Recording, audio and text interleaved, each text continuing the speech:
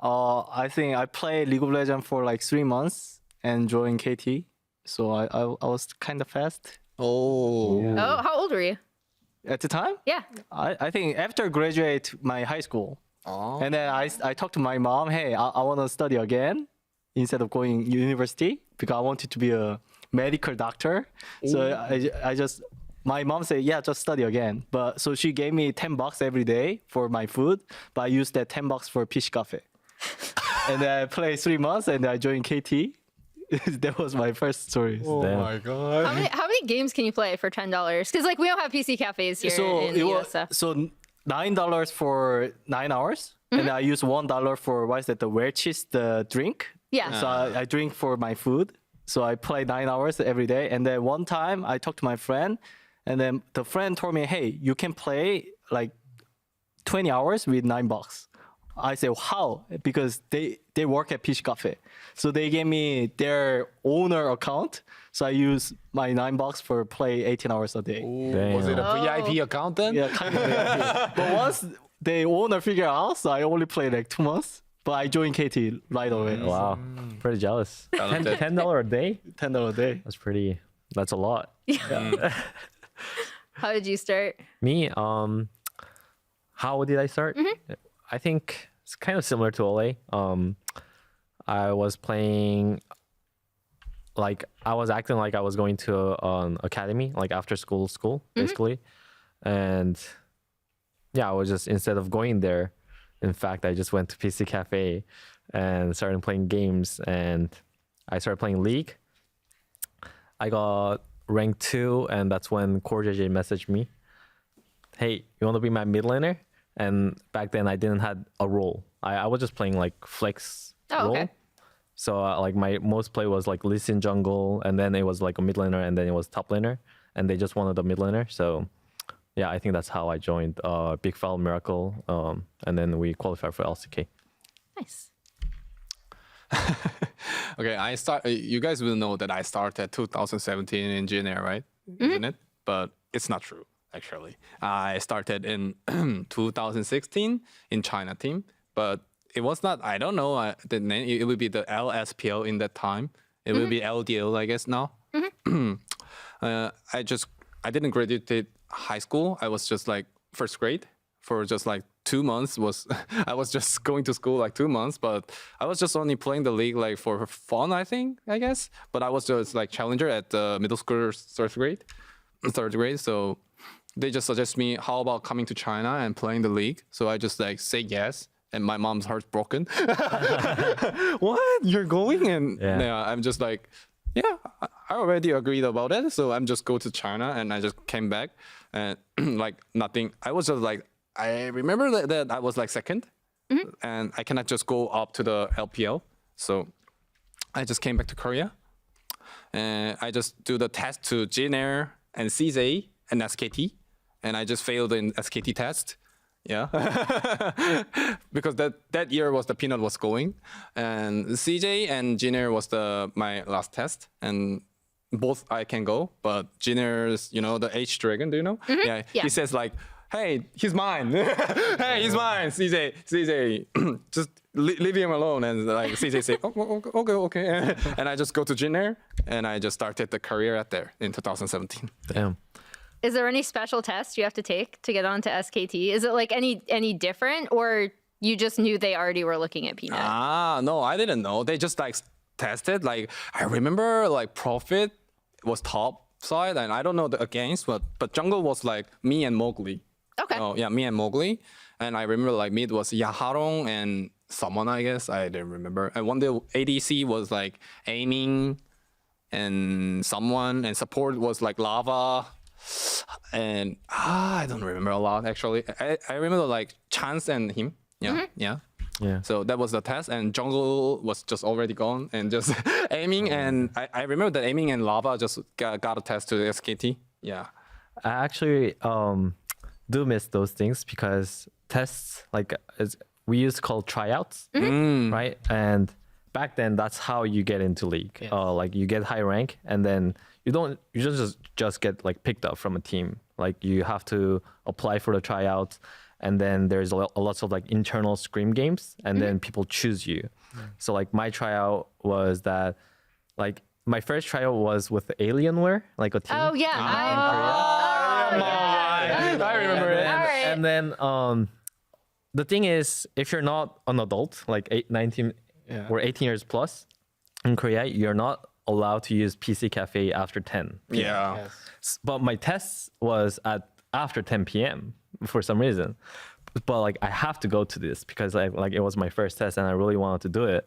And so like I had to ask my mom to write a letter to show the PC Cafe owner that I have the permission to be here because I didn't have PC back then. So that's my only way to do it. And it was pretty nervous, but I do miss like those kind of culture because I don't see the tryouts anymore, at least in NA. I don't know like how like the China and Korea really do nowadays, but yeah, that was a pretty good times back then.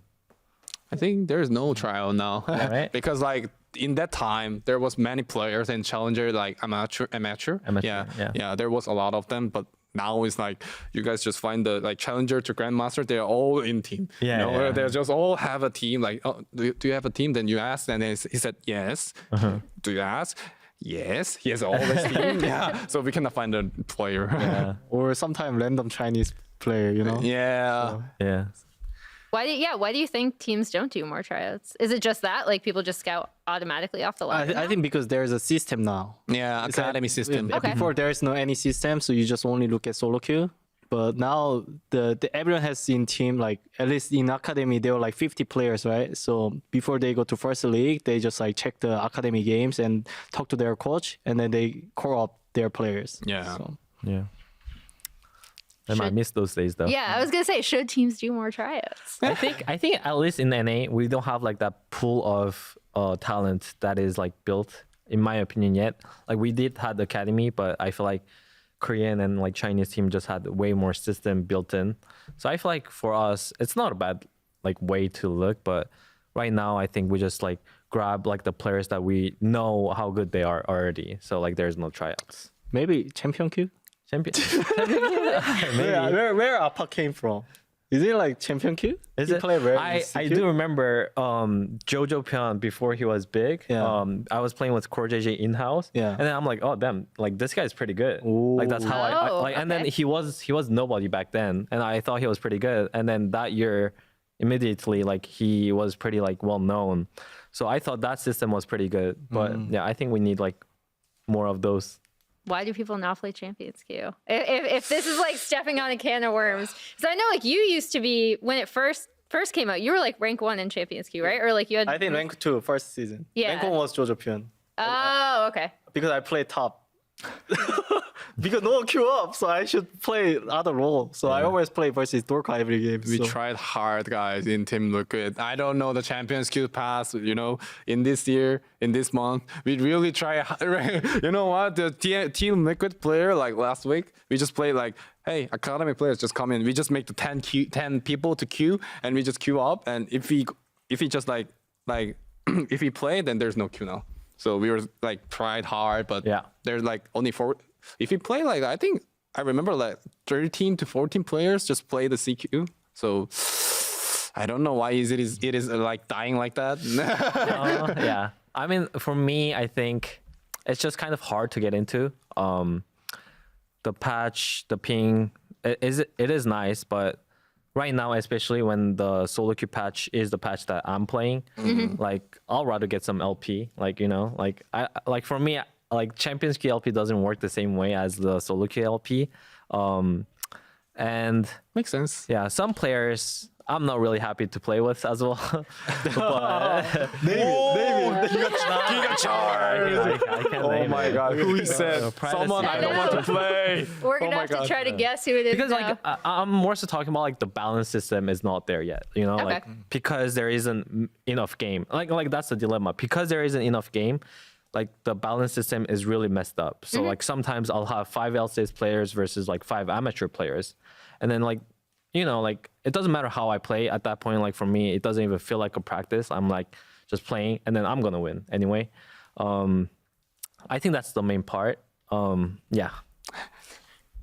I was gonna say, I'm like, Because that's something that the community discusses a lot, right? In terms of, I did see that TL game where it was just 10 TL players. Yeah, we were just like, you know what? We were just praying like, if we play one game, they will come. Just praying, and we just played 2 games and they didn't come. Okay, Wait, never mind. What happened last week? Because you know how like we had Monday, Tuesday that wasn't the Korean patch. Yeah. So I heard that teams are gonna make players to play Champs Queue, right? Yeah. So our coaches told that. So we all energy players checked the Champions Queue Discord after our scrims ended. And one player queued. So we're like, all right, never mind then. It's not gonna happen. So like we just didn't play. Afterward, I check. It was tier versus 5 random amateur players. Correct. Yeah, I was watching. So I got a free LP, bro. Yeah. I mean, where's the prize going on? The The money was kind of delicious, but now it's gone. Yeah. I mean, money is nice, but yeah, I think it's just hard too because the time is limited, right? Like Champions Queue is like ends at certain time, and yeah, I don't know. I don't know why it's not live, but I can only speak for myself. So What has to change to get, like, what can, I'm only asking this because, again, this is something that a lot of fans discuss. What has to happen to Champions Queue to get players to play it? I mean, I think we can just play solo queue. Like, yeah, I mean, because the whole reason of Champions Queue is made because pros weren't playing solo queue. So like, if you're just playing solo queue, like, you know, like the games are gonna be faster, the game quality is gonna be better. I feel like it's just gonna be the same, but Champions Queue is just maybe a better way to track who's not playing it. But I don't think it ultimately fixes the people like who's already not playing solo queue. I feel like they're just not gonna play Champions Queue anyway. So I think that's big. Yeah, I feel like I'm playing solo queue a lot in like this month, but I cannot find the pro players a lot. You know, I want to play with them, so I suggest to my players like, let's play CQ, then we can meet the pro players. But I said it before, just the same thing happened. I think like CQ, I don't know the other things, but I think like I played like CQ for like 2 weeks ago. Then that was I like the quality. Like, what should I say? before the patch. Yeah. Before the patch, Yeah. I like the quality of our CQ. That Was good. players was playing good. Yeah. So I think that if CQ up, then I will just play. I think just like there's like not too much players, I guess. Yeah. I think we need more like summer league player, I guess, like LLA or something. Yeah, if they are coming in, then I think we can just play more games. But I heard that like, I asked this to Summit and Lava, and they said like, oh, pings are too high. I don't want to play. So never mind. Yeah, never mind then. Yeah. I usually do something during queue time. But it's like when queue time is like longer than 10 minutes, my routine kind of broke. So I just want to play solo queue, and then between the game, I just read a book or watching something. But I think CQ problem is when no one playing it. It's like they kind of like also force other players to not play. So it's just like everyone just affect each other. So Yeah. I mean, like in solo queue, I think if everyone plays solo queue, I'm fine. Don't play CQ. But the problem is when I play solo queue, I'm now grandmaster, but I just want to meet all pro players in game because in Korea solo queue after 1K LP, every game you play versus all HK players every time after like 10 p.m. But it's like in NA when I queue up, sometime I meet pro players. So it's like the quality always just go weird. But let's say whenever I queue up, maybe enemy support Hui, enemy jungle Umti, like every all pro player, 5 people, then I will be happy playing just solo queue. Yeah. But where is other players? So you're saying NA players are lazy? You're saying it? I mean, I just want to know. Guys, I didn't say it. I didn't say. I just want to know. LCS, the chef, whatever, just like check what actually players doing after screen time, after 6 p.m. Because after 6 p.m., I just play solo queue till like 11, 12. But I just want what actually other people doing. Like if there's like meditation routine, I'm fine. Well, But- actually, I'm curious about it yeah, too. I'm curious. So it's like just go to Vlog or something. Hey, what you do every day after 6 p.m. And then oh no solo queue. Oh, you're doing meditation. That's fine. But it's like for at least 5 to 6 hours, what you actually do. That's my question. You don't need to play CQ, but I just want to know. Are you You're just watching curious, anime? right? Yeah. Are you watching just anime? curious, Are you right? watching Netflix? I just want to know. I think I feel like they play solo queue. They play solo yeah, queue? I do think so because at least for my team, right? I can only speak for my team. We all play solo queue basically the whole time after scrims, and we do meet pro players like Ole mentioned, like sometimes, not too many times. But yeah, I feel like I'll just give them the doubt, like what is it called, like the Benefit of the doubt. benefit Yeah. of the doubt that they are playing solo queue, maybe like in a different account or something. Because like you're saying, I don't know what they're doing either if Yeah. they're not playing solo queue. So I'm just imagining Ole walking to all the team houses and just like looking at the windows. Are you you playing? know? Are you Like, queuing up? Okay, you're good. Are you going on? Okay. yeah, all of you left South Korea to come here to play League of Legends. I mean, the broader question is why, but also like, was there any difficulty in doing that? You guys have? This guy is citizenship. yeah, Green card holder. He's a little different. yeah. He has a little bit of a different I mean, scenario. I think in the beginning, I'm pretty sure like everyone had it. My biggest obstacle was to convince my parents, right? Like I'm going to United States by myself, and they don't really know what esports is back then, and especially like it was not as big. So it was kind of hard to convince because I had to like convince my cousin, my like brother, my parents, and then they're okay with that. But after I came, I feel like I didn't have that much difficulty just because my background, like I used to move around a lot when I was young, so like I didn't have too much trouble adapting. Yeah. For context, I believe I know this from interviewing you previously, but your parents are diplomats, right? And that's why, or their job is something where they move around Yeah, a my lot. dad used to work in like some like trading company, so like Okay. we'll move around across the countries. Yeah. Because I remember you used to always joke when we were like following your boot camp in Korea. We would ask you something in Korean, you just be like, "I'm French. I don't know what you're talking." Well, I am born in France Yes, too. exactly. So Do you speak French? oui, je peux parler français. Oh, bonjour, bonjour. Wait, what was the bonjour? Wait. That was so cute. Must be cute, yeah. Yeah. Oh, I mean, it's like after KT and then 2014 I played Midas Fio and then go to HK whatever, and then afterward I got offer from Brazilian team, Pen Gaming. So I went to Brazil. I just love to experience new culture, and then that time I learned a lot. I remember your Brazilian streams. Yeah. Yeah, many things, and even there were like some races going on, whatever. I just like I didn't know anything. I was so pure. So it's like when there were like some racism, something, I was like, what is that? But- and then people just like treat me like kind of foolish at first time, but Oh my. and then after the Brazil time, I kind of adapted really well. So I was happy at the moment, except their rice was so salty. So I feel like I'm drinking sea. So yeah, but everything was fine.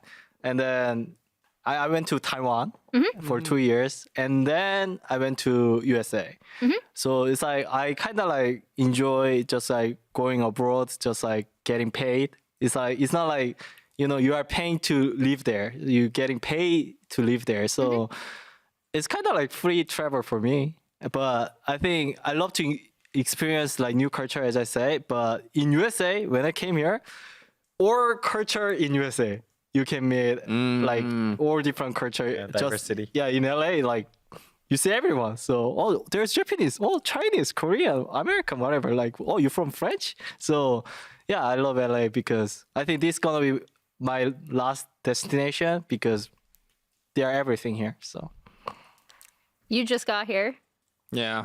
I think I don't have like many difficulty to be in here because I really enjoy a lot and I was like excited to come in NA. Just one, I think 1 to 2 difficulty I can say is one is like when I was in past the airport, then my mom and dad cried a lot, so that was like so heartbroken for me. But that is the like one difficulty to come NA, but this is my job to have, so I'm doing it well and I'm enjoying it. And second one was like I was flight for like 12 to 13 hours. Yeah, just like, and I didn't sleep before the flight day, and I was like, I didn't sleep a lot in flight, in the plane. So I just like 28 hours I didn't sleep. Yeah, so I was like, oh shit, okay, okay. Then I just came to the office and just I was thinking about that. I just go outside and I'm gonna sleep. So, but like Jake Spawn said, oh, we have a scream. Yeah. Okay. Then I said like I just like played to 7 p.m. Yeah, and I was like in the review room, like I was like okay to in 1 to 3 p.m. But in the dinner like 7, I was like in the review, I was like. and like Yon was like calling me, Humpty, oh yeah. Humpty, oh, and I was like dead, and I was like just like didn't sleep like 13 hours. I guess I was like, yeah, it was a difficulty for a second. Yes. Wow. Yeah, I can't sleep on planes at all ever. Do you like? This is a little bit of a different question for you because again, you just got here. But what do you miss the most? Miss the most? Me or everyone? We'll start with you. We keep going. Actually, Jay is lucking out because he's never had to start first. So I have to ask him next time. This is unfair. I can prepare the answer. Okay, what's the question? Okay. First thing is like I have said already, like family. Yeah, family is the first one, and second one is like I miss this a lot. Kimchi stew. Yeah, I think you guys cannot know the food, I think, but these guys will know. I really like it a lot, and actually I brought the kimchi like cans in the Korea, but my mate didn't know that was mine, so she just threw it out. So I was like, oh, my world is gone. And Dodo said, it's okay, I'm gonna buy for you. So, okay, that's the missing one. Nice. I can make you kimchi stew. Really? Yeah. Come to my office. Come to office. Because I had those moments, like in the beginning, I think the most I missed was the food.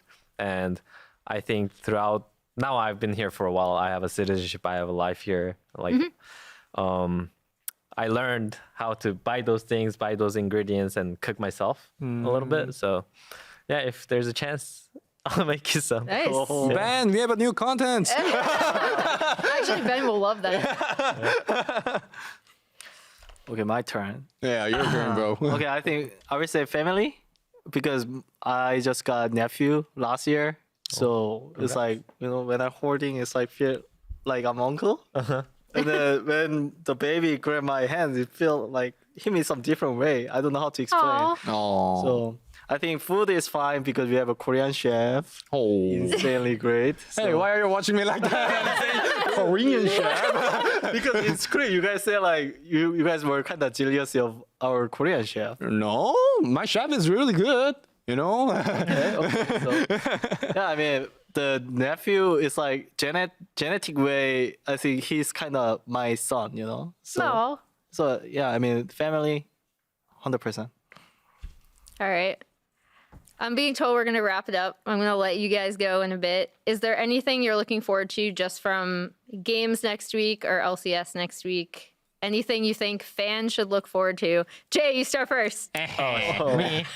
I mean, next week will be a super week, right? Yep. We'll have 3 games. And you can already tell from LCS this right now, it's the first 2 weeks that it's going to be a banger. So 3 days of bangers. Make sure to catch it. And make sure to support my team especially. Thank you. Oh, You play Umti in the first game, right? So I was watching him. So do you want kimchi stew or not? It will depend. Let's meet at next week, please. Okay, Not today, okay. please. Okay. Is it my turn now? Yeah. Okay, Yeah. then. Actually, it was like, I was started Korean and I was like playing at the Brion last time. I watched like seats, like some kinds of like seats were blank in Team Liquid, like I was watching.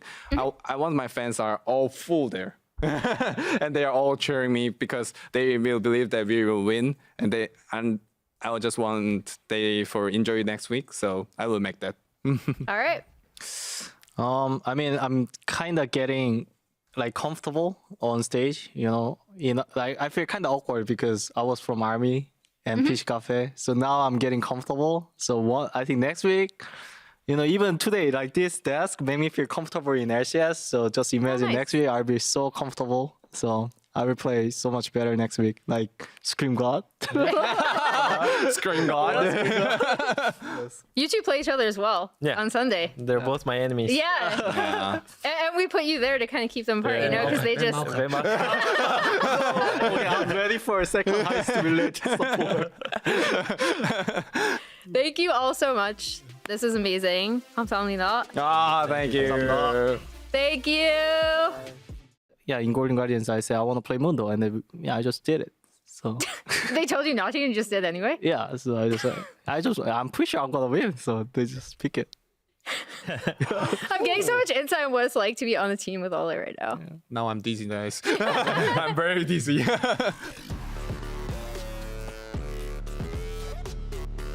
Hello, everyone. I am Emily. Welcome to the latest episode of Pros. I'm so happy to have T, Huhi, and Ole today to join me.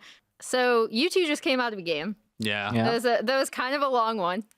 Kinda. Yeah, that was kind of long. I was so surprised that he used bar ult and my Tristana was double jump was cancelled. I just like, I think we should have won that fight. I'm pretty sure.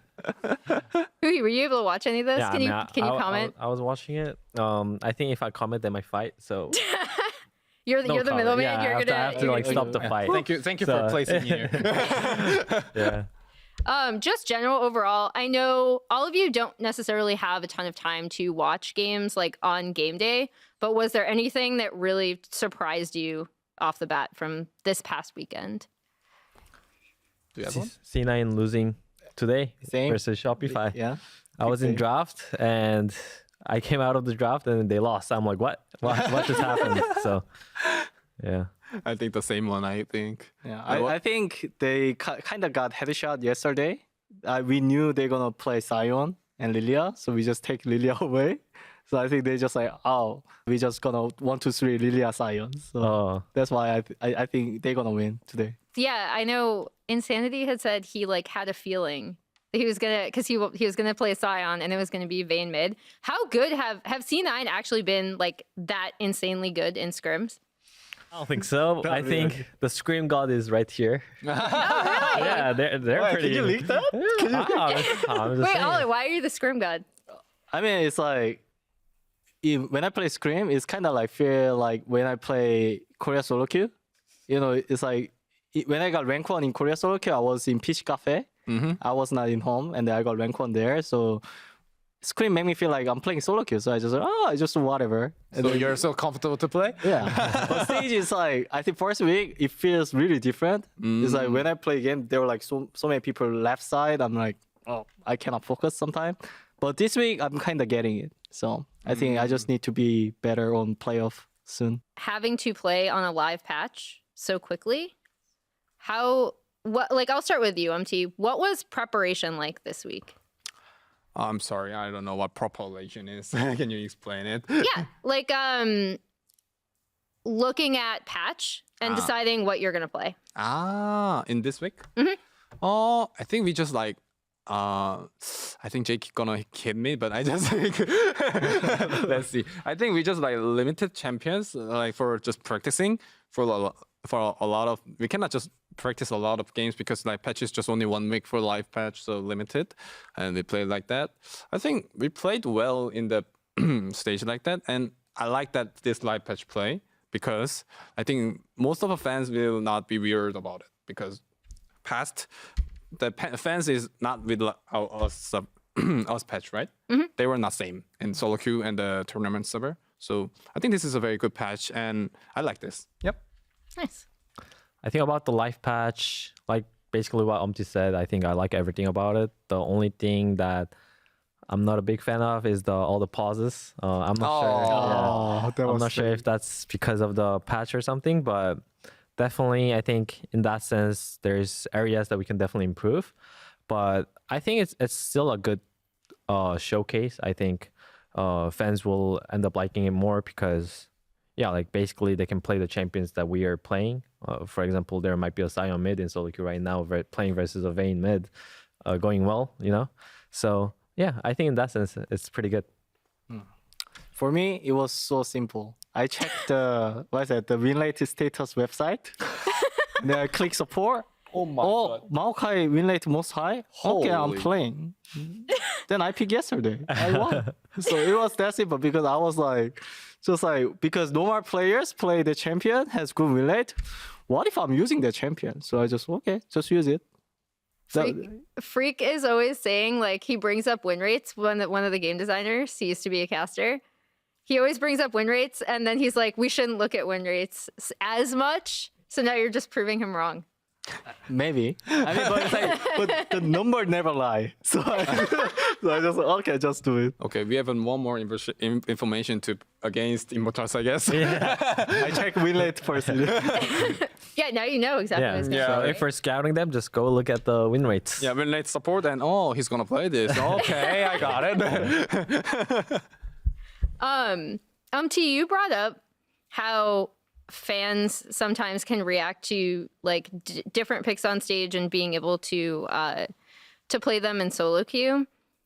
Pro players do not change. You guys are very stubborn. Do you know what that means? Like, I don't know, you sorry. play the same champions all the time. Why is that? Actually, I'm very approaching the different champions. That's true. You did play Skarner. Yeah, I like just playing Relia, Skarner, or like Lee Sin. Just I want to play like that thing, but like there is a very big wall in my top side. I think there is a very big wall. Then he's like saying, Auntie, can you play this? Yeah, I think this is better. Yeah, then I say, oh, let's think. Yeah, I think that's better. And I say like approaching like Lilia, and he said, I think it's not balanced. Auntie, what do you think about this? I think that's good.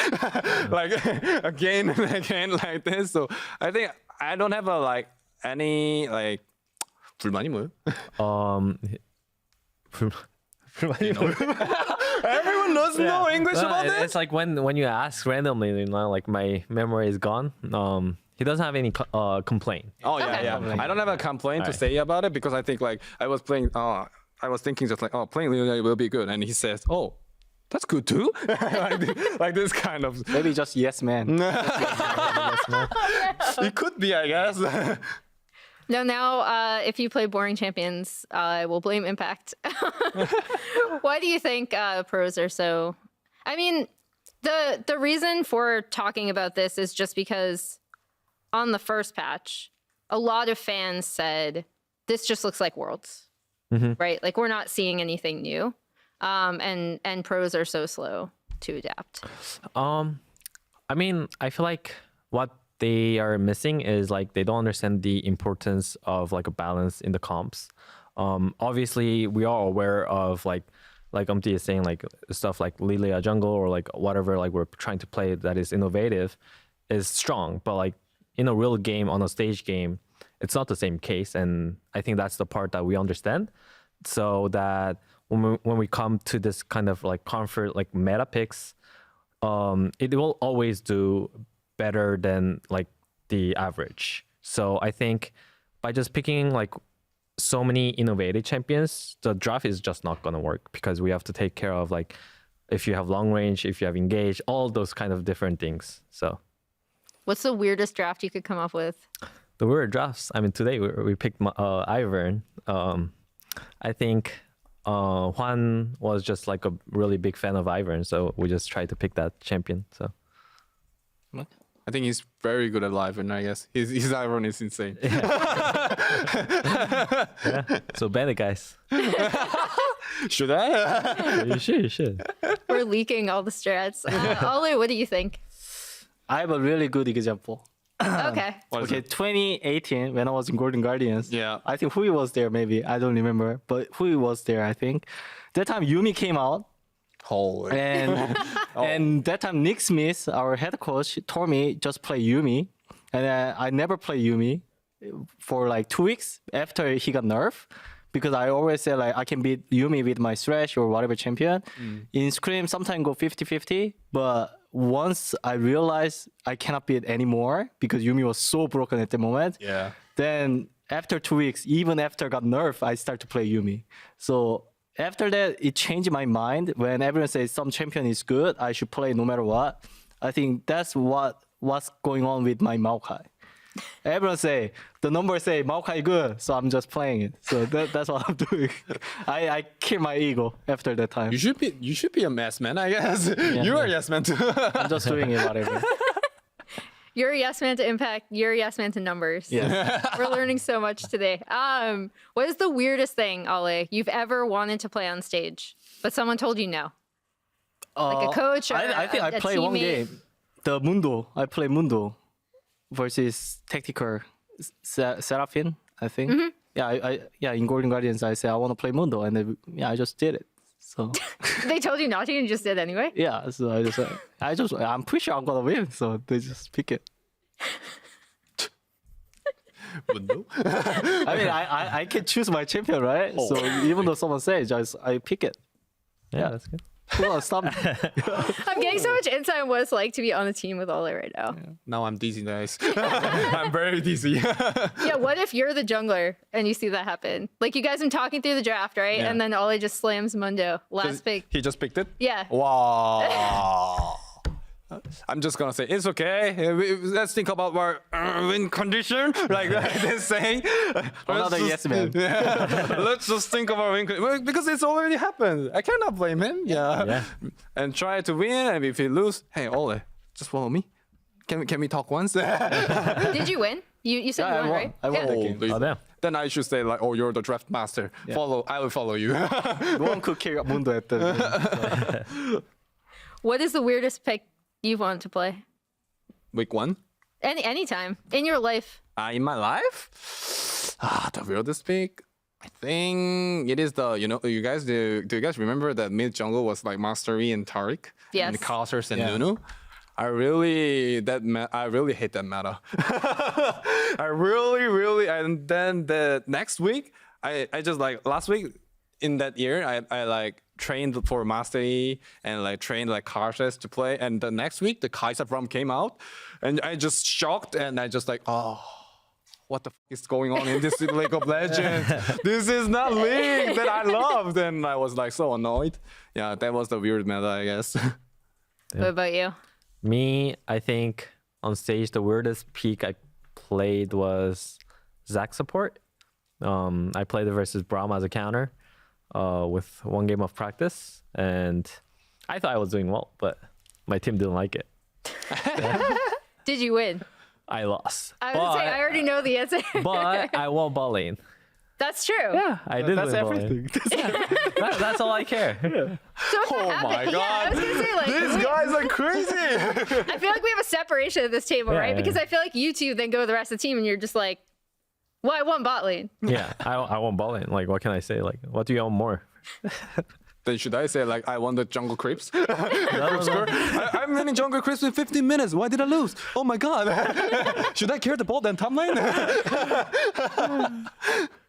Yeah. Oh my gosh.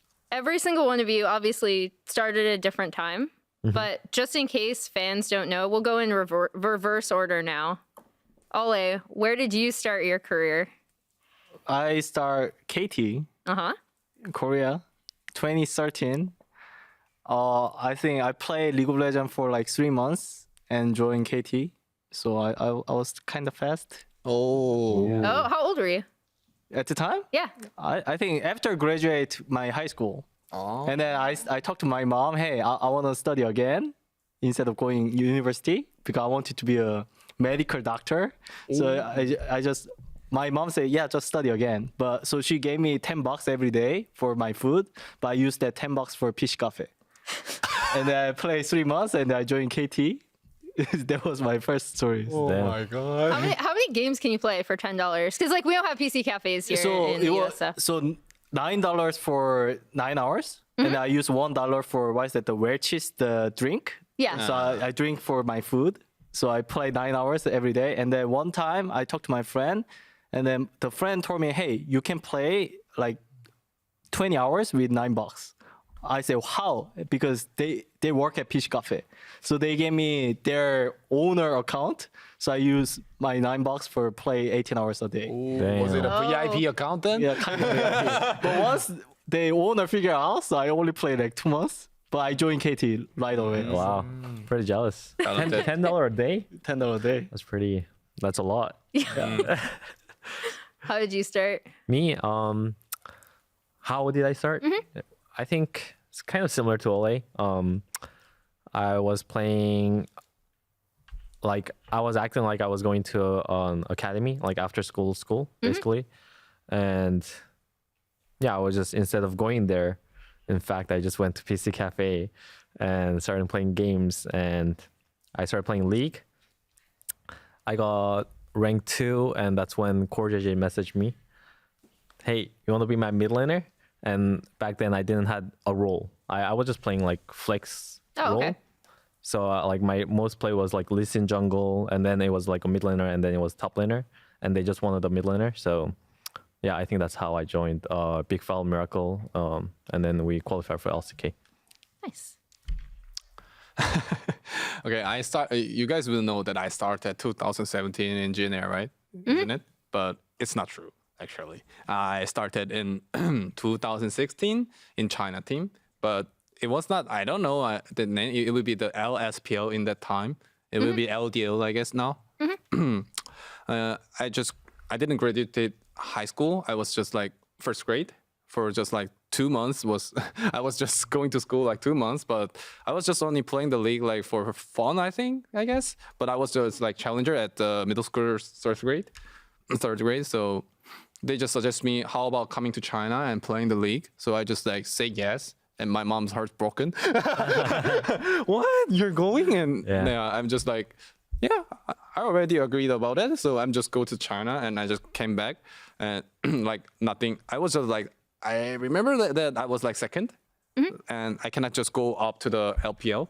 So I just came back to Korea, and I just do the test to Jinair and CJ and SKT, and I just failed in SKT test.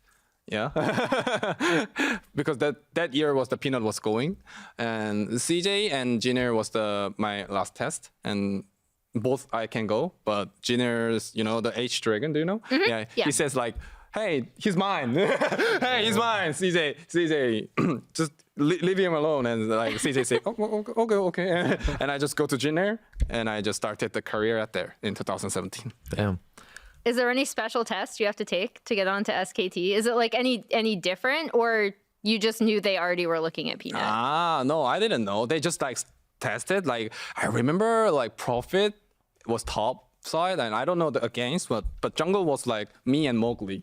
Okay. Oh yeah, me and Mowgli, and I remember like mid was Yaharong and someone, I guess I didn't remember. And one day ADC was like aiming and someone, and support was like Lava. And I don't remember a lot actually. I remember like Chance and him. Yeah. So that was the test, and jungle was just already gone, and just aiming. And I remember that aiming and Lava just got a test to the SKT. Yeah. I actually do miss those things, because tests, like we used to call tryouts, right? And back then, that's how you get into league. Yes. Like you get high rank, and then you just get like picked up from a team. Like you have to apply for the tryouts, and then there's lots of like internal scrim games, and then people choose you. So like my tryout was that, like my first tryout was with Alienware, like a team. Oh yeah, I remember it. All right. And then the thing is, if you're not an adult, like 19 or 18 years plus in Korea, you're not allowed to use PC Cafe after 10. Yeah. But my test was at after 10 p.m. for some reason. But like I have to go to this because like it was my first test and I really wanted to do it.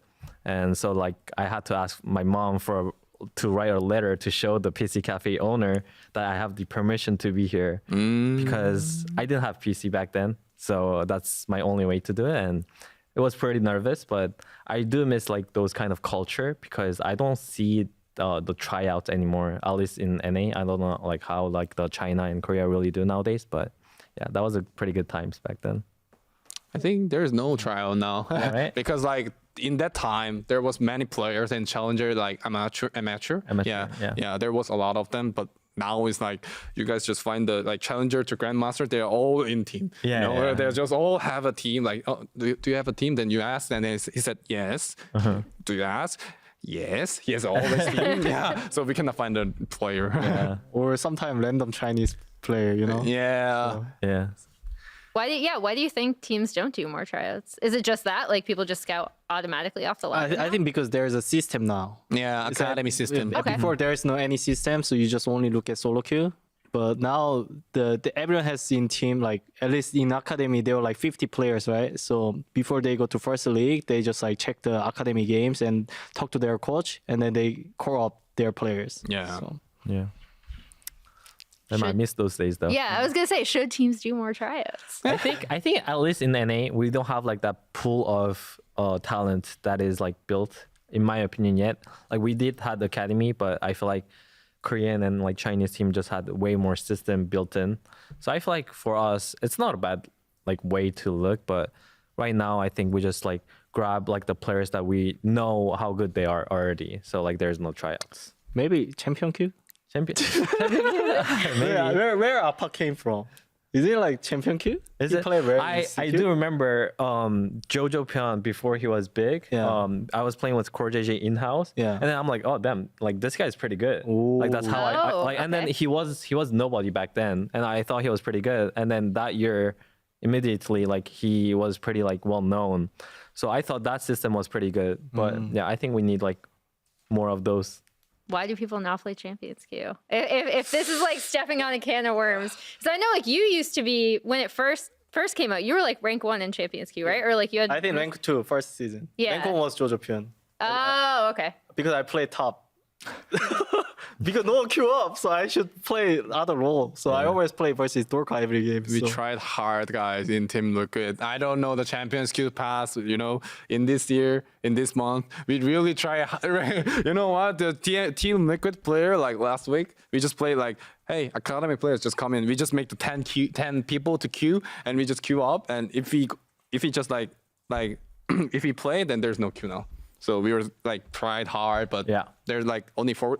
If you play like, I think I remember like 13 to 14 players just play the CQ. So I don't know why it is like dying like that. Yeah. I mean, for me, I think it's just kind of hard to get into. The patch, the ping, it is nice, but right now, especially when the solo queue patch is the patch that I'm playing, like I'll rather get some LP. Like, you know, like for me, like Champions Queue LP doesn't work the same way as the solo queue LP.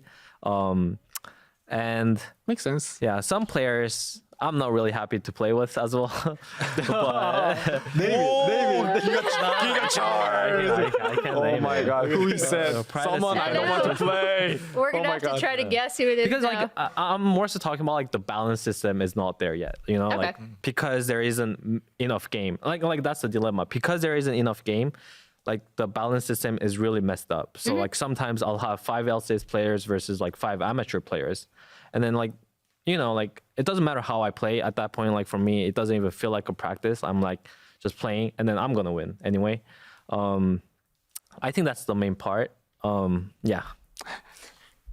I was gonna say, I'm like, because that's something that the community discusses a lot, right? In terms of, I did see that TL game where it was just 10 TL players. Yeah, we were just like, you know what? We were just praying like, if we play one game, they will come. Just praying, and we just played 2 games and they didn't come. Okay, Wait, Never mind. What happened last week? Because you know how like we had Monday, Tuesday that wasn't the current patch. Yeah. So I heard that teams are gonna Oh. make players to play Champs Queue, right? Yeah. So our coaches told that. So we all energy players checked the Champions Queue Discord after our scrims ended. And one player queued. So we're like, all right, never mind then. It's not gonna happen. So like we just didn't play. Afterward, I check. And it was tier versus 5 random amateur players. Correct. Yeah, I was watching. So I got a free LP, bro. Yeah. I mean, where's the prize going on? The yeah, I mean, the money was kind of delicious, but now it's gone. Yeah. I mean, money is nice, but yeah, I think it's just hard too because the time is limited, right? Like Champions Queue is like ends at certain time, and yeah, I don't know. I don't know why it's not live, but I can only speak for myself. So What has to change to get like what can I'm only asking this because again, this is something that a lot of fans discuss. What has to happen to Champions Queue to get players to play it? I mean, I think we can just play solo queue. Like, yeah, I mean, because the whole reason of Champions Queue is made because pros weren't playing solo queue. So like, if you're just playing solo queue, like, you know, like the games are gonna be faster, the game quality is gonna be better. I feel like it's just gonna be the same, but Champions Queue is just maybe a better way to track who's not playing it. But I don't think it ultimately fixes the people like who's already not playing solo queue. I feel like they're just not gonna play Champions Queue anyway. So I think that's big. Yeah, I feel like I'm playing solo queue a lot in like this month, but I cannot find the pro players a lot. You know, I want to play with them, so I suggest to my players like let's play CQ, then we can meet the pro players. But I said it before. Just same thing happened. I think like CQ, I don't know the other things, but I think like I played like CQ for like 2 weeks ago. Then that was I like the quality. Like, what should I say? before the patch. Yeah. Before the patch, Yeah. I like the quality of our CQ. That Was good. players was playing good. Yeah. So I think that if CQ up, then I will just play. I think just like there's like not too much players, I guess. Yeah. I think we need more like summer league player, I guess, like LLA or something. Yeah, if they are coming in, then I think we can just play more games. But I heard that like, I asked this to Summit and Lava, and they said like, oh, pings are too high. I don't want to play. So Yeah. Oh, never okay. mind. Yeah, never mind then. Yeah. I usually do something during queue time. But it's like when queue time is like longer than 10 minutes, my routine kind of broke. So I just want to play solo queue, and then between the game, I just read a book or watching something. But I think CQ problem is when no one playing it. It's like they kind of like also force other players to not play. So it's just like everyone just affect each other. So Yeah. I mean, like in solo queue, I think if everyone plays solo queue, I'm fine. Don't play CQ. But the problem is when I play solo queue, I'm now grandmaster, but I just want to meet all pro players in game because in Korea solo queue after 1K LP, every game you play versus all HK players every time after like 10 p.m. But it's like in NA when I queue up, sometime I meet pro players. So it's like the quality always just go weird. But let's say whenever I queue up, maybe enemy support Hui, enemy jungle Umti, like every all pro player, 5 people, then I will be happy playing just solo queue. Yeah. But where is other players? So you're saying NA players are lazy? You're saying it? I mean, I just want to know. Guys, I didn't say it. I didn't say. No, I just want to know. LCS, the chef, whatever, just like check what actually players doing after screen time, after 6 p.m. Because after 6 p.m., I just play solo queue till like 11, 12. But I just want to know what actually other people doing. Like if there's like meditation routine, I'm fine. Well, But- actually, I'm curious about it yeah, too. I'm curious. So it's like just go to Vlog or something. Hey, what you do every day after 6 p.m. And then, oh, no solo queue. Oh, you're doing meditation. That's fine.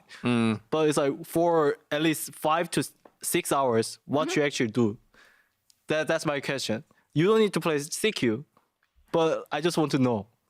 Are you You're just watching curious, anime? right? Yeah. Are you watching just anime? curious, Are you right? watching Netflix? I just want to know. I think I feel like they play solo queue. They play solo Yeah, queue? I do think so because at least for my team, right? I can only speak for my team.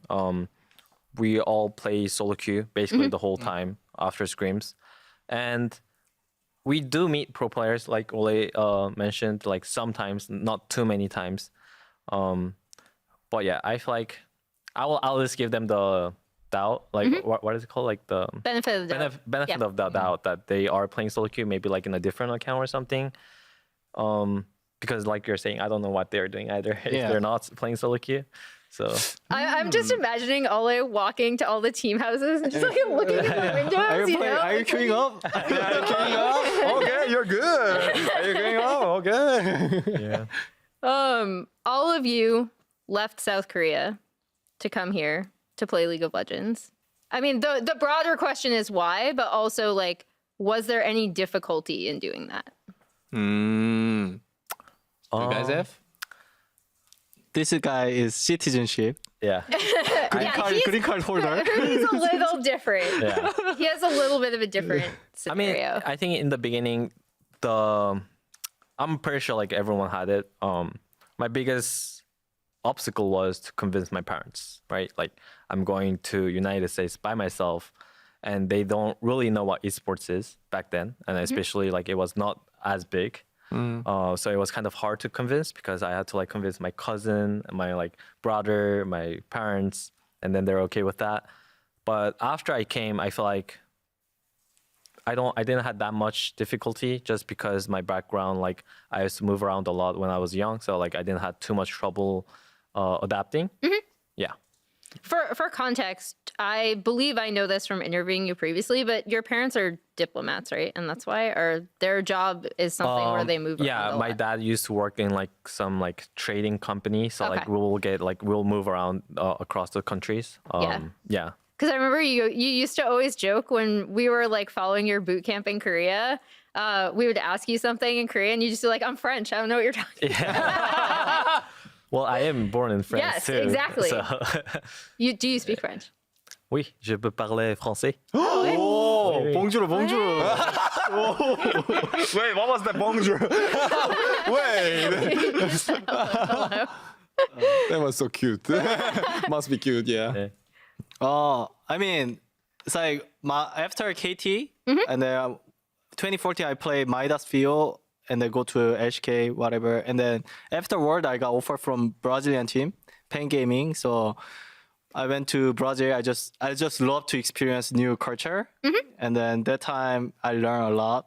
I remember your Brazilian streams. Yeah. Yeah, many things, and even there were like some races going on, whatever. I just like I didn't know anything. I was so pure. So it's like when there were like some racism, something, I was like, what is that? But- and then people just like treat me like kind of foolish at first time, but Oh my. and then after the Brazil time, I kind of adapted really well. So I was happy at the moment, except their rice was so salty. So I feel like I'm drinking sea. So yeah, but everything was fine. And then I went to Taiwan for 2 years, and then I went to USA. So it's like I kind of like enjoy just like going abroad, just like getting paid. It's like it's not like you are paying to live there. You're getting paid to live there. So it's kind of like free travel for me. But I think I love to experience like new culture, as I say. But in USA, when I came here, or culture in USA, you can meet like all different culture. Yeah, diversity. In LA, like you see everyone. So there's Japanese, Chinese, Korean, American, whatever. Like you're from French. So yeah, I love LA because I think this is gonna be my last destination because they are everything here. So You just got here. Yeah. I think I don't have like many difficulty to be in here because I really enjoy a lot, and I was like excited to come in LA. Just one to two difficulty I can say is one is like when I was in the airport, then my mom and dad cried a lot. So that was like so heartbroken for me. Yeah, but yeah, that is the like one difficulty to come NA. But this is my job to have, so I'm doing it well, and I'm enjoying it. And the second one was like I was flight for like 12 to 13 hours. Yeah, just like, and I didn't sleep before the flight day, and I was like, I didn't sleep a lot in flight, in the plane. So I just like 28 hours I didn't sleep. Yeah, so I was like, oh shit, okay, okay. Then I just came to the office and just I was thinking about that. I just go on set and I'm gonna sleep. So, but like Jake Spawn said, oh, we have a scream. Yeah.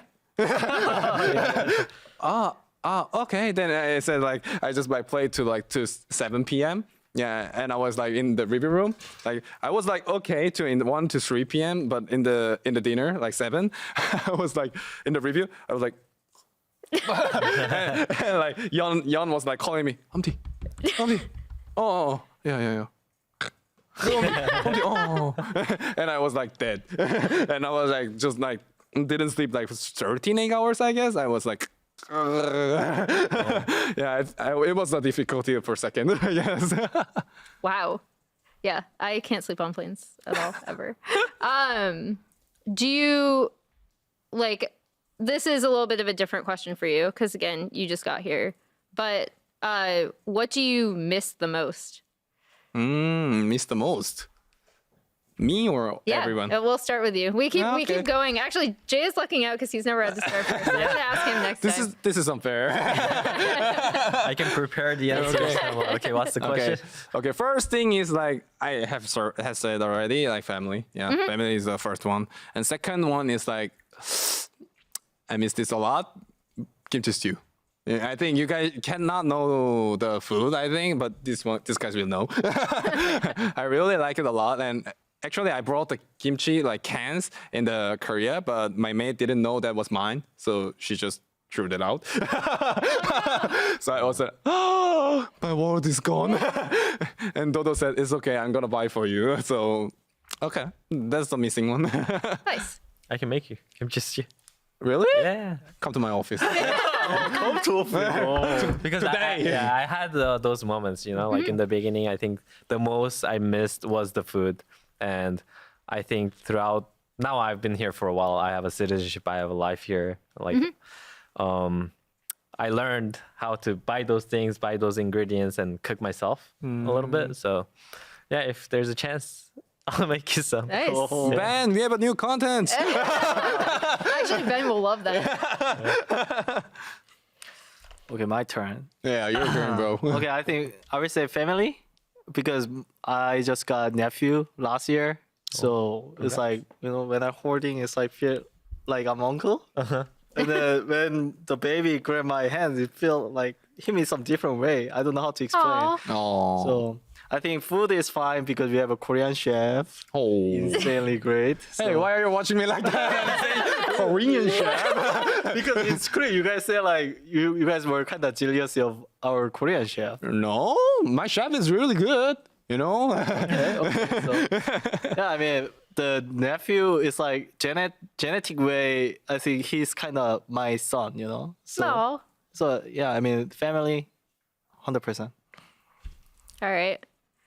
I'm being told we're going to wrap it up. I'm going to let you guys go in a bit. Is there anything you're looking forward to just from games next week or LCS next week? Anything you think fans should look forward to? Jay, you start first. Me. I mean, next week will be a super week, right? Yep. We'll have 3 games. And you can already tell from LCS this right now, it's the first 2 weeks that it's gonna be a banger. So 3 days of bangers. Make sure to catch it and make sure to support my team especially. Thank you. Oh, You play Umti in the first game, right? So I was watching him. Yeah, so do you want kimchi stew or not? It will depend. Let's meet at next week, please. Not today, okay. please. Okay. Is it my turn now? Yeah. Okay, Yeah. then. Actually, it was like, I was started Korean and I was like playing at the Brion last time. I watched the like seats, like some kinds of like seats were blank in Team Liquid, like I was watching. I want my fans are all full there. and they are all cheering me because they will believe that we will win, and I will just want they for enjoy next week, so I will make that. All right. I mean, I'm kind of getting like comfortable on stage, like I feel kind of awkward because I was from Army and Fish Cafe. So now I'm getting comfortable. So I think next week, even today, like this desk made me feel comfortable in LCS. So just imagine nice. next week I'll be so comfortable. So I will play so much better next week, like Scream God. Scream God. You two play each other as well on Sunday. They're both my enemies. Yeah. Yeah. And we put you there to kind of keep them apart, because they just. Very much. Okay, I'm ready for a second heist related support. Thank you all so much. This is amazing. 감사합니다. Thank you. Thank you.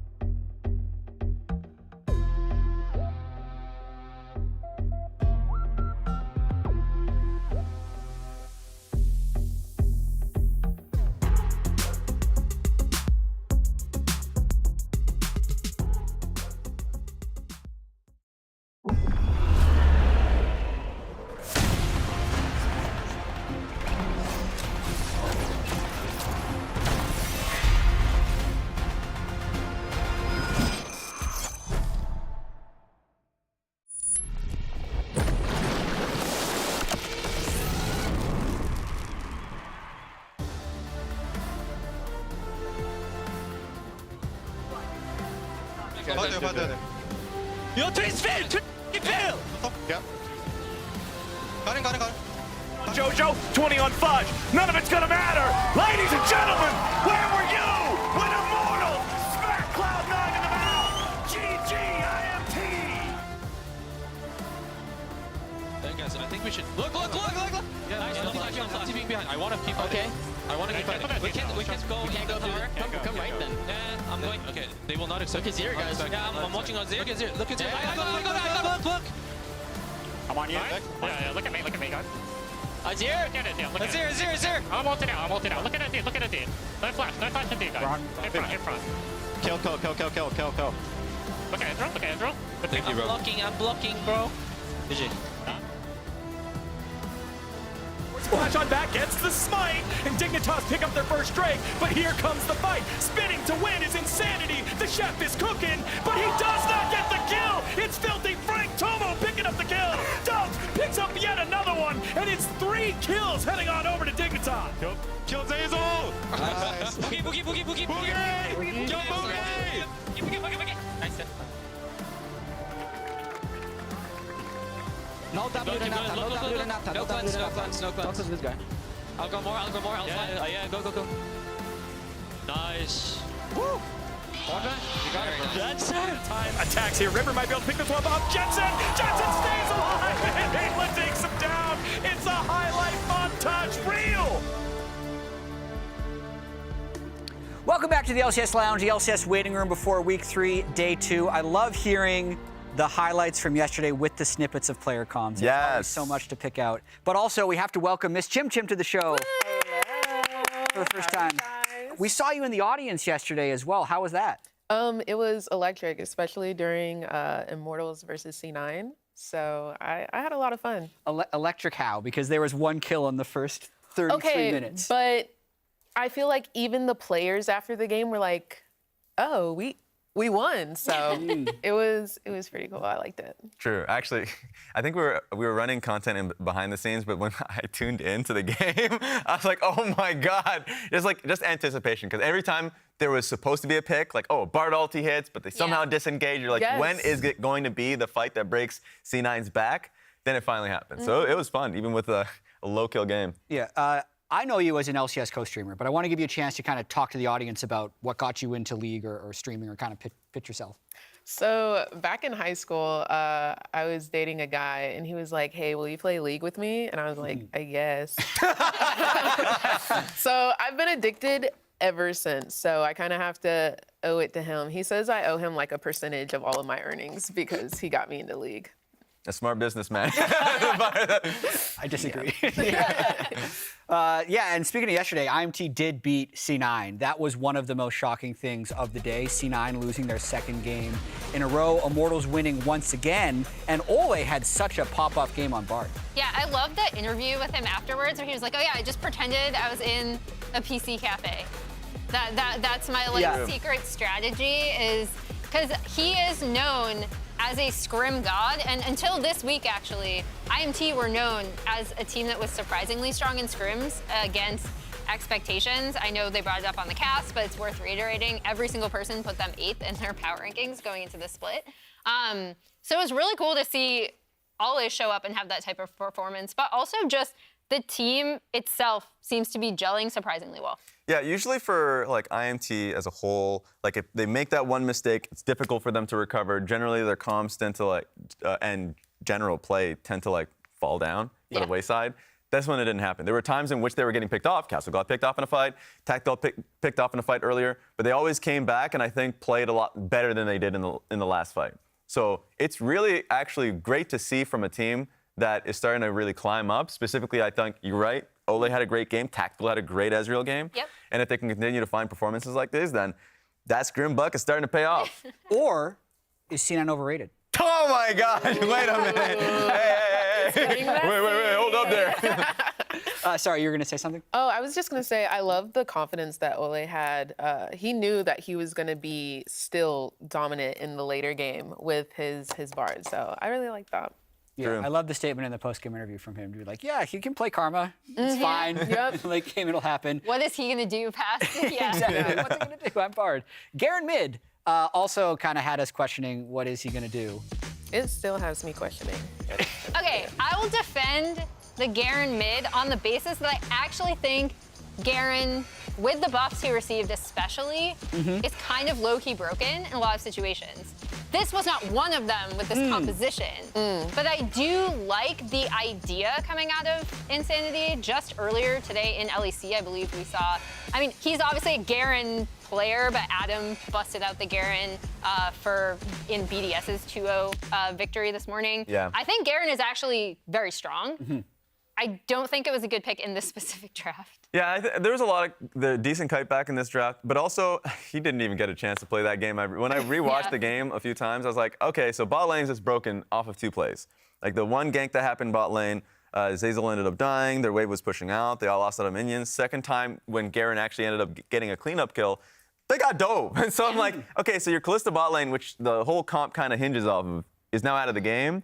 You don't really get a chance. So I felt like, yes, I agree in that comp. It's probably one of the one instances that it probably won't work, but at the same time, it might have just been that good of a pick anyways because it was doing well in lane and not getting pushed out, and bot lane was just getting feasted on. Yeah, there's one team fight around Drake where he actually just sits on top of Tomo. Yeah. And Tomo gets rescued by the bailout and Dig still win that fight, and I'm like, okay, it's over. Yeah. Do you guys think that they'll be scared to pick it again in the future? No, not that team. Like that team in particular, I feel like they'll always support whatever Insanity ends up wanting to pick as long as it makes sense and they've tried it earlier. And also their coaches, I'm sure, encouraging it. So there are a few things that come with it. Yeah, maybe not twice in a row. Maybe not. Yeah, but I think overall, I agree with a lot of what Emily said. The situation just wasn't right. The biggest thing for me would have been you need a higher damage jungler with Garen. Yeah. And like a higher damage AP jungler. They had Maokai who went tank. This didn't have enough damage, just overall. Another first-time pick we saw in the LCS, first time for this split was Contracts Graves, which There were so many jungle bans in this game that pushed him down into this pick, but then he made it work. I just want to go back to the fact that even on his tweet, he was saying, going back to his roots, because Contracts, I remember back in like 2016 and all that, he's a great Graves jungler. Obviously, you're not going to get a chance to really pick it. He gets it in 5-pick. Now, in this draft, I didn't like it. He actually even said it in the interview that it was just a difficult pick for him. You're going up against, like, Poppy, Bard, and, like, Ezreal, like, just a lot of difficulties in trying to find those picks. Azir as well. Like, in general, you get outranged. It's difficult for him to even make an impact. But his early game, where he was invading on Vi and really punishing Umpty, I thought was a real positive. So there are great elements in there, and I hope we get to see more Graves later in a better draft. Yeah, and Ms. Jim, did you have anything else that jumped out to you about yesterday that we haven't covered? Well, there was a tweet. I don't know if I can say this, but Palafox yesterday, after beating Team Liquid, he had a cute little tweet directed at APA. He told him to call him daddy. Yeah. So I think that's kind of wild, but besides that, no. Yeah, there was some banter after that one, too. Yeah. I believe APA replied with a picture of him solo killing Palafox. Yeah, in bot lane. Ooh, Yeah. Love that. Love That's that. good. Yeah, that's good. It is tough to talk trash after the loss, so Palafox definitely, I think, gets the W there. One thing about yesterday, though, is the massive amount of upsets. And we do predictions in the LCS Discord every day. And we got to call out one Discord user in particular, IMT Sharpie, because this is what happened yesterday. There were 500 people in the Discord that submitted predictions. Only 16 of them were Immortals. And then the numbers on the right are basically how many people still had perfect predictions down to the last game. So it went 16 to 14. Then only 4 of those people picked the Shopify Dig game correctly. And then only one of those people, IMT Sharpie, picked the FlyQuest 100 Thieves in the very end.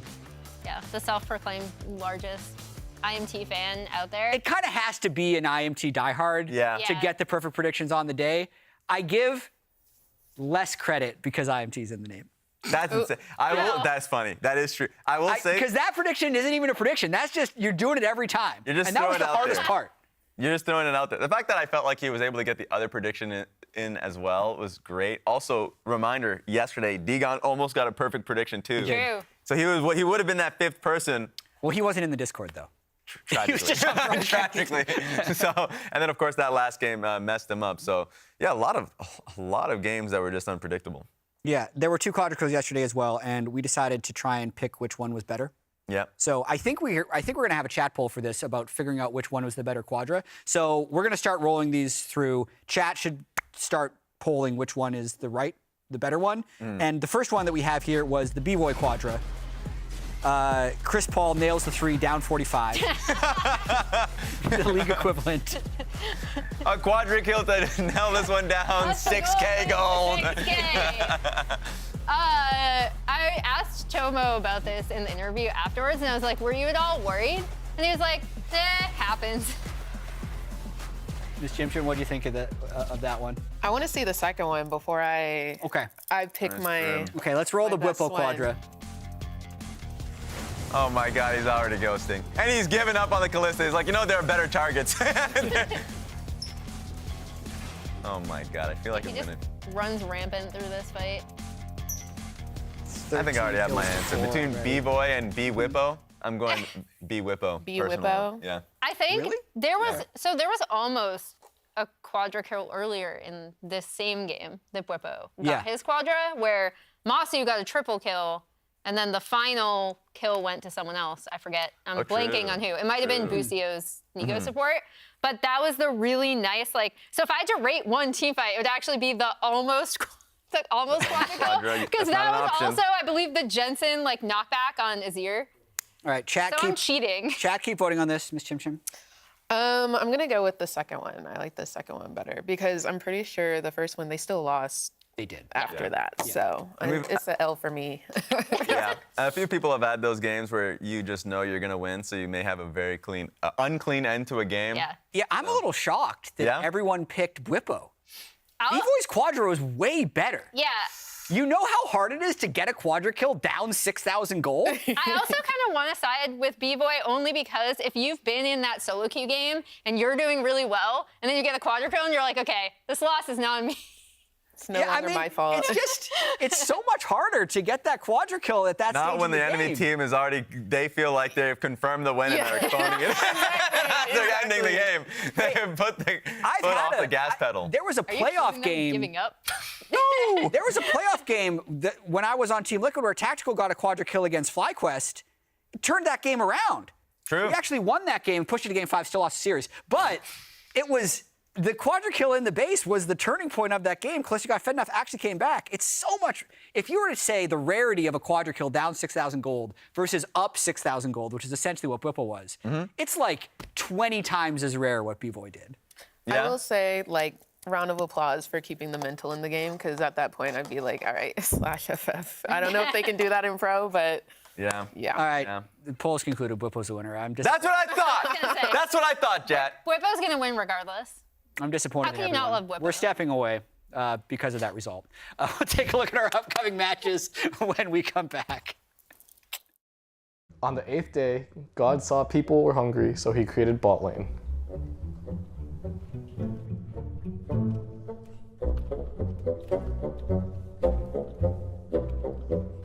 Hi, I'm XU. I'm the jungler for Dignitas. And I'm Tomo. I'm the AD carry for Dignitas. Hi, my name is Isles, and I am the support for Dignitas in 2024 for the LCS team. Supports. Yeah, supports. The supports are so bad. Like, all of them are so bad.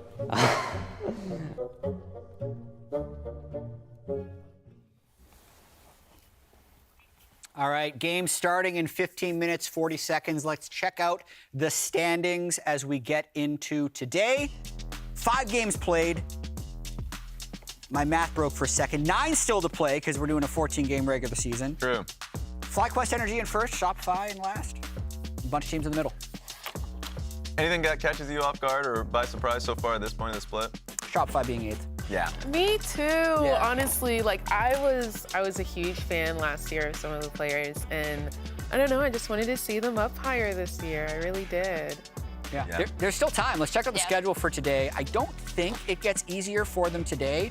They've played 5 of the 7 possible opponents. Or does it get easier because NRG? Oh, right. Wait, or we were talking have they about this swapped? earlier. Yeah. Who is the NRG in this situation? If previously last year NRG only lost to teams that were worse than teams that were below them. That's true. Insanity said in an interview. Shopify has only beaten one of the best teams in the LCS. Yeah, and now that people think Energy is the best team in the LCS, does that make them more vulnerable to Shopify? It gives power to Shopify. Gives power to Insanity in particular. That interview where he says, like, we only beat good teams, that may come true. So watch out. Yeah, putting it out there. I may not be rooting for them today. I kind of want NRG to win, but tomorrow or next week, I'll root for them. Yeah. Who's your favorite team in the LCS? Team Liquid. Oh, yeah? Mm-hmm. Why's that? I don't know. I just really love, I'm a content creator, so I love their content. They do such good content. I don't know if y'all saw their, like, why we didn't sign Double Lift. That was so funny. Really funny. That was really good. Like, they do a really good job, so I can appreciate it. Yeah, their channel's also been doing like cut down VOD reviews. Yeah. So they'll take 3 or 4 of their players and they'll go through the game. They've only done losses so far. Oh. So, you know, they need to get a couple wins so they can review the wins, because I feel like those are, you know, especially Team Liquid fans, I think they're more likely to rewatch the wins than the losses. It's very important. But you learn more from your losses, right? Yeah, I mean, that's what we'd always say, lose is improve. Depends if those fans want to come in with pitchforks. If they come in with a different motivation entirely. Yeah, lose is improve, but winning fixes everything. That's true. Nothing is ever wrong when you're winning. That's definitely what I've noticed. I do want to talk, like, really, really briefly, though, just because we haven't touched on it, and I think a lot of the community will be on it, about C9. Yeah. Because they've lost 2 games in a row for apparently the first time since 2022 summer, which is a long time ago. Yeah. And we all kind of unanimously put them first. So are any of us willing to take accountability and say that we're wrong, or we're just saying these 2 losses are a fluke? I still think they're first. I think what needs to be addressed is the fact that everyone's like, there's untouchable super team. Right? Okay. Because I think this term super team is fair, and a lot of times a super team can still fail. We've seen that multiple times within the same region. But I think people are like, they're infallible, they can't lose, they have the best players in every role, in every position. They're going to lose. Now, I think losing in the fashion they did it to Shopify Rebellion is legal. that one cannot happen. that one was wild. So the fact that they lost it, like in the fashion that they did, that one is really weird. But I don't think that we should knee-jerk and say that they won't be a top team in this league. I think it'll be a top team. First team. I had them as 50% to win the split. So you took him to the field. So you took them over the field. Well, no, I was saying like it's a 50-50. I didn't pick one yet. I feel like that's hedging your bets, Was it buddy. on camera? Yeah, you're just well, no, sitting on I'm trying to think, have I changed my opinion from do I think they still have a 50% chance of winning the whole split? Yeah. I think I'm going to say yes, which is going to get, I don't want to be a prisoner of the moment, basically. I personally, I love a lot of the players on C9 individually. I've always applauded them last season for I feel like they're really good at knowing how to counter a team in terms of picks or strategy. They'll know oh, we need to play early game against these people because they want to scale for late game. But I think, don't quote me on this, but I think they may get a little bit cocky in thinking that they are untouchable. And for that reason, there's a lot of mistakes, a lot of slip-ups. And even though I love these players, they're getting humbled, so. All right, graphics team, you heard her. At some point, quote me on this. Quote me on this. Okay, we're getting closer to the start of the first game, and we're going to talk Dig versus TL right after this.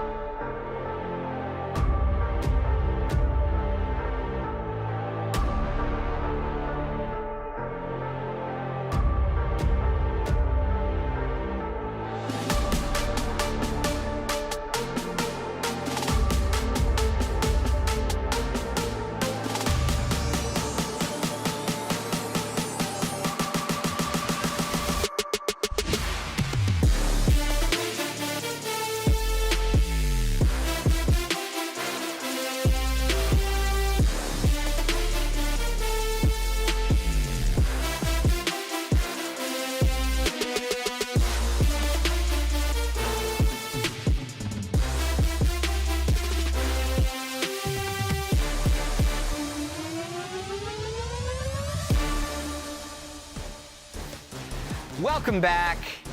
9 minutes, 53 seconds until Champ Select opens up. You can see the two teams on the stage right now. Dignitas versus Team Liquid. Team Liquid, not the start that they would have envisioned to the split. 2-3, and I feel like really needing the win here.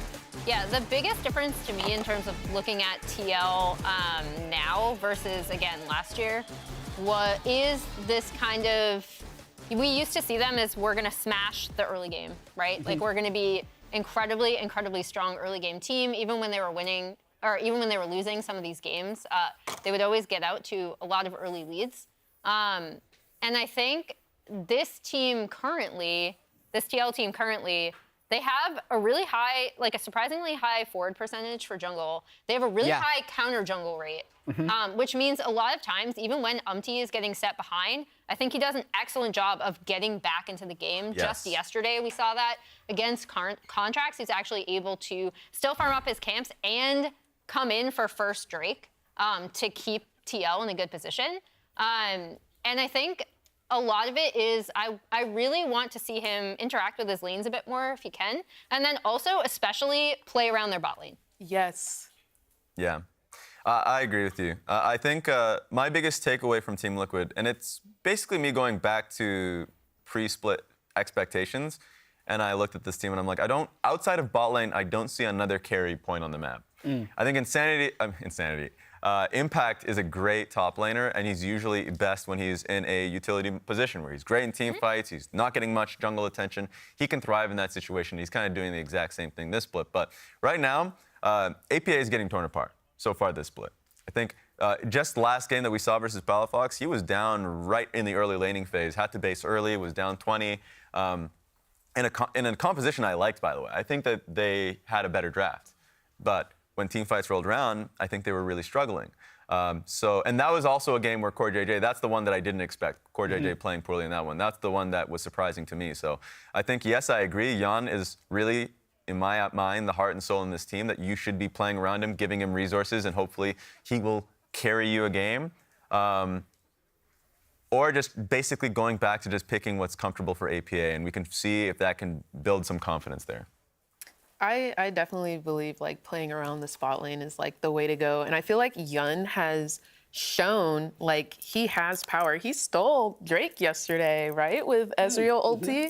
And there's been a lot of fights that I've seen him just like shine if they play for him. So if they just give him the tools, as in any ADC, you know, bot lane type of situation, I feel like he could carry this team to victory several times. I agree. And even just kind of going back, because I said that, I mean, Impact's great in utility position. We saw him in FlyQuest where he was winning games off his Rumble. So, like, you can easily just play towards giving Impact counter pick. He got Mordekaiser against Bippo. He can play the Mordekaiser as well in a good Cassante matchup. So He was the Mordekaiser. That is true. He is a Mordekaiser enjoyer. He was the Mordekaiser in the LCS. So, like, they have options. It just depends on what they are seeing and what works for them as a team. It hasn't been clean so far. Yeah, we'll talk a bit about Dig in just a minute, but I do want to get to the coach interview I had with Spawn about 25 minutes ago before he got into the Game 1 draft. I'm here with Team Liquid head coach Spawn just before the draft for Game 1. How you doing, man? It's been a while. A formal interview, Josh. And you calling me Spawn? Yeah, no, I'm doing good actually. Jake. Yeah, I'm actually I'm really enjoying the season so far. It's had its challenges, but I knew when I took the job that was going to be the case. So just every day trying to work to get the team better and get myself better and trying to enjoy the journey. Yeah, how was the game yesterday for you? Really frustrating yesterday, to be honest. I thought that obviously the early game didn't go to plan, but I thought we actually recovered really well and then got the map state into where I was really happy and proceeded to lose way too many team fights in a row. So, you know, not happy with our execution on the team fight end, but pretty happy with how we played the macro game. Yeah, and before we started, we were bantering a little bit, and you said that I could ask you anything, and nothing is going to surprise you. 100%. You've seen everything. So Yes. I wasn't going to do this, but someone on our team found this tweet from APA's mom that was underneath the Garen mid that said, letting a mid do it his way, question mark face. Is that it? What are your thoughts on that? Look, I understand kind of what APA's mom is trying to say there, but at the same time, one of our jobs as a team is actually to make APA really, really comfortable in draft. And we gave APA the challenge in off-season to go away and work on his champion pool. And in the early stages of the split, we wanted to really showcase that. So, you know, we put a lot of work into Azir. It's a champion that I'm really comfortable with him playing. It's a champion that he actually really enjoys playing. I think so far as well, we've played Ziggs on stage. So I would say that we kind of are letting APA do it his way. We're taking him first 3 most drafts, and we're trying to, you know, set him up for some good success. All right, that was like a very real answer. That was a good job. Anything else you want to talk about? Not really. I think like I've just been saying it to the Team Liquid fans as well. Like we acknowledge that our team has some things that we need to work on at the moment, right? And I'm a big guy about trust the process and stay patient, and you know, stay positive. So you know, we know that we're not playing the best League of Legends at the moment, but we also feel with a couple of tweaks we could actually nearly be 5-0. The games we've lost have all been 40-minute bangers. So you know, we're just going to continue to chip away at it and you know, continue to try and improve day to day. All right, top 6 make playoffs, and that's all that really matters, right? Not at all. You know, we want definitely better than top 6, so we're going to keep working before playoffs to get there. All right, good luck today against Dignitas. That's it from here. No worries. Thank you. That had to be my favorite interview. That immediately had to be my favorite interview. I think he handled those questions incredibly well. And to me, that what came to mind, and I really want to reiterate, these comps for Team Liquid is, to me, comfort picks. Like, these are picks that they really work well off of. And also, like, the last draft that they had versus NRG, the entire NRG team, we're talking about, oh, yes, draft diff. They're literally making fun of their own coach, saying that you just got draft gapped. So it's one of those things where you know you're setting your team up for success, and it's really early portion of the split. It will get better. And the fact they've already been picking up wins while still kind of growing, I think is a positive. All right, let's check out the predictions for today. All also right. A reminder of the schedule that we have on deck. So, for Team Liquid across the bar, that's not Degon. That's Miss Chim Chim. But those are your predictions. I'm calling you Degon from now on. Those are my predictions, yes. Awesome. So first 2 games, all Team Liquid Cloud9. Some diversity here in Immortals versus 100 Thieves, and then all energy. So maybe a clear-cut day. I think there might be more than one person in the Discord that gets all 4 predictions correct today. Yesterday, it was just the one. But I'm looking forward to this day games. And this game in particular, Dignitas could make a big statement today, in my opinion, because we spent most of this talking about Team Liquid. Team Liquid was the higher hype team going into this. Yes. But we've seen some really nice things from XU. One fun fact is Rich has gotten counterpick in every single game, and I feel like Tomo and Isles have actually done quite well in the bot lane. That's the big one for me, is that we expected bot lane from Dignitas to be the weak point. That just has not been the case. Isles and Tomo has been really showed that they've been able to deflect a lot of the dives bot side. As you know, it seems like the crowd's getting ramped up and ready to go for the game. And XU has, for me, been a real surprising point. I do think that his early game has been, even though there has been a lot of the echoing from the amateur casters, is that he is the guy that gets the engine going. He's been doing it consistently, and so this could be their game. Good stuff. That's it from us at the lounge. Let's send it up to the stage. Ladies and gentlemen, welcome back to week 3 of the LCS here in spring 2024. We got 4 more games lined up today. Kicking things off with Dig versus TL, 2 teams trying to break into the top of the standings. Up after that will be Fly versus C9, with Fly wanting to put another dent into the Cloud9 armor and rise to the top. Game number 3 will have Immortals versus 100 Thieves, with IMT looking to keep that hot streak going, with 100 Thieves trying to stop them in their tracks. And we'll round out the day with Energy versus Shopify, a roster fighting for first, trying to shut down a squad who wants to claw their way up to the top. I'm Captain Flowers. I'm joined by Kobe for these first 2, and we got special guests from the lounge, Emily Rand, turning this into a TriCast for game number 1. How y'all feeling?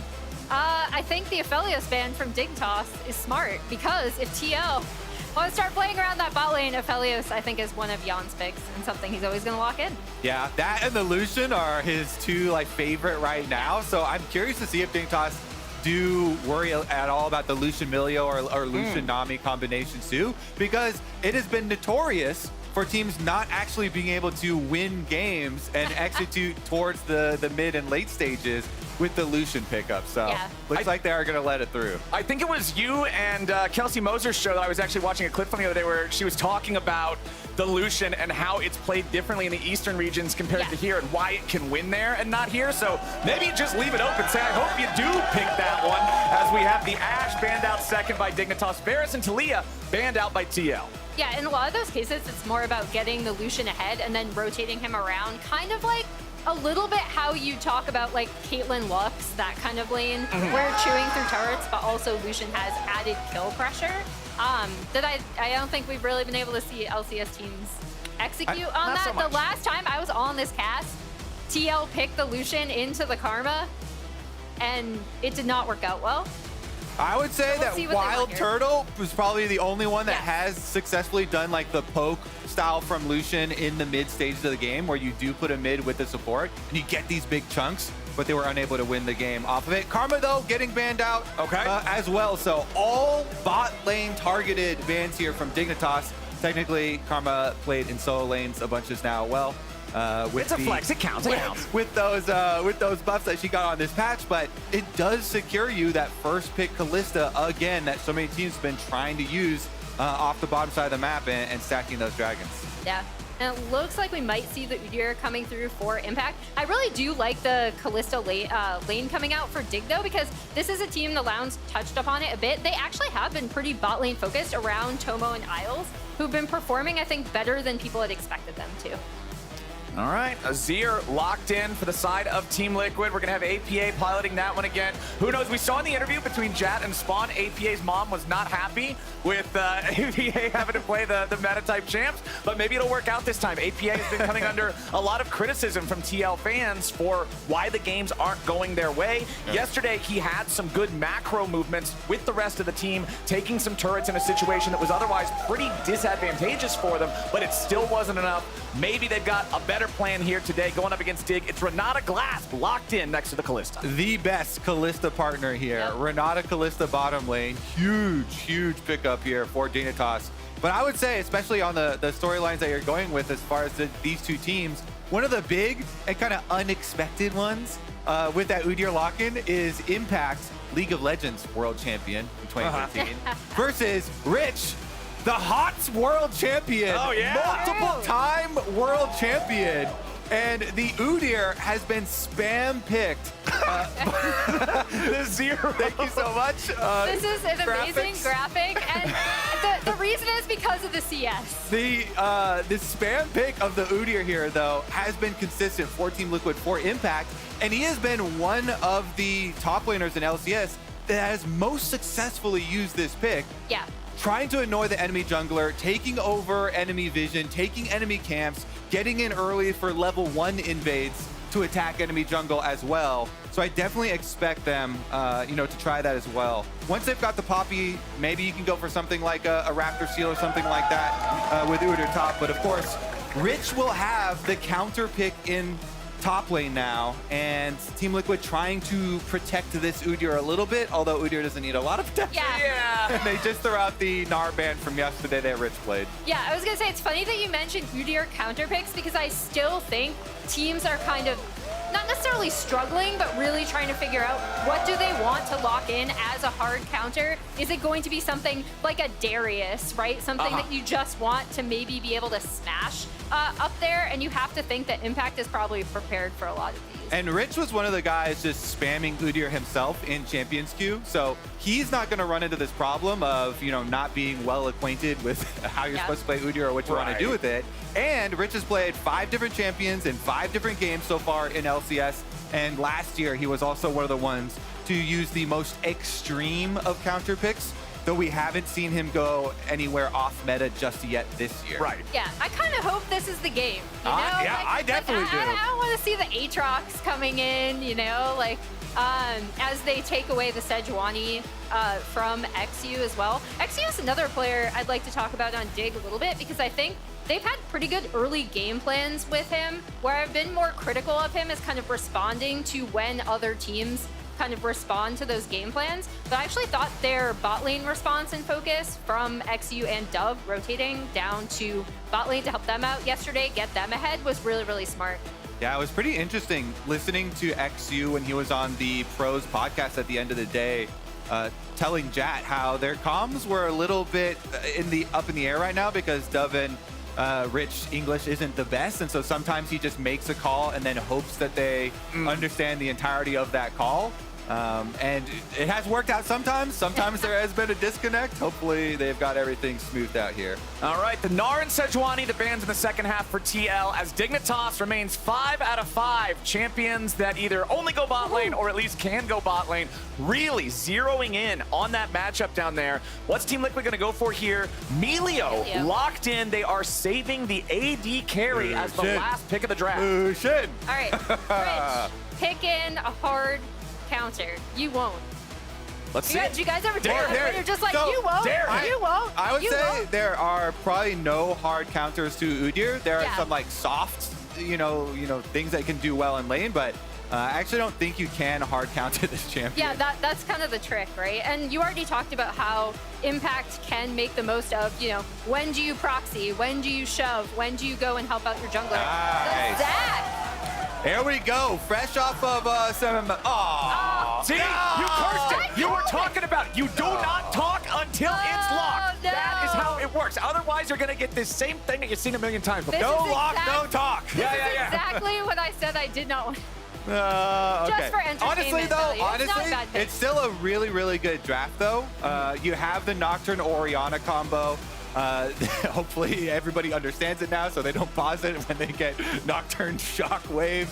And it works really well with a Renata Kalista bottom lane here. Aatrox comes in for some pretty decent team fighting later on, and we'll see about how annoying Impact can be and how much he can actually disrupt that Nocturne farming and slow down that Nocturne progression towards level 6, though. Yeah, I think that's going to be the big thing, whether they can harass this Nocturne off of early jungle camps, and also, are we going to see our first Lucian win? Like, I do want to see some really interesting action in the bot lane, with both of these bot lanes being lanes that you really want to get ahead in the 2v2 early. I was saying that right at the very beginning. that Aphelios and Lucian are his two favorite champs right now, and Dignitas use every single ban to say, please, just play it. Please pick the Lucian. We want you to play it. So now it'll be really fun to see and keep track if Jan can punish them for their hubris. 30 seconds until minions Okay, spawn. nothing crazy here at level 1. Just throw a soldier in the brush, throw the ball in the brush, anything that's not a person, throw it in the brush, and just make sure that the other guys aren't already there. See a ward placed down by XU in the enemy jungle. Just keeping an eye on the Raptors. Pretty standard. Nobody really wants to throw this one into chaos super early. Yeah, we got some really nice comms actually in all chat. Always like checking in, and you know, especially with APA here, Dove, they have a pretty good relationship. Just some good luck, have fun for on both sides for Good everybody manner. here. Yeah. Everybody, you know, we're starting off the day with some Good good vibes. manners, good vibes. We got a nice Good little clean game here, everybody. National Geographic camera looking around, panning across the rift. Okay, everything's good to start off here at level 1. Impact is. I always forget that Udyr has technically a 5th appearance where he's not in any stance before he levels 1, and he just looks like a homeless guy with no shirt. He's natural Udyr. Yeah. Oh, natural. He's got his fists up. He's ready to go. His home is the entire Summoner's Rift, and especially the enemy jungle. And he does go get that deep ward onto the blue buff and Gromp. As jungler, everybody's been conditioned now to be wary of these top lane Udyrs, constantly looking for advantage though. So XU does the very safe Wolf start here for the Nocturne, and then ping down to the bottom side and bounce back up. Yeah, and I am curious, again, just to see how early both of these junglers, even with the Nocturne pick, get involved in bot lane. Because bot lane is what is most important right now in these early levels for me in terms of who gets ahead. Especially when we've got champions like Kalista and Lucian, right? You're talking about wanting to get Lucian ahead, play it like a Caitlyn Lux, rotate it around. Kalista also being a champion who loves to run away with the early momentum of the game, but Umpty being invaded by XU, Nocturne versus Poppy, 1v1, showdown in the jungle, and it fizzles. Nice little delay there for Umpty, because XU knows Umpty doesn't have Smite as he used it on blue buff, and he kind of runs him around in a circle. Yep, but the sweeper does see Spooky Ghost Nocturne. XU with the spell shield. Pretty early. Yep, not gonna work out so great there, and considering he loses out on that trade, I think it's time for the Ghost to head home. This is really annoying for Nocturne. Gonna be behind the pace of the game. For a champion that wants to try and rush to level 6 and wants to be able to have enough items to be able to finish off their target once you start jumping in. And we'd mentioned impact on this Udyr champ, right? Now he's kind of taking control of this entire top side, not only proxy farming, but making sure that he invades for vision coverage for his team. Yeah, the bane of every jungler, the top lane Udyr.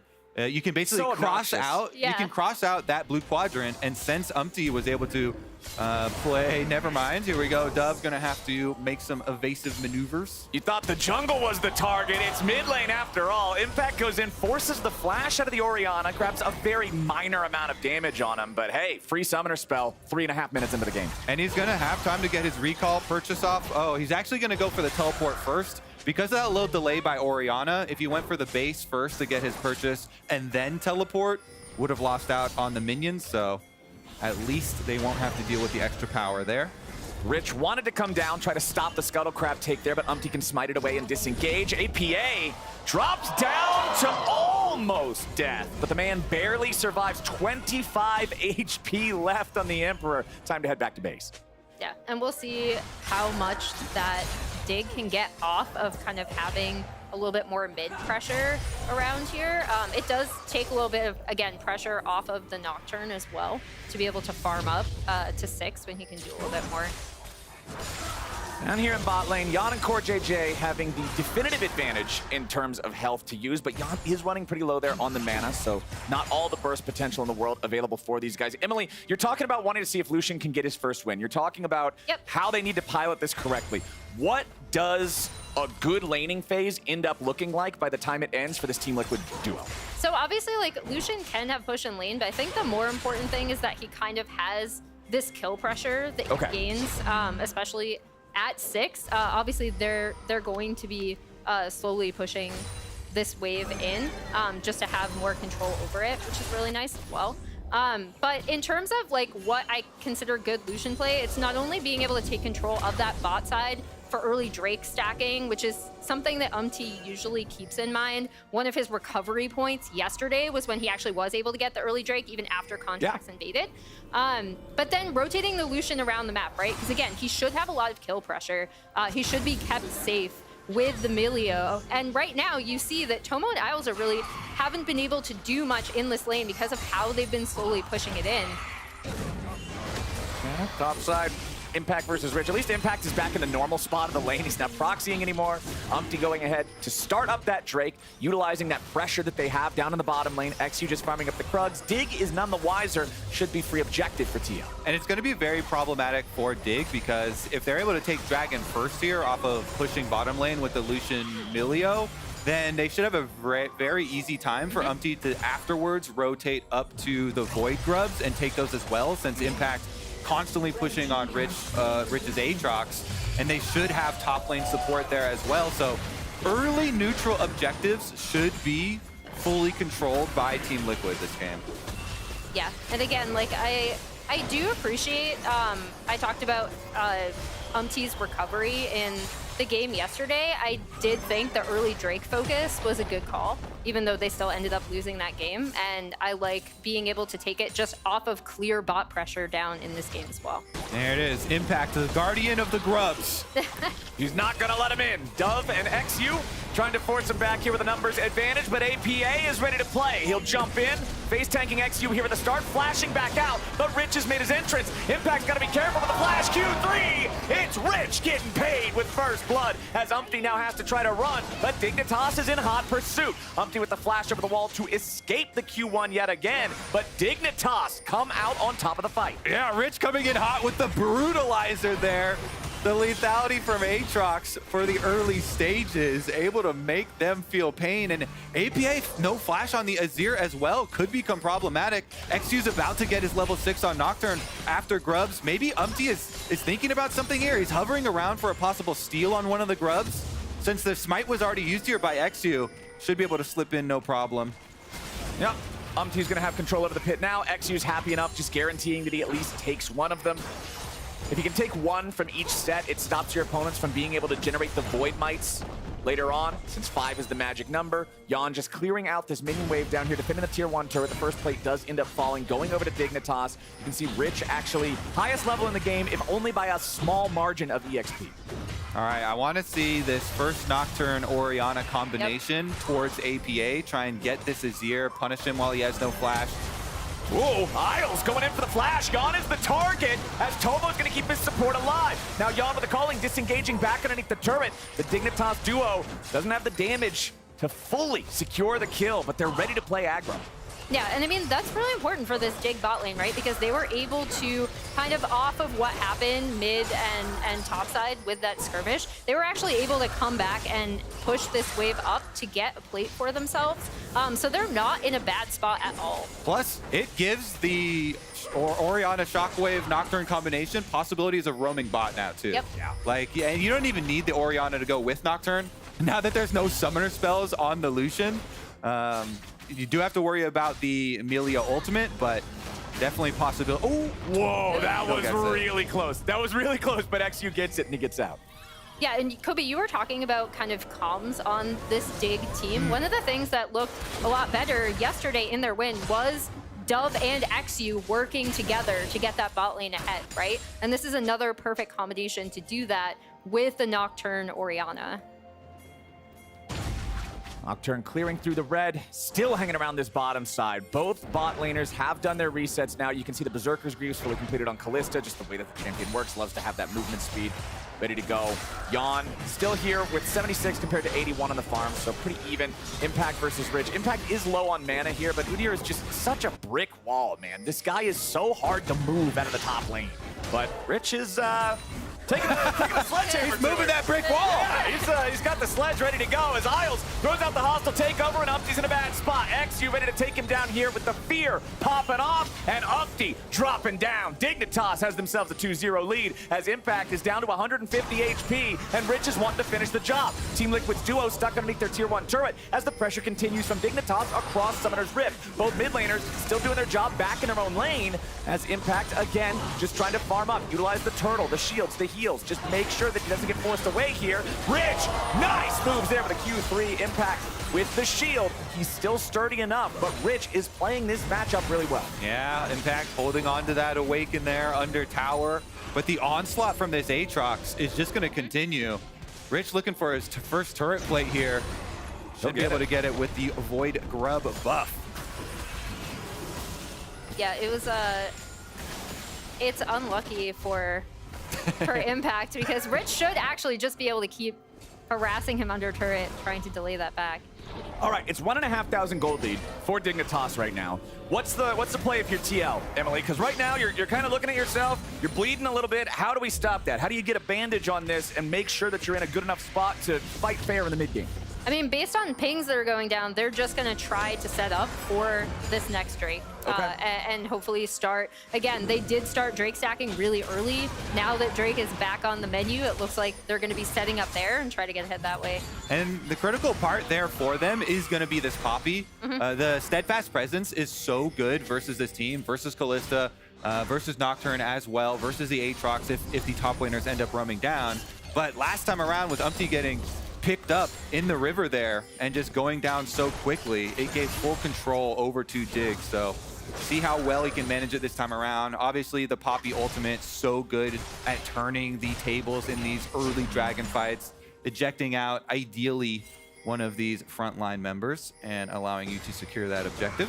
So importantly, Impact recently used his teleport to go back up into top lane after doing a recall. Rich is going to have his teleport unleashed and ready to go here very soon. We also have the second batch of grubs, Ed, and Eddie Part 2 spawning just now. So this could be a very interesting situation as XU goes in for the dive underneath the tier 1 turret. Yawn is already fallen, and now XU's ready to flash forward. He's got 150 HP left, but that's plenty. Umpty using the eject button to try to throw these guys out as Tomo's gonna die now to APA and the Poppy working together. XU tries to get out. Core JJ hits him with an auto attack, but Melio's not particularly strong. Dub using the shockwave to try to provide some peel. Get these guys out. Nice spell shield from XU prevents his death at the hands of Umpty and the charge into the wall. But Team Liquid now has better health bars. They're gonna start up the Drake. Teleport coming in. Looks like Rich doesn't want to let him have it. Aatrox coming in hot. This is what I'm talking about. TP advantage can go a long way. Rich spreads his wings. World Ender's ready to go as Umpty now going to be stuck here on the front line.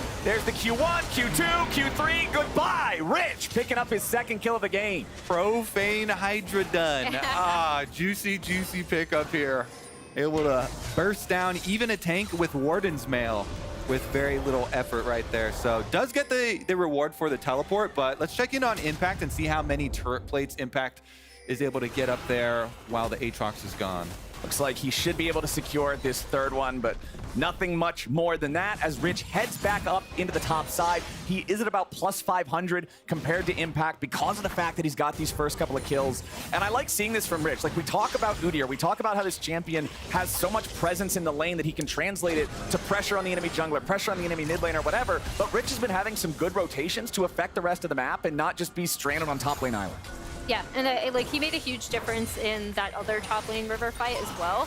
And I think the big thing is I have to credit Dig for is being able to follow through on the plans you can make with this composition, right? Like they've seemed very in sync, especially when making these bot side plays. They used their TP advantage, like you pointed out, with Rich coming in to help out, so they didn't actually lose this Drake. It actually stops one of TL's kind of main win conditions for getting back into the game in Drake stacking, but now on top lane. Yeah, Umpty's coming around. He goes over the wall, and they knock Rich down. Nicely done from TL, but now on the other side of the map, it's Core JJ under pressure. XU going in for the ulti here once again. Hostile takeover ain't gonna do much, but they don't even need it. Dignitas will make it a 1-for-1 trade across the map. Really good job punishing the bottom side. here for Dignitas. That's going to allow them to steal away the blue buff, finish up pushing on the bottom side turret. Meanwhile, though, Dove is going to get dove as well. Here comes the X-Flash over the wall. Umpty's got it done. He and APA work together to kill off the enemy mid laner. Impact is going to grab a turret up there in top lane as Tomo trades back one on the bottom side. Call him Dig Dove. And then Umpty's going to be able to get the Rift Herald afterwards, too. Yeah, I mean, right now, it just seems like TL are like, okay, you know what? Top side is ours, right? And then they actually are going to be able to get this mid-tier 1 down as well. So after all that trading, TL are actually in a surprisingly good spot, being able to recognize where they can get these wins. Well, Umpty's also after the Rift Herald. Let's see what he can really grab here. We did not end up getting the second set of grubs taken by anyone, so it's just going to be 1 grub count for Dig versus the 2 of TL for the entire game. As Umpty secures the Herald, Team Liquid wants to get some value out of that eye. This game, dead even. 15 minutes and 45 seconds in. Could go either way. You can see items coming online across the board. Experimental Hexplate for Nocturne kind of has taken over in light of Stridebreaker being kind of lousy these days. So it's just really good for Nocturne. Stridebreaker is interesting because they've consistently been buffing it up, and on the next patch for next week, they've got a decent rework where it becomes a Tiamat item as well, and it's going to be unique to those. So interested to see where that item progression actually does go to. But yeah, the ultimate haste on the experimental Hexplate. So good. So nice for Nocturne. Meanwhile, I also want to check back in on our story for Team Liquid with APA being put back on a Nazir. You know, one of these champions that people have thought that was not really in his wheelhouse, is the most meta of all metas for mid lane champions. And he's going right back onto this champion after yesterday. He is going to be a really big part of the possible success story here for Team Liquid. You know, can Umpty peel for them, and can this Azir be able to deal out the 2 and 3 item DPS that you're going to expect from this champion? Yeah, and especially like even if he can also partner with Lucian to kind of try to soften up opponents and wear them down that way as well. The big thing from APA for me, as I think right down here. Well, Yon's going to drop the culling, force these guys back a little bit. Umpty looking for an entry point, but there really isn't one. Dignitas can fall back in time. We can see Impact making his way down to the bottom lane. Rich doing the same. We have done the usual trade, send the top laners bot side. Now the laning phase has ended, but it's Umpty who's in trouble. The steadfast presence to try to escape, but XU's ready to follow. XU has to be careful about the DPS from APA, but it don't really matter when it's a 4v2. Dove ends up getting the money, and Dignitas have their 6th kill. Yeah, I mean, XU, again, has done a really good job of recognizing when he can kind of make these picks on the Nocturne. It's something we see from him also when he plays the Vi, which importantly was banned out against him, actually, by Team Liquid.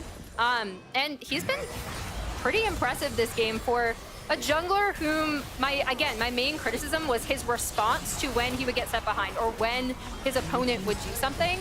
His sense of when he can engage on Team Liquid members has been really good this game. Rich playing safe down here in the bottom lane, recognizing, hey, they could be making a play on us. We already showed that we had 4 in the top side, so he's just farming up the Krugs. As Team Liquid came over the wall, he has to yield the turret, but he doesn't give away a free kill in the process, so he's doing all right. He'll just keep up farming with this Profane Hydra. You can see the little gray hourglass there in the Drake pit. That's going to be our next big objective. Ready to fight over. Still about a minute and a half away from the Baron, but once that comes online, you know, when you have very high damage potential champions, when you're looking at stuff like Nocturne and Kalista, on the other side you've got an Azir. If one team can really have a breakaway team fight, you can have a fast early Baron that blows this game open despite how close it already is. And this mid game should be exciting to watch because Team Liquid's team comp here is supposed to operate with 2 split pushers, with APA and Impact on the sides, and then you keep your Melio Lucian in mid lane trying to chunk people out. But a team with Nocturne and teleports always looking to pick off those split pushing members and always looking to make plays to try and catch Team Liquid members that are in transition across the map. Plus, with dragons spawning now, everybody's joining for the dragon fight party. Oh yeah, Umpty's trying to get out of danger here. APA is going to summon up the Sun Disc or whatever it is with the Elderwood skin. I don't know, it's a turret. He's got that thing to protect him as Team Liquid is going to try to maintain their mid lane control while Dignitas establishes priority over the bot side river. Isles thinks he's being clever, but unfortunately he's clever on top of a TL colored ward. TL's going to keep the push going, summoning up the Rift Herald. to try to hard force into the tier 2. You can see Umpty even charging up the ulti to prevent any kind of a defense here from Dignitas. Not going to get a lot of results out of it just yet. The tier 2 won't fall, but TL at least pulls Dignitas away from the bot side river. Now they can contest that priority. The Azir turret slowly but surely bleeding out here. Won't be able to stand for much longer. Tomo will step up, put a couple of auto attacks into it. What a bow combo! Paranoia into the shockwave, and they've already found their first kill of the fight. Core JJ's trying to get out. He'll barely live, but with Yon dead for 25 seconds, Dignitas is liking that trigger pull. Yeah, again, this is where I really have to credit Dig for going for these plays, right? Because if that gets dragged out, you have the classic, okay, we're dropping Herald, we're setting up to rotate to take the next Drake. We have everything set up, right? And Dig are like, nope, we have the composition, we can go in, we can get these kills, and now they end up being able to not only push back against TL in the mid lane, but get this Drake for them. Yeah, really good timing choice there from Exu and Dove. Killing that Lucian here with the Nocturne Orianna combo instantly. Poor JJ had to use everything as well, so now Milio will have no summoner spells, also going to be in more danger. And look at this, right when they walk close to each other, Exu chooses his moment, right in on top of him, gets the double shockwave. Poor JJ is able to flash and heal away, but Yon not so much. Rich also getting right in here with the Aatrox. The lethality is coming through. Another Serrated Dirk on top of the Profane Hydra. The burst damage is real. I loved the timing. I love the fact that they go in right before the turret dies just to catch him a little bit off compared to where they would otherwise expect that to show up. Well played from Dignitas. Still a super close game though. That gold lead, has it even been over 1,000 the entire game? I don't believe so. Or, no, wait, never mind. It was about 1.5K earlier. I'm misremembering. That's my bad. But still a very close game. Yeah, I think the big thing, though, is that TL have these 3 turrets down already, right? Which means there's some standing gold for Dig in the 2 turrets remaining in mid and top, which they haven't been able to get. Thinking they might be trying to set up for another pick here. There it goes. Paranoia coming in. XU ready to deliver, but the problem is nobody else is with them. He's eating the whole culling as Tomo tries to scare Yon back. That is what it looks like when it doesn't work for Dig. Yeah, I mean, that looked a little bit less coordinated in terms of what they could do and how much they could follow up. They didn't particularly get punished for it, though. They are going to lose some mid pressure here, and then the big thing is that Dove should still be able to respond to this top side push. Yeah, they do now at least have those 2 items for APA, so the Leandris has also come in. So they're starting to get the real DPS, the backline threat built up here for TL. Their front line is amazing, you know, double frozen hearts, so they have a lot of area coverage for the aura. You're basically always going to be covered by it. They've even got Umpty going with the Locket of Iron Solari as APA does a nice little trade here with the supports and is going to be able to secure their mid-prio to retreat on back and make sure they have full vision coverage of their Baron. But once you really start to see that backline threat hold through, if they can actually peel for him and keep him alive from this Dignitas onslaught, then they definitely can start to make their way right back to it. All right, more top lane battles. It's not really going to go much of anywhere. It's Lethality Aatrox versus Armor Udyr, so they'll slap each other back and forth, make a good show of it, both walk home. All right, time to start judging this Lucian because you've got everything. Judgment time. You have everything that you need. You know, you've got the bubble, the Dream Maker thing here for Core JJ to buff up Lucian, and then you go in with your Rapid Fire and Storm Razor proc, and you get a big chunk on somebody, and you hopefully are able to get a really good culling as well. Trying to play aggressive, trying to get some of these chunks onto enemy champions that allow your team to then have better setups to the fights. See if he can do it. The Milio range, the bubble damage, the extra energized procs. All right, Dignitas coming in for the collapse over in mid lane. Yon's gonna get bursted low, but he ain't dead just yet. Umpty trying to turn it back around on Tomo, but Rich is coming in from the side. World Ender popped and ready to go. He's got the Infernal Chains into the Q3 hit. Umpty still just trying to get away from this one, but even with that awakened Glacial, there's no way that Impact can keep him alive, so Dignitas are going to find another 1-for-0 trade. Yeah, and with Tomo playing so far up front, you have to be like, what is happening what's here? going on? Why would he do this? But again, like, as they start off the Baron, which is pretty good play for them, although TL should be able to respond. Yeah, TL's coming to stop this. The important part, Umpty's still dead for 10 seconds. Dignitas wanted to force the issue. Rich not going to find anything here with the Q3 just yet as Impact is thrown up into the air. Dignitas coming in to try to hit him, but they soak so much damage from the culling. Now Rich is the one who's got to be careful. Beautifully played from TL. 4v5, they're going to force Dig away. And that's the ideal that Kobe was talking about, right? With Impact just kind of sitting on them as the culling goes across. And now they should be able to at least clear out this vision and possibly set a Baron for themselves. Right, Team Liquid starting it up. Umpty's coming around. He'll be able to walk in, join up with everybody. Rich used the teleport to get back out onto the map. XOS Nocturnal trying to slow these guys down a little bit. The Baron's down to about 1/3 and Team Liquid are pulling away. They do not want to coin flip this. XU and Dove ready to dive in here. Rich on the front line. He's going to try to control Impact. XU dives into everybody on TL, but he's just going to instantly die. The bailout won't be able to save him. Umpty grabs the kill. A misfire from Dignitas turns into what could be a Baron take here. As no, that was way too close.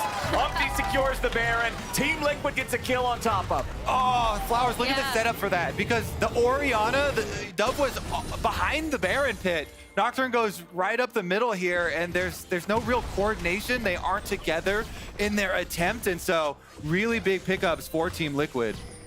Yeah, that's, as we see here, you should really, really track where Dove is, right? Because he is not going to be able to join up with XU, and even though bailout comes out, he just cannot do anything. And when that happens, like when you cannot execute on this composition, then TL, it was still a little close, but they end up getting the Baron.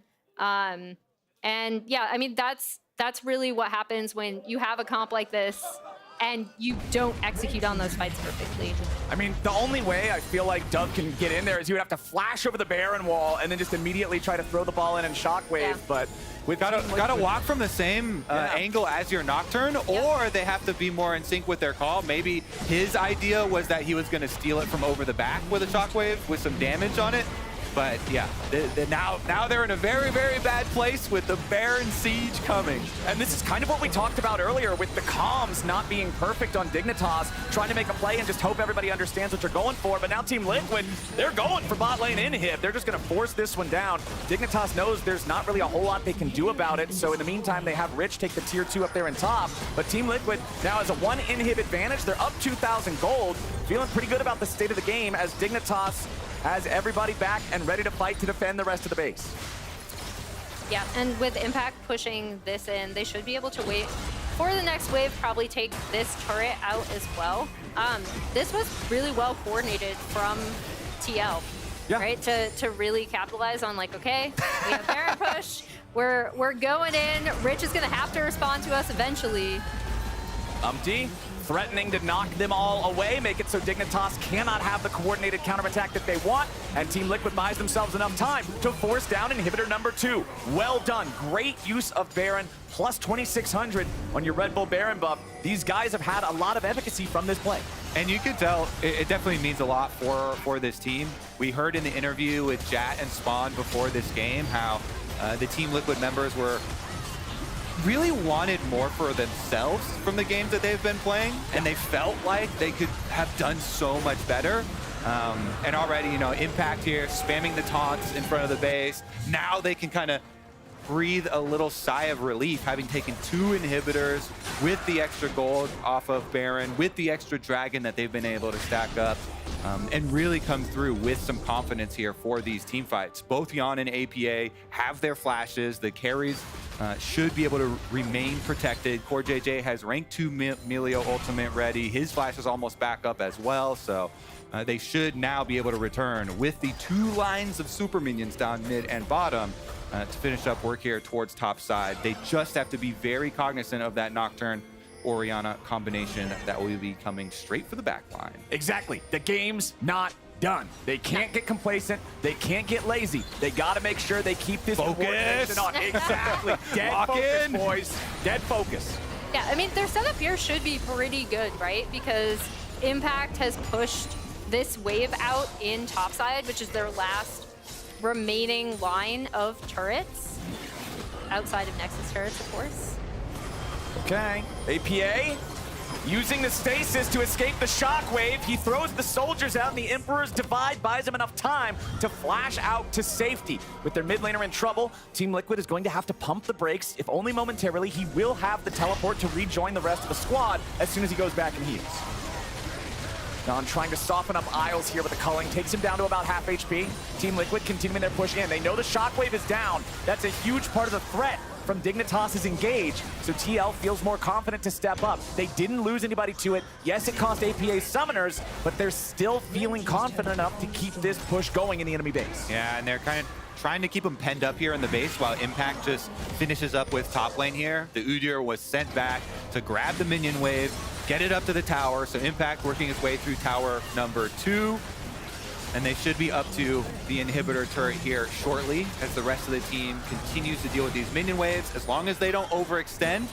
And they keep in mind that Nocturne Ultimate has a short cooldown. Here we go! They want the engage. Yon's gonna be forced back, has to flash out over the wall. Hostile takeover over the top, finds Impact and Core JJ both, but there's no kills. Dignitas cannot seal the deal just yet as APA's under pressure, but the Infernal Chains will not pull him back. Now Impact's in the middle of everybody, and Rich gets buried. Yon's the one with the shovel, and now Dove has to flash out as APA goes for another Emperor's Divide. Isles looking to see if he might be able to pick him up here with a handshake, but it doesn't have the range. TL with a 1 for nothing. They should be able to finish here. Impact's gonna teleport back. He got his Jack show as well. XU popping the spell shield. Impact wants to wait.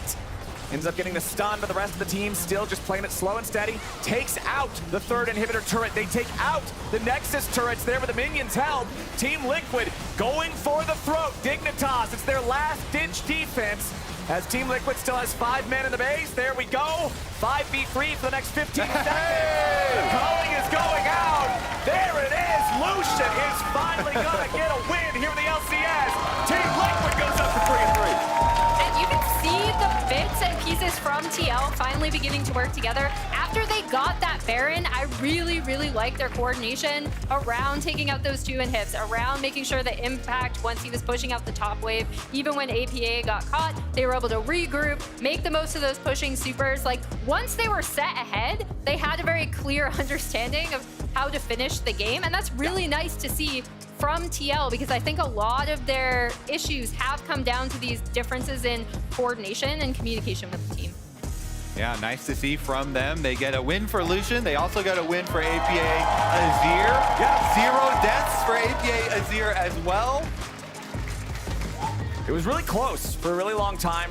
Dignitas just struggling with the coordination, right? We saw them do it right earlier on, but as the game continued, they seemingly just could not repeat that success from early on in the game. But hey, a reminder to all y'all out there, Fantasy LCS is happening on Sleeper. It's not too late to sign up and start a league with your friends, then crush their dreams with your own LCS super team. You can head on over to sleeper.com or sleeper.app to give it a try. And right now, we're heading to a break. But first, in honor of Jojapune and Inspired facing off next as opponents for the first time, we're opening up the LCS Vault for some unreleased, never-before-seen content with back when they were teammates. Take a look. He's too scared to 1v1 me. I have thoughts about this 1v1. My mid laner sucks. Welcome back to another 1v1. We have mid jungle, Jojo, and Inspired. You guys are going to play 1v1, but you're going to play Mundo Dodgeball instead. Why not the normal 1v1? Yeah, I mean, we're playing Mundo Dodgeball because my jungler's too scared to 1v1 me because I'll just shit on him, so I guess we'll just go. Imagine if I win. If I win, I lose all my confidence in my mid laner. I mean, if I win and if I lose, then just boring, so. I guess he's just scared, so it's fine. I guess we'll play Mundo Dodgeball. Okay, let's go. Oh my I have god. 200 I have ping, 200 bro. ping. It's the wrong server. you guys the put it wrong on server? Bangladesh or whatever. Oh my god. You guys want to play on okay, just play Bangladesh? game 1 is on 200 ping to make it harder. Oh my god. Oh no. No, this ping is too hard. Oh my god. We'll just die by not hitting Clippers, by the way. It's just lose your HP. Wow. God. Oh no. Woo, I almost walked into it. Emote game being won by Jojo as well. With the True. Oh my god. He's not dodging. Stopped for a second. Oh my god, you're getting shit on. You're going so close, bro. Is that allowed? I mean, I have this point. I have the whole thingy here. That's not allowed, bro. What do you mean? I was That's here. not allowed. I just can't leave the pit. Oh. Imagine I win this. He's right up. I can't flash him on 200 ping! Game one goes to me. I mean, Game one. it was complete storm, by the way. Like, it was not even close. That's just RNG, bro. It's 200 ping. All right, now we'll see if Jojo can bounce back on the proper Yeah, pitch. let's see if ping was the problem. Okay, when do we start? 45. Minions have spawned. What? Fuck, I shouldn't go to corner. What? He did. Oh, man, 4 for 4. Suddenly they're much more accurate. What happened? Fuck, I shouldn't have used anything when you have ghost on. Dodge. Oh my god. Oh, wow, you are bad. Wow, you are bad. Oh. Oh my God, what are you doing? Jojo's trying to do the animation mix-ups. What am I doing, man? How did you learn this tech, man? I'm just a god. What? What? Oh my god. It's close.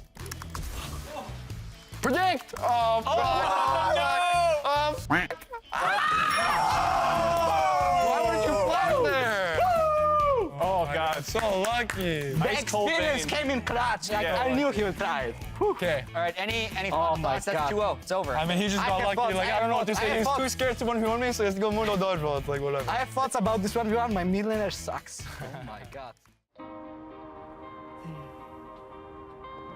You ready? Oh, I think so. Yeah, just remember, stay in your lane, keep your vision up at all times. Time is going to be everything here. So you don't want to go too fast, but you also don't want to be going up. I got this.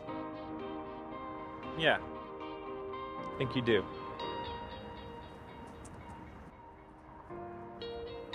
And Mark, thanks.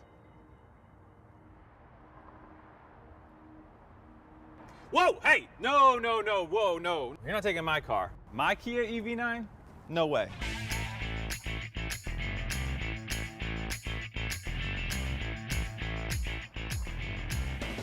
No touching.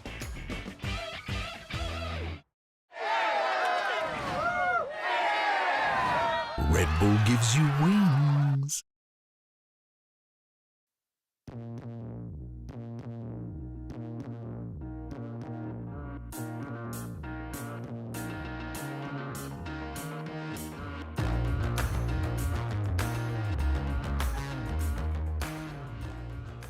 All right, welcome back. And guys, we are here with APA. Congratulations on your win today. Thank you. So, were you worried at all during that game? And how did you turn it around? Well, I made a mistake at like 6 minutes or so. Whenever we fought like the first scrubs, and I was like kind of upset about that. But then I knew as the game goes on, me and Impact both win our side lanes. So we just make the map big and then squeeze them in. And then they feel forced to make a play. And then slowly they just like bleed CS and bleed levels. Absolutely. Well, congratulations. I do want to ask you, I saw that you and Yun in y'all's scrims, y'all were teaching Umpty how to do some dances. Could you show the class real quick what y'all were teaching? Well, I'll give a story on that. So I was in a solo queue game against Umpty. It's like a 40-minute game. And then I ended up losing to pretty tragic circumstances. So Jan taught Umpty like the L Fortnite dance, where it was just like doing this. So I had Jan and Umpty doing that over to me while I was like in despair in my chair. I absolutely love that. Now, I do have one last question. After yesterday's loss, unfortunately, Palafox decided to tweet at you to call him Daddy. How do you feel about that? And do you have any words to Palafox? It was a good tweet. I think he's he's probably the player that has had my number the most. So I can't really say anything. He beat me yesterday. All right. Well, I love that. Thank you so much. And we'll see you in game 2. All right, thank you.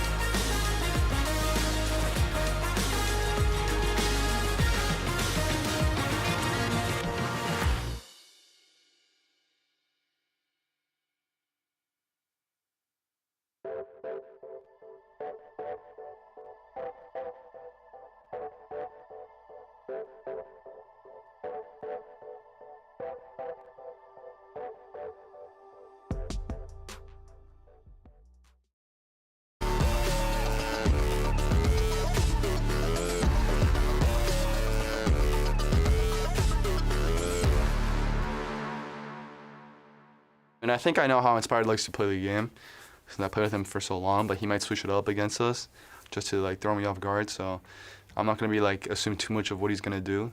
I'm just going to play the game how it's supposed to be played. It will be my first time ever playing against him. I'm kind of excited, but we'll see how it goes. I know that he likes to bait junglers to come to his lane and like try to outplay the ganks. So I know it's gonna be an exciting game, and yeah, I can't wait for it.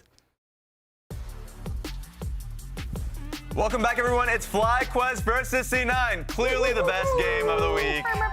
Match of the week on Saturday? Match of the week. I don't know. I haven't seen Sunday's slate yet. Maybe we got a better one coming. All right, I'm an open person then, but well, we got to see a little bit between JoJo and Inspired. Not only the old content that we finally got, we actually brought the vault. It actually happened. We did. We've been waiting to run that clip for so long. Thank God. I mean, that was the day, I think the time we wanted to run it, they ended up losing in the playoffs, so we didn't get to actually show it at that time.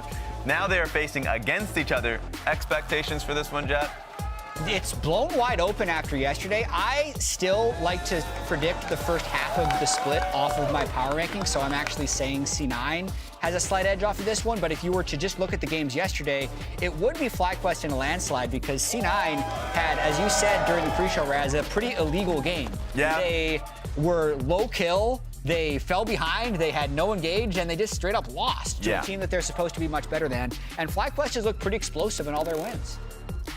Yeah, I really have enjoyed, because outside of the NRG game where bot lane just went kind of disastrous from the get-go, also 3 jungle bans coming in against Blabber, which is really interesting. But FlyQuest's early game plan, especially around Inspired's pathing and kind of Whippo and Inspired, taking charge of the top side at times has been really good. There's a lot of mid lane C9 legacy on the stage right now as well. We just saw High in the headset. Jensen has had his long stints on C9, actually winning a title with them. It was the first professional team that he actually played an LCS game with was C9. And JoJo is now the new C9 mid laner. So historically, we can see how accomplished the two of them are.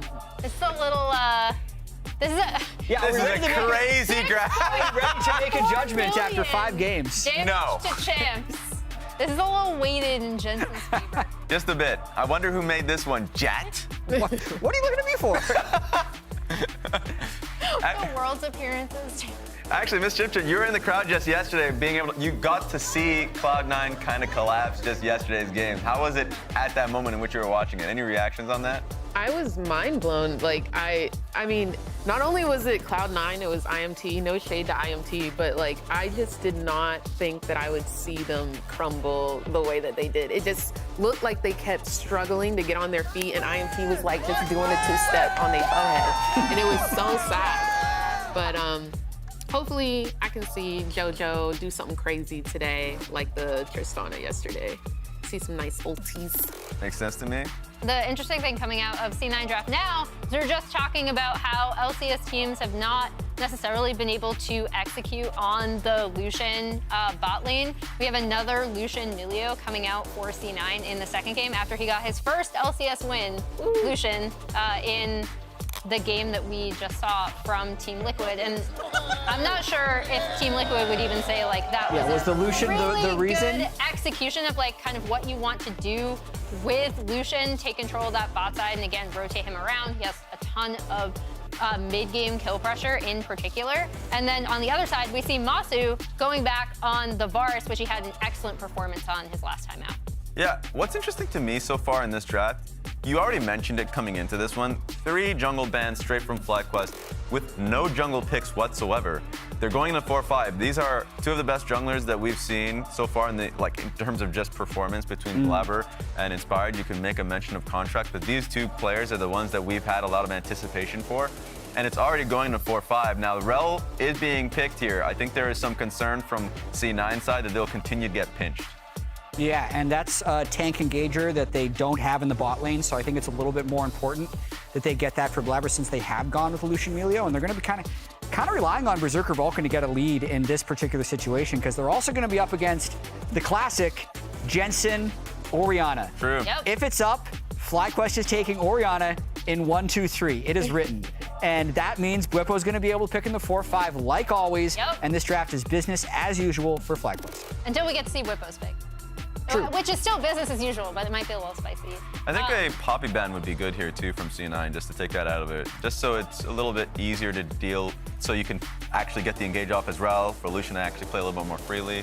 Anything you have your eyes set on this one, Jat? Well, I'm just looking at two of the players that play the most unique champions, Bwipo and JoJo. True. And both of these guys have been moved to the 4-5, which is fairly usual for them because they have such diverse champion pools. So Bwipo has played 4 unique champions in 5 games, with his only duplicate being a champion that no one else has played in the Olaf. And then JoJo has 5 unique champions in his 5 games. So we'll see if we get, as Ms. Chim Chim was alluding to before, something spicy from JoJo here now that we're into the final 2 picks. That's actually the most interesting one to me. At least for FlyQuest, they actually have so much bandwidth when it comes to 4-5. Not just the Bwipo's counter picks that we have mentioned. The Mordekaiser was one that was like pretty fun to watch, but also Inspired. We've seen constantly the talks about how large his champion pool is. I don't think it necessarily works in this game, but like we've talked about his fiddlesticks as an example. But like there are a few things that he has in the bag, and so I know he's confident in his jungle pool. So makes sense why he would want to see the full comp to kind of nail it in. So I've been loving FlyQuest drafts throughout the split. It's one of their strongest points, I think, of their team. And I think it's only interesting now seeing them go to 4-5 here without jungle. Yeah, I'm really curious to see what they...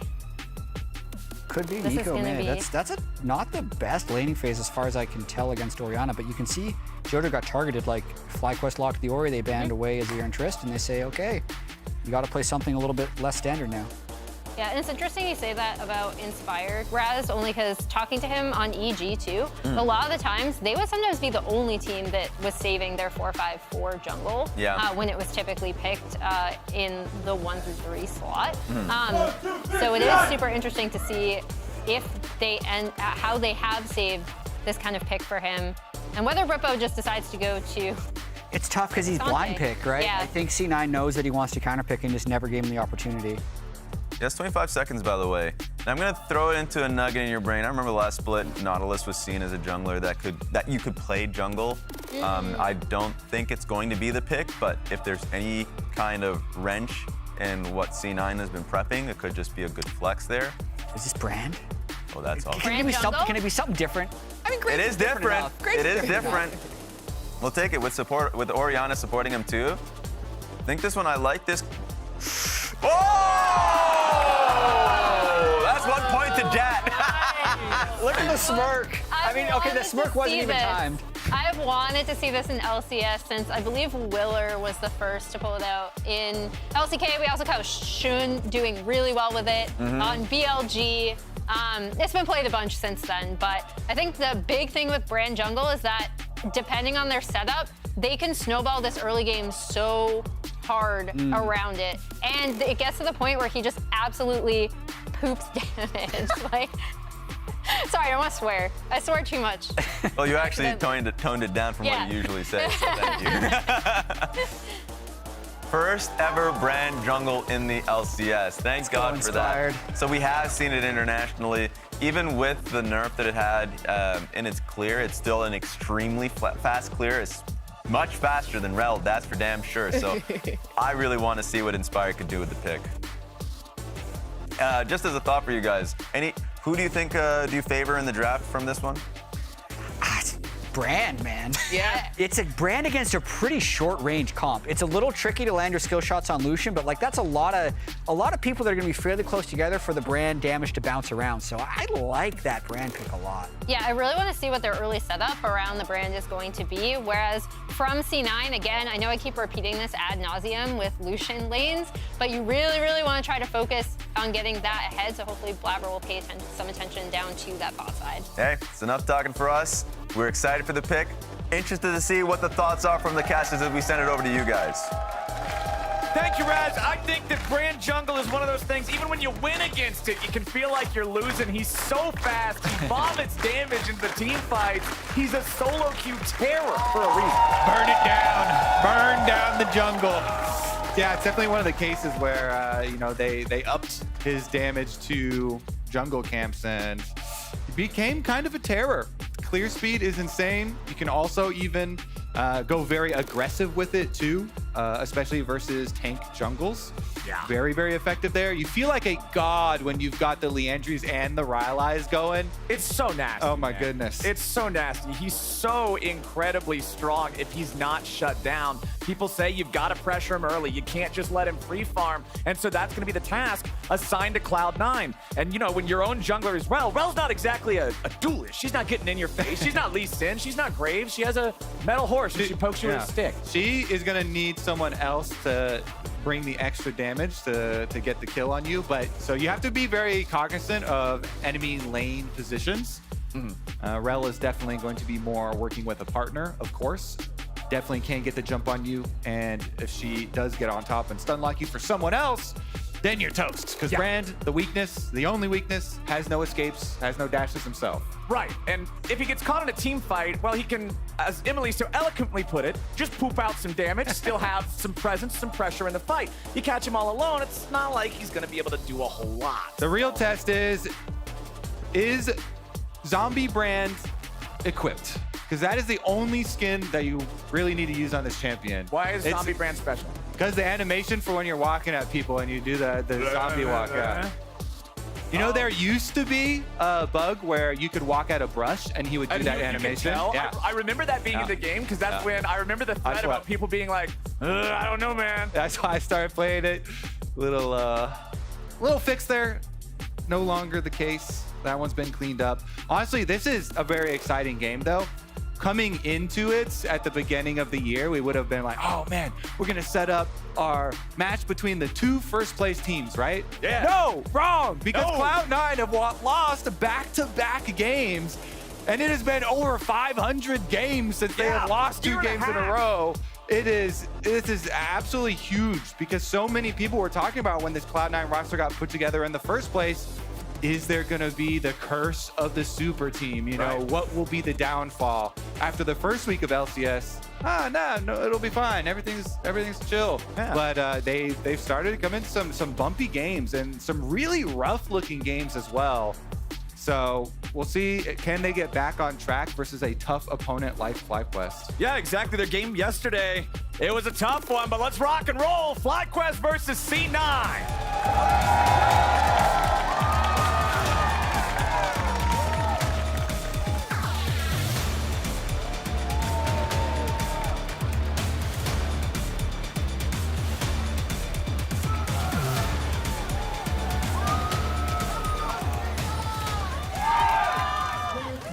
Man, I love them sounds. It's a Saturday afternoon. It's packed house. We got the cool light show thing, and we got Brand Jungle locked in for the battle of the former teammates with Inspired versus JoJo. I hope these two are both just drawing that laser sight on the other guy and trying to really just beat him up. I'm very excited to do so. If they do, and it's like 1v1 laser sights on each other, Inspired's going to have a wee bit of an advantage. So we'll see about the team play. Of course, I always love junglers too, where you don't have to start with a health potion. Yeah. Because I just don't like spending money. Yeah, don't want to spend that 50 gold on a little drink. It feels so good not to have to drop the extra 50 there at the beginning of the game.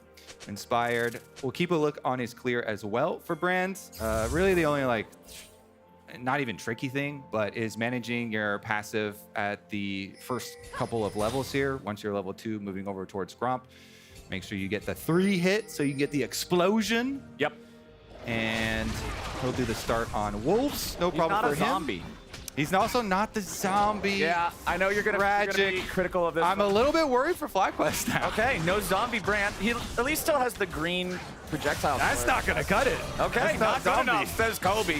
Not good enough. We'll see how Berserker and Vulcan do with this Lucian Melio bot lane. Lucian just getting his first win in LCS in the previous game there. Sorry, spoilers if you missed game 1. But Berserker has always been like kind of the guy that all the other AD carries are trying to catch up to in the LCS. So I'm really interested to see how well he can pilot this, if he can be that sort of aggressive lead transfer all over the map that Emily was talking about previously. Yeah, there's so many fun stories with this matchup too. You know, Vulcan versus FlyQuest, Inspired meeting up again versus JoJo after the breakup. And we are going to keep special track of the number of ganks that Inspired spends in this game, looking at JoJo specifically. I actually think that the Nico is a very good pick here into Orianna. Nico does a lot of things super well, has a lot of playmaking ability, a lot of setup for jungler. Nico plus a Rel is a devastating CC combination. Plus, if you allow Nico to get those moves, you know, gank for the Nico first, get the Nico roams coming out, then you can start to get tricky with it with the passive as well. And JoJo is definitely one of those play-making mid laners. So excited to see if Cloud9 can create some of those exciting plays here with this pick for themselves, because either side lane could be an option, even though you normally look at... Whoa. Never mind. Berserker under pressure, having a flash away, but Busio's ready to follow. Berserker's barely hanging on, but he gets buried underneath the anchor. Berserker and Vulcan dying in the 2v2. Masu makes sure he gets them both. Masu was my player of the game yesterday on Varus, and the bottom lane again today. These two young players on FlyQuest, both of them winning the award from challengers before entering the LCS of most valuable prospect.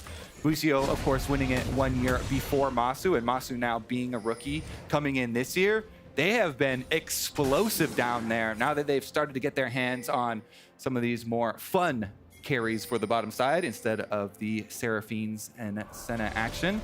Getting the back-to-back Varus games here for Masu really paying off. And now with Serrated Dirk plus tier, feels quite nice. Let's take a look at how it started out with Berserker trying to dash in, but not getting the chunk damage. And then on his way out, Busio just nails him there. Really good, taking advantage of the offensive dash from Berserker. I mean, can't be throwing away those skills versus this duo, Flowers. Yeah, it feels like Berserker just let his ego get a little bit too big on that one, thinking, yeah, I could just try to punish these guys, whatever, if it doesn't work. But no, the instant response. And that play is one thing, but now you're looking at a Cloud9 bottom lane that has no summoner spells. That was all 4 summoner spells burned from Cloud9, and they still both ended up dying anyway. I expect some jungler attention, yes sir, to this lane for sure. Not only are the summoner spells down, but bottom lane is the easiest, most gankable lane on the Rift as of the new season. Looks like Blabber's gonna go down there, but Inspired is going to head up towards the Grubbies instead. Yes sir, Brand looking to keep the pressure on there with those just spawning 15 seconds ago. All right, Blabber's hanging back, just waiting to see, all right, can we get involved in some kind of a fight here? Vulcan passing Biofrost. He looks so shy about it. He's bashful Vulcan. Oh, he's 351. All right, Whippo stuck underneath the turret up here in the top side, down compared to the Aatrox of Fudge, but it's Inspired just easily cleaning up these grubs. He does so much damage to everything. There it is, nicely done. All 3 picked up the FlyQuest, but Blabber is taking the Drake on the other side of the map as JoJo still continuing to pretend to be the Lucian. Lucian has just such a nice, clean auto attack animation. It's easier to farm with a gun than throwing a magical blob. Gun's OP. Yeah, it's a gun. Honestly, though, trading Dragon for the early grubs, not the worst scenario here for Cloud9. They'll be happy to pick up Mountain Drake. Always love those extra resistances. Yeah, for Mr. Blabber.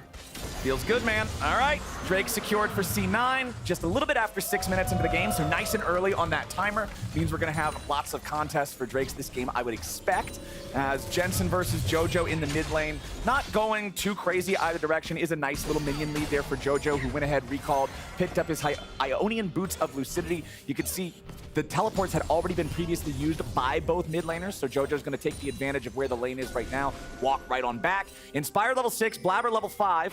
Inspired thinking about stealing away some chickens, but Blabber's hungry too. He'll guarantee that he still has those. Busio wanted to predict there on Berserker, not gonna find it. Now Berserker stepping forward again.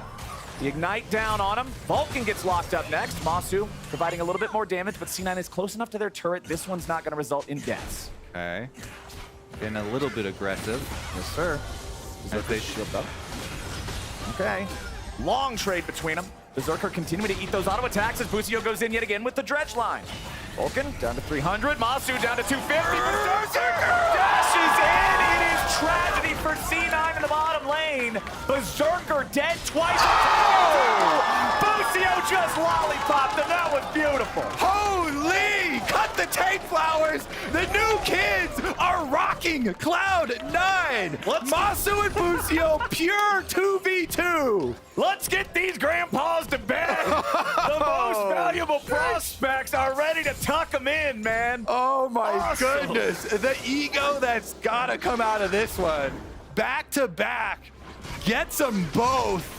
Putting them in the dirt. Oh my goodness. Right in front of the tower too. Look at this. All right, so Busio goes in with the hook. Masu's just poking a little bit. This is the point where Berserker wants to go in on his barrier. He thinks the barrier is going to be enough, and it almost is. It's like one auto. Yeah. Going to be able to get it, but the calculations, pulling it out. This one was really slick. Oh, that's dirty. Good old lollipops. And look at the minion wave as they walk out. The best. Whippo loves this, dude. Whippo was even talking about before. They've done interviews with him where he's talking about how he wants Masu to win this damn rookie award, and he's just loving the state of this game. And you know there's no better feeling for a top laner than just seeing those pop-ups on your screen. Everybody in chat's like, what the hell is this? You see that pop-up in the screen, your bottom lane double kills, you're like, okay, this game's looking good. And then they do it again, and you're just like, well, I guess we win. Yeah, thanks. Top lane's an island, and I'm on a vacation. You're just having a great old time waiting to scale up and meet up with these guys in the mid game. So we already talked about the stat last time where, Cloud9's been over a couple years since they've lost 2 in a row. Yeah, I think this might be a good time for me to check in on how many times it's been since they lost 3 in a row. And it was 592 days. That's a long 595 days, all right. That's a long time, buddy. C9's gonna have to try to stop this avalanche in bottom lane if they want to prevent that here. Honestly, really good job from Blabber so far in this game, keeping pace with Inspired. We always talk about how Blabber manages to find ways to get involved in the lanes while also still maximizing his farm. Neither jungler has been involved in a whole lot of anything so far. It's really just been the bottom lane show as Busio rotates over to mid now. Jojo's going to have to back up, be respectful of this, because if nothing else, Kobe, we know that this Nautilus knows how to hit the hooks. This Nautilus definitely has been accurate. Honestly, too, yesterday I thought Masu and Busio definitely standing out. Of course, that game was pure domination. In the end, Whippo on his Olaf also pretty good contender there for FlyQuest, but Jensen gets hit with the pass-through snare. Doesn't matter too much as long as they don't overextend here. Busio just coming out to make sure that they have control of this minion wave and rotating the bottom lanes both up here too. I guess the ward will see Varus. That ward by Raptors did. What are the Eds doing in the top lane? Go home. You're drunk. Someone collect your egg. What? Attacking the turret? There's no way this is supposed to be. Riot! Why is it attacking the turret? It's not a lane minion. And now they run home? What? Summoner's Rift Kaijus. Attack of the Kevins. I thought for sure that the patience ring is supposed to be smaller than that, but Whippo's going all out, and Fudge is running the hell away. Whippo jumps in. He's trying to keep the 1v1 going while 3v3 pops off back in the mid lane. Fudge going into the Q3, but he ain't going to find it just yet as C9 disengages back underneath the tier 1 turret. No dead bodies on the floor anywhere. I'm still pissed off about the grubs. What was that? Yeah, well, the grubs are still pissed off too, Flowers. That's why they ran that far. Whippo's got that global taunt. He said something about the Ed and Eddies. Yeah, sure. he was. He was making fun of their eyeballs or something. I don't know. All right, that was definitely something. I cannot wait to read the thread about that later. All right, FlyQuest has decided they do not want to allow C9 to have this objective. They're going to take the Drake as JoJo's knocked up into the air. More damage bouncing around here with the brand ultis. JoJo, very fortunate for C9. They make space so he does not get the third bounce of the ulti back on him that would trigger the passive proc and blow him up. So he survives, but still, the objective, the Drake, goes over to FlyQuest. Yep, FlyQuest even up the dragons. Feeling pretty good about themselves as long as some Void Grubs don't pop out behind them. And surprise attack. Maybe Inspired's going to get the jump on them first. You got to kill the grubs first. Now they're docile, though. Look at that. Whippo alone. Yeah, they're calm. No, they're plotting. They're plotting. Oh, yeah. They've got sinister ideas in their heads. And Inspired is ready to get rid of them. He doesn't want to allow them to execute. Yeah. He's got to protect his top laner. Yeah. Keep these things off the tower. Oh, Whippo's coming back. Things are alive. It's Whippo's revenge. Die, grubs. Get out of the lane. Die. There we go. All right. The menace has been slain. The fire extinguished. No more surprises this game, Flowers. And hey, FlyQuest still did hit that breakpoint of getting 5, so they'll have the Void Mites as the game goes on. You know what my favorite part of that whole interaction was? What? The part where the grubs went into lane? I thought that was cool. There's no pause for it. Yes! Thank goodness. Yesterday we had 2 FlyQuest pauses because they had a mouse issue and a keyboard issue. I really, as soon as the grubs leashed all the way over there, I was like, don't you dare. Okay, I've just been informed that apparently Cagel's in chat typing EU greater than NA. Maybe he just didn't watch Worlds and what happened to G2. I'm not quite sure. But Cagel, I can link you the VOD if you need it later, bud. Anyway, let's go ahead and come back into this game. XDD. Yeah, FlyQuest is kind of treating C9 like G2. They're really stopping them here in this early game. And it's a 2,500 gold lead with even Drakes. All right. The kings of the bottom lane here, Masu and Busio, under fire. Should be fine, though. Pops his ghost. Clean walks his way out of that one. Nothing to it, nothing to it. All right, Masu just trying to absorb some of that pressure down here. Very even farm between our 2 bottom laners, despite the fact that Berserker has bit the dust twice. It hasn't really impacted his farm economy too greatly, but still 2,500 gold lead, man. Before the plates fall, we're just about at the point where those are gonna drop. 10 more seconds.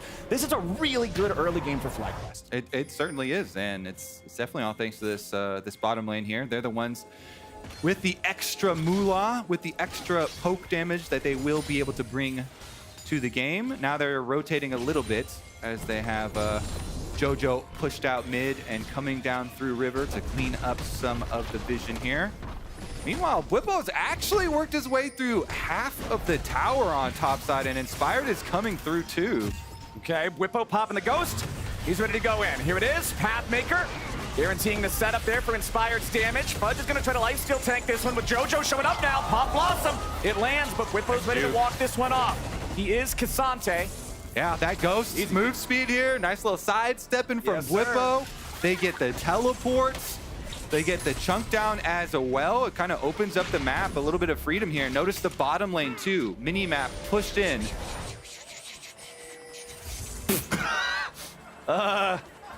Man, what is happening in this game? What is going on? League of Legends. Okay. Welcome to season 14, Flowers. We got the Nico Copter. I've got the grubs. I've got... I don't know. Okay. I just watched Flowers' brain break live. I don't know what's going on. The Nico clone taunt. Trolling everybody. All right, Berserker. Oh! Busio just found him again. You gotta be kidding me. But now Masu, he's gonna be the one to drop instead. No! He barely gets away with under 100 HP. Jensen's ready to rejoin the fight, but with Fudge showing up and Blabber still at full, FlyQuest isn't gonna make this go any further. Yeah, they definitely need a reset here for Masu before they try anything on these objectives. Nice little look there, though. Berserker with the barrier again. Let's Lucio hit him, maybe? Question mark? All intentional bait for sure. Totally. 5-head? Yeah, for sure. Yeah. Do it for content. I mean, they had Blabber right there, and Blabber did use his flash, so it's not like Masu burned his flash without Cloud9 having to expend cooldowns there. And Blabber is not running the Hex Flash here for Rel, so that flash will be meaningful. Yes, sir. Expenditure. Okay, so 16 minutes into the game. Herald is on the map. Okay, so I'm going to draw the line right now ahead of time. If the Herald starts walking into lane and charging its stuff without somebody killing it first, no, then I don't know what game we're playing anymore. Godzilla Herald. We need to get some skins for the grubs and for the Herald. Oh, that would be pretty cool, yeah. Going, I feel like. Turn him into like a big scorpion. All right, everything's got to be a scorpion. Berserker's trying to pop off with the calling, but Busio hits him with a dredge line. Lots of damage pouring in from Inspired's brand, but Berserker can get away in time. Masu and Inspired, still plenty of DPS available, but Blabber is a tanky boy. He'll be able to walk this one off as Masu maintains the pressure in the mid lane over the wave. Yeah, looks like Jojo as well. They had Jensen following him, but then Jensen decided to go back up, clean up this minion wave, and it is just going to be everybody returning to their correct positions here. So we continue the farm, even though the dragon is up and the vision fully controlled by FlyQuest. Jensen, with his flash available, feels confident, gets a Little auto here up on the turret with his extra Void Growth passive. All right, Jensen now could be got in a bit of a flash. tough Might have spot. to use that sucker. Yep. Pop Blossom's gonna find him. Jensen not using the flash here, instead trying to outplay it. Late flash. JoJo might be able to get on the shockwave. Will not do enough. Jensen thought he would be able to maybe bake them in, but C9 brought enough firepower. Cloud9 definitely know when they make that play, there's going to be a cost, though. They're showing 3 people, including their jungle on top side, so they know they're giving up the dragon for that, and Inspired immediately goes to pick that one up, but I think it's a worthwhile play anyway. Okay. It's just dragon number 2. You've already split the first 2 dragons, so the stacking towards soul is not going to be very quick. It is a cloud soul as well, so they don't value it quite as highly. And in order to get a kill on the Jensen, the flash off of Jensen, and a turret on the top side of the map, I think that is well worth the price that they paid, considering the state that the game was in them anyway, or the game that they were in already. Even though Whipple ends up getting a tower on the bottom side of the map, I think they still probably needed to do that. I think Masu, though, here with 2 core item now, opportunity also picked up. Poke damage is going to be very, very painful for Cloud9, so they won't be able to wait around at any of these objectives and soak up any poke. JoJo is going to have to make some quick moves. Blabber and JoJo, of course, the ones to do the big engage for Cloud9. Yeah. They want a combo for that big AoE on their collapse. That's what I'm thinking about. I mean, you called it out at the very start, right? The Nico and Rel working together. Even if you're losing the game for a very long time, you've got that one fight, one game type of situation where those two can really make something happen. And honestly, they need to. C9 having lost their last couple of games, the super team curse kind of manifesting as FlyQuest is going after the Herald at the very end of its lifetime. You know, this thing's automatically going to despawn about 30 seconds from now, so they want to try to pick it up before that happens. Blabber's showing up to contest. Busio over the wall here in the brushes. The Herald is low. Blabber goes in, steals it away. TY for Leash. C9 gets the objective. Yeah, I mean, Rel is like #1 in terms of stealing objectives as we Cassante our way out. Yep. Because, yeah. I like how it's a verb.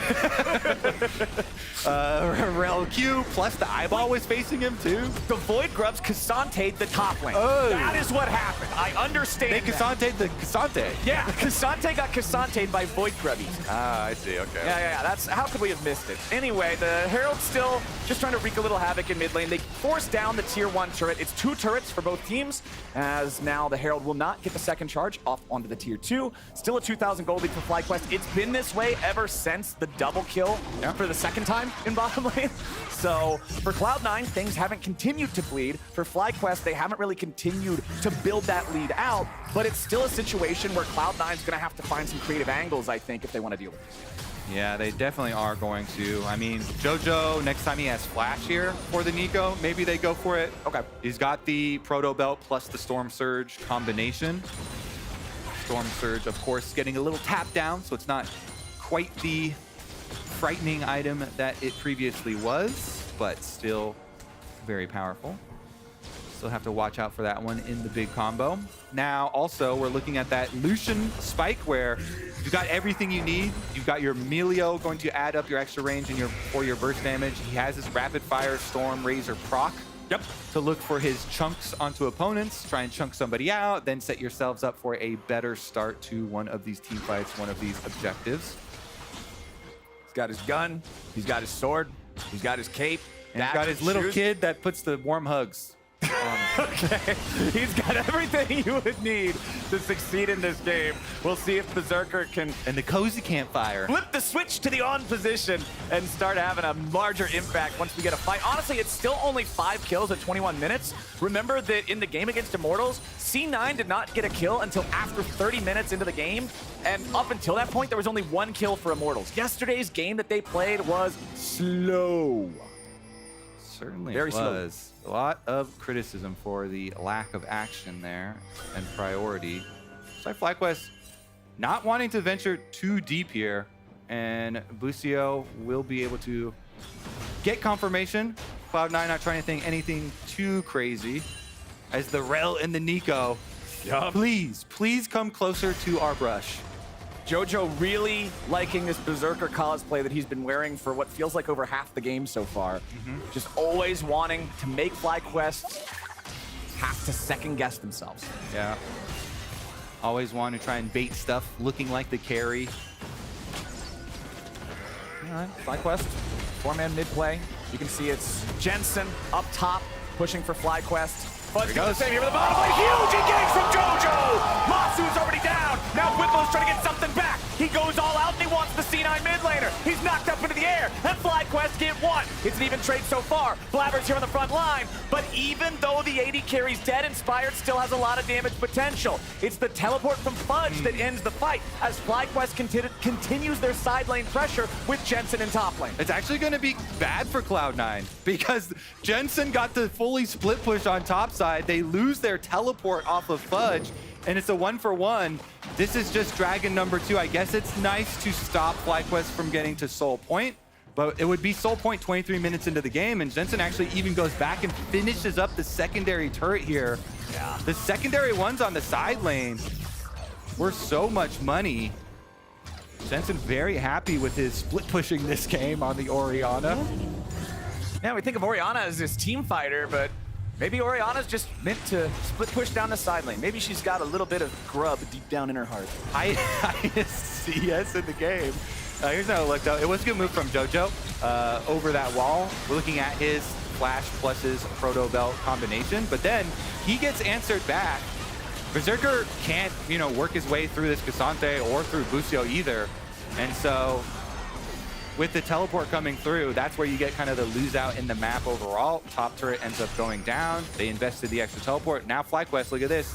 2 teleports to their name, and Inspired wants to make use of it. Goes for the aggressive invade, steal away red buff, which is a bigger buff than it previously was, now that it goes to everybody on your team. Yeah, and Blabber's gonna get hooked now. Dredgeline hits him. Berserker coming in from the side looking for the culling. Masu doesn't want to eat that whole thing, but Whippo's gone in. He wants Berserker. He's all out. Piercing arrow over the top to follow him up, and Berserker's already dead. Pop Blossom gets 2. Whippo's locked down, but he's still alive. He gets away with a shield as Inspired burns Fudge Defender. JoJo's gone. FlyQuest are absolutely steamrolling. It's 5 dead bodies in Cloud9 jerseys. That's gonna be the king of the grubs for them now, Baron. Yeah, buddy. FlyQuest. FlyQuest are dominating. This is your LCS #1 team. They are tied right now in first place, and they're about to get another win here, it looks like. Huge fight there for FlyQuest. Not losing a single man. Whitmo gets taken low, but he can get out in time. The burst comes through, everybody dies. Berserker really having such a tough game in this one. What a cool story here for this FlyQuest setup too.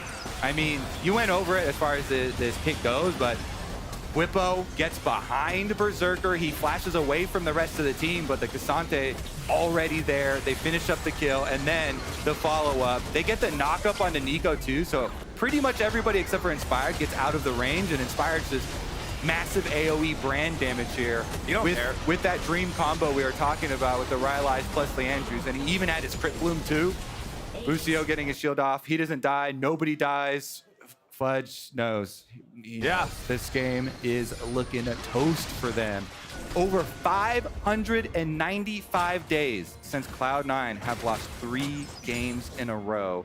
FlyQuest want to turn that marker down to 0. Yes, sir. Busio constantly looking for these engages. 2-0-7 on the Nautilus. It's 9 out of 10 kill participation for both of the bottom lane duo of FlyQuest, as they're all grouped up now with the rest of the team, ready to push on the tier 2 in bot lane. Fudge split pushing on the other side of the map, and it's Whippo sent to stop him. So 4v4 combat here in the bot lane, as Fudge nearly has his teleport ready to rejoin if needed, but not quite yet.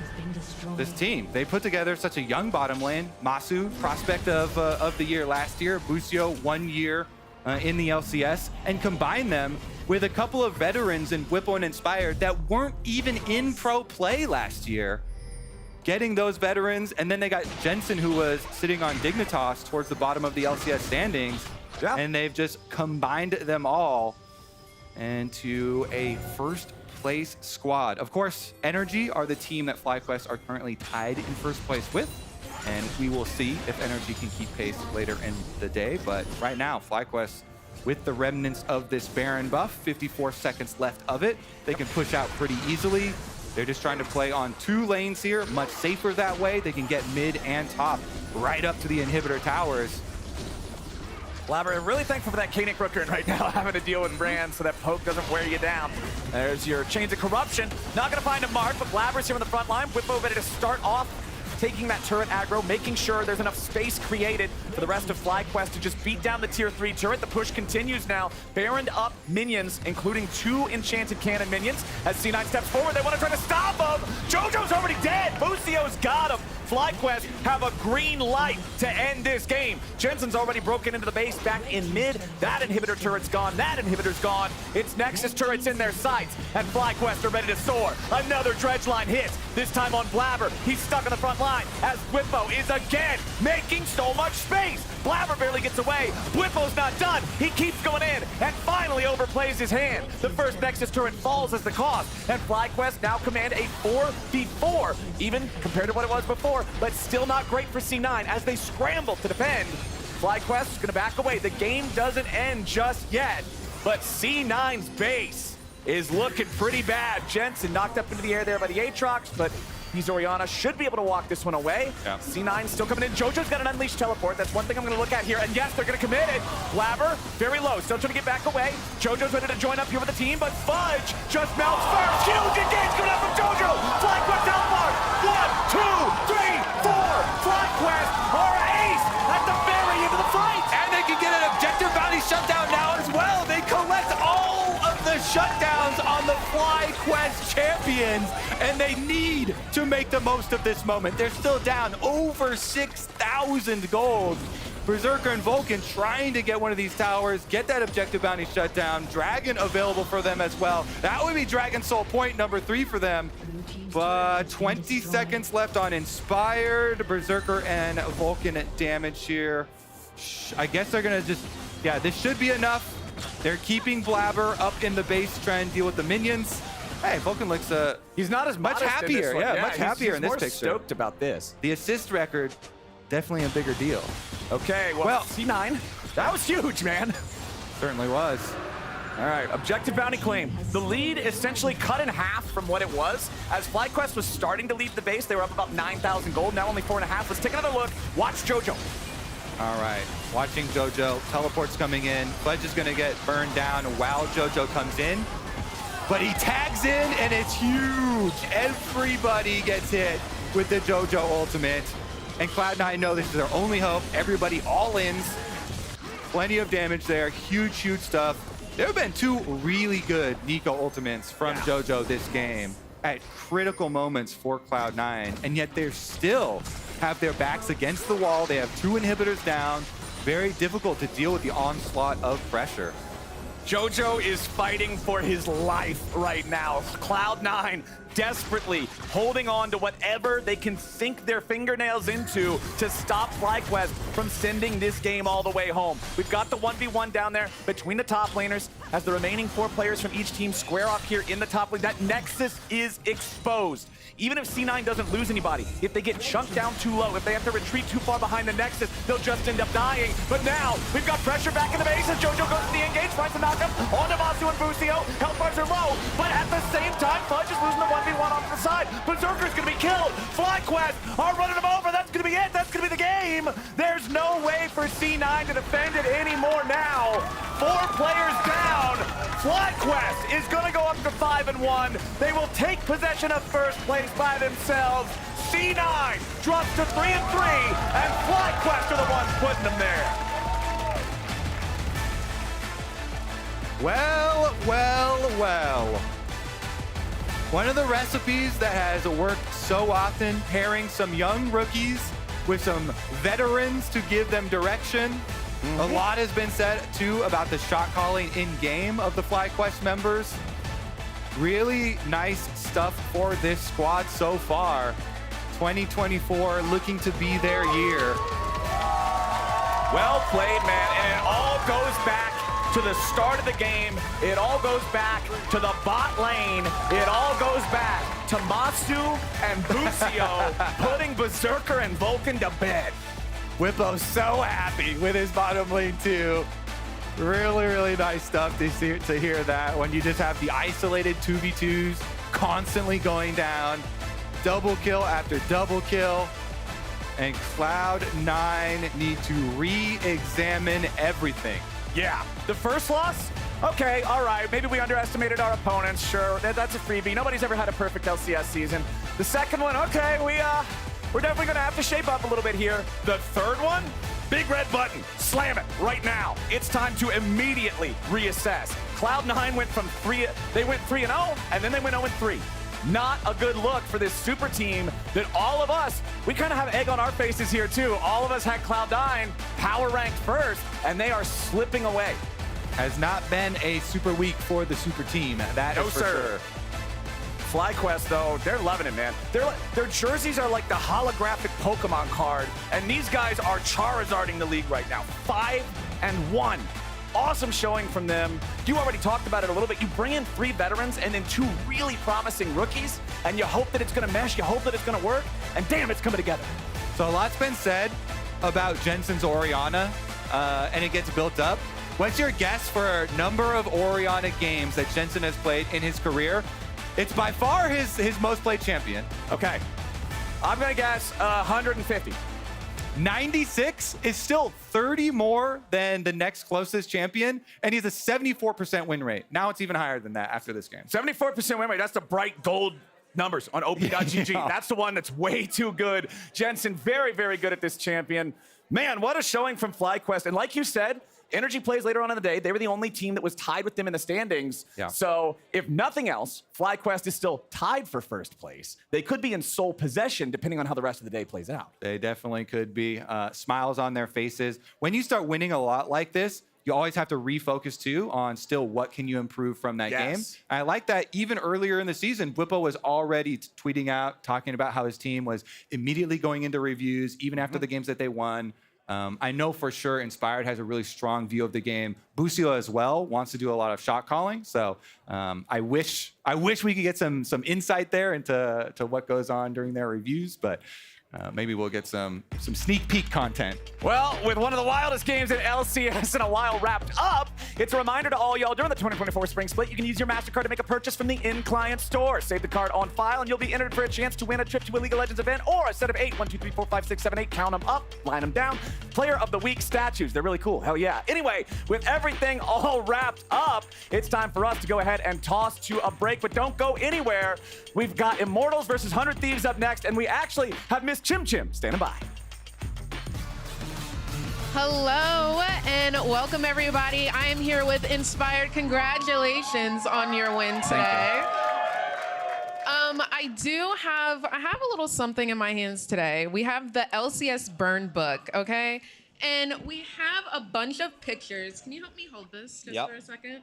We have a bunch of pictures here of all of the LCS players, and some people have written some kind things. FlyQuest didn't understand the assignment. I told y'all to write insults, and y'all wrote compliments, so I'm a little bit upset. But yeah, we're gonna go through, and I want you to write something about C9. I don't know what this is doing here. But yeah, I want you to go through. Firstly, let's look at your page, okay? Yeah. Okay, so somebody said that they don't like your tattoo. Can you guess who said that? One of my friends probably, but if I would have to guess, it would be either JoJo or Impact. Okay, let's see. And you are correct. Impact, yeah. You are correct. Somebody also said you don't run enough at soccer, so y'all play soccer together? I mean, only Vulcan plays soccer with me, so. Is Vulcan good? I mean, he also doesn't run, so I don't know why he's complaining about me. Okay, so who do you want to write something for? For JoJo. Well, perfect, because it flipped over to that.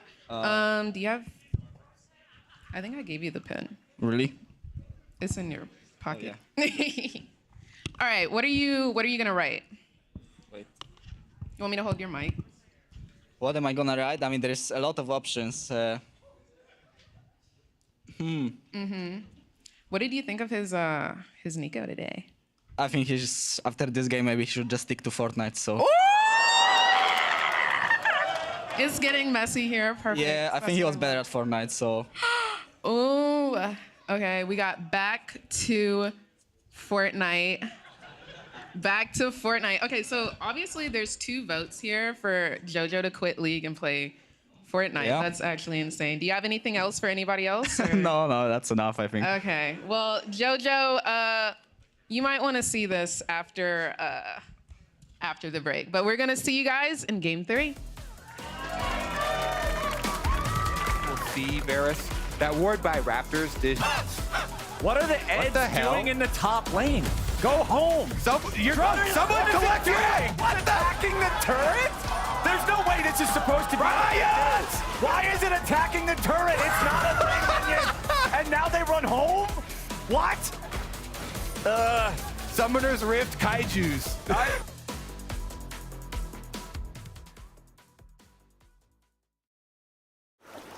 Look what I've just made. The perfect pearl. Not too bad, but check this out.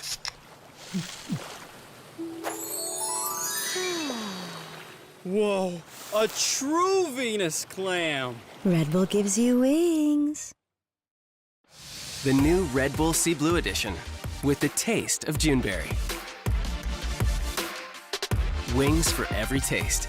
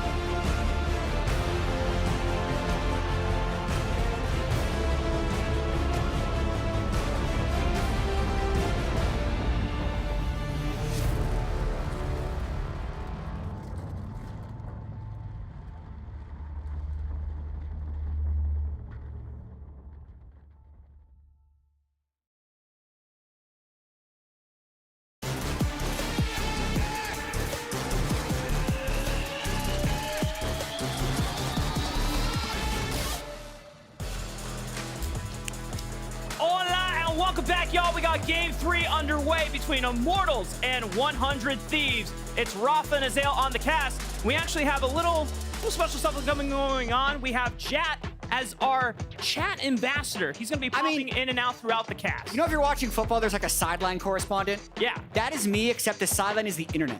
So I'm in Twitch chat, I'm in the Reddit thread, I'm watching Twitter. I'm on Slack.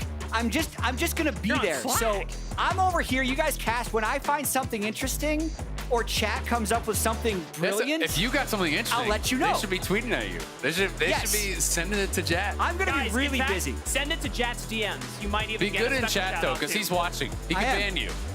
I am. I assume he has admin. Maybe he doesn't. Maybe he doesn't I have hope those I do, powers. man. I really hope I do. Let's find out. You never know. Can you ban someone? Just give someone a 10-minute. You know? Yeah, I'll see. See if you have the power. If you're in chat right now, say hi, Jat. You know, and Yeah.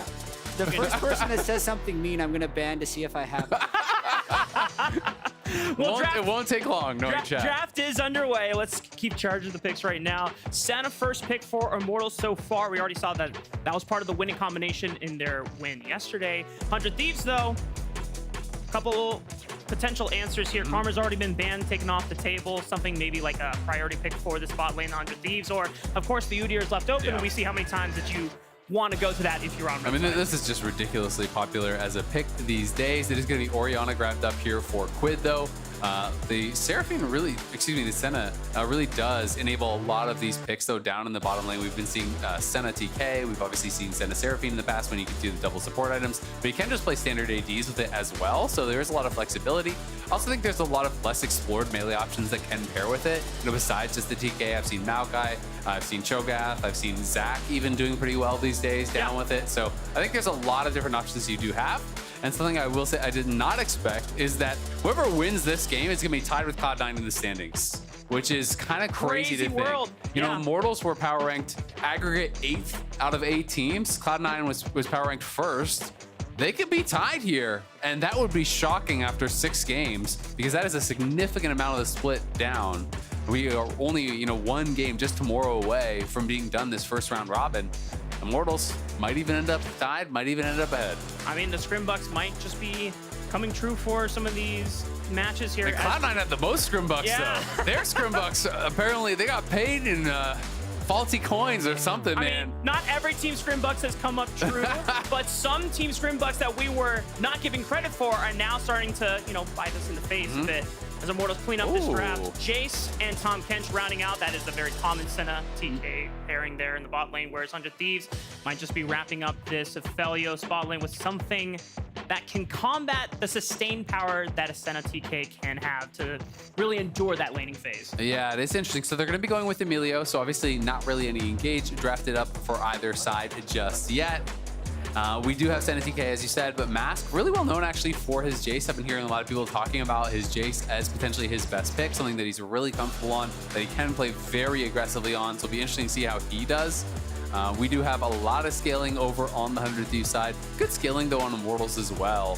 And I'm kind of interested to see, with this Jace, are they going to try to pair it with some more poke-type options? Are they going to get something that is more kind of non-committal? Or is it going to be, more just kind of standard bruiser top, engaged jungler to round out their composition? And something for Immortals to consider is we already have a ton of physical damage that you're already alleviated to, so some form of magic damage has to come through just to make sure that the composition feels balanced out and there's nothing that 100 Thieves can counter with on a tank matchup on the other side of the map. Armeo has been one that usually has gone to things like the Lilia, which 100 Thieves have already banned out. The Maokai is also common pairing with the Jace. Trying to think of other AP pairings. We saw Inspired pulled out the brand earlier today. I mean, there's a lot of good AP junglers that right now. I mean, I do think that you have a lot of options, actually. You can even go towards things like Evelynn if you're comfortable on it. I think Evelyn's actually quite strong. Obviously, we have seen some of the more standard ones, like the Lilia, like the brand, really, really common this patch. I've seen Diana been played a little bit. I've seen some people starting to pick up Karthus again. So I do think that there's tons of options if you're looking for an AP jungler, but I don't think you're locked into that. They definitely want AP somewhere, especially if there is going to be, a blind tank top or something like that from 100 Thieves.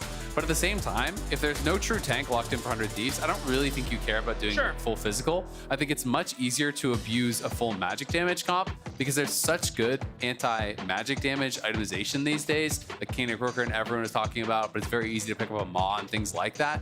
Whereas, someone grabbing a Death Dance or whatever, it doesn't feel like it really kind of counters you, you can be a bit more efficient, but it's not that big a deal. I got a question for you guys because I've been following along with the channel point predictions. Sure. What do you think it started at before the first phase of the draft, and what do you think it's at now? Well, I think people usually do the predictions based on popularity, so I think it would be heavily 100 Thieves favored. And you said it's switched, so now I think it's switching to Immortals. Yeah, you're completely wrong. Am I? Yeah, Immortals started as the channel point leader for predictions, and now it's 100 Thieves based on Felios, Orion, Amelia. Oh, it's actually pretty close. Oh, it's really close. It's been around 50% the whole time. That's interesting. Yeah, I would have thought the 100 Thieves would have had that edge in the fan vote. Yeah. It is going to be Cassante potentially locked in here. So with Cassante getting locked in, I definitely think you want some sort of AP. I do think you are potentially worried now about that full physical damage comp. Jason and Senna are also not tank killers, so you need some sort of high DPS.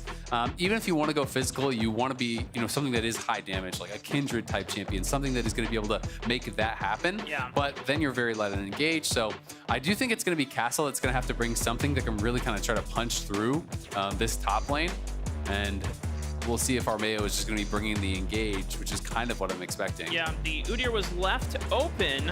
I'm not going to fall for the bait now. I mean, this could be jungle, it could be top. Yeah, and it's still a flex option. Exactly. And the other thing is, because you have full physical so far, you could lean more heavily into the AP variants. In competitive, I've mostly just been seeing people still go like Sunfire into Spirit Visage and things like that. But I don't think there's anything wrong with grabbing a Leandries early on, grabbing just some sort of magic damage. It's the same principle to how people played Maokai jungle when they were with full physical comps. They would just splash in some more AP, get some more value from that. You're not going to force people to build MR as a Zach, probably not. Yeah. But you can at least get a little bit of AP, have that mixed damage threat. I do still think Cassante is going to be very difficult to deal with, but you've got the Rel, so that's the engage. Alongside that, Zach, it's going to be about protecting the Senna, protecting this Jace, and we'll see how well they can deal with that front line. They do have a lot of peel, and they do have a lot of engage. On the other side, they're very light on engage so far. The Poppy is going to get locked in. It's still not one of those things you'd look at as primary engaged, but it answers very well some of these picks. You're looking at the Rel, you're looking at the Zac, even if the Jace ever wants to go melee form to the skies, those are all super easy to interrupt. So Zac cannot be looking for these, max range E's. You got to be getting in the mix, looking for more surprising angles, looking for Q stuns.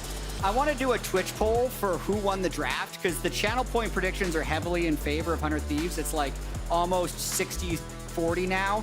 But Azael, I want to know who you think won the draft, and then I'll tell you if Twitch thinks you're wrong or not later. I think the 100 Thieves won the draft. I think that they have really good disengage, and I think that with Immortals comp, they're kind of forced to engage into you. Poppy, as well as Melio, really good at absorbing the engage and turning things around. Orianna, hard to engage into as well. The advantage on the Immortal side, I would say, is the range with the Jason and the Senna, but I still prefer what 100 Thieves has.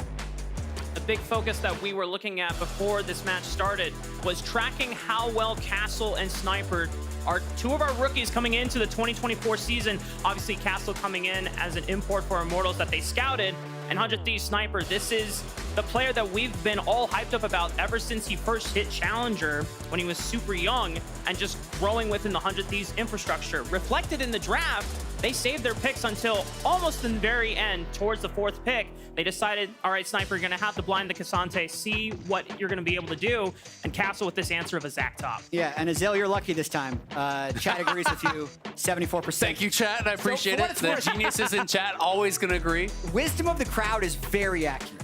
True. So I think Twitch polls are actually way more correct than people think. Yeah, they're actually pretty solid.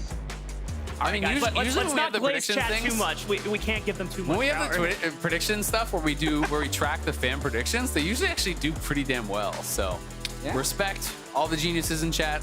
We already know it's only Challenger players watching the LCS there in chat. It's thousands upon thousands of Challenger Chat players. leaning back in their armchairs like, yes, Azael, blaze us more. Give us the power. If they're not Challenger, it's only because of their teammates. True. That I resonate. Exactly. Just like me playing with you. Wow, man. All right. You want to take over? I'm going to... Yeah, sure. I can play with play, no problem. Oh, my God. He's taking my job, too. Oh, no. All right. Well, we're into game 3, y'all. And if you've been missing out, 100 Thieves and Immortals, whoever wins this game will be tied with Cloud9 in the standings. Oh. So here's the good news. Okay. What's up? I'm still fully engrossed in content. Hell because I have a second screen experience with chat. I have some fun facts from our stats guy. Okay. This is the first Zach top since 2020 spring. Can you guess who played it? 2020 spring. Yeah. Ooh. This was actually pretty infamous. It led to the fall of one of the great LCS teams of all time. 2020 spring.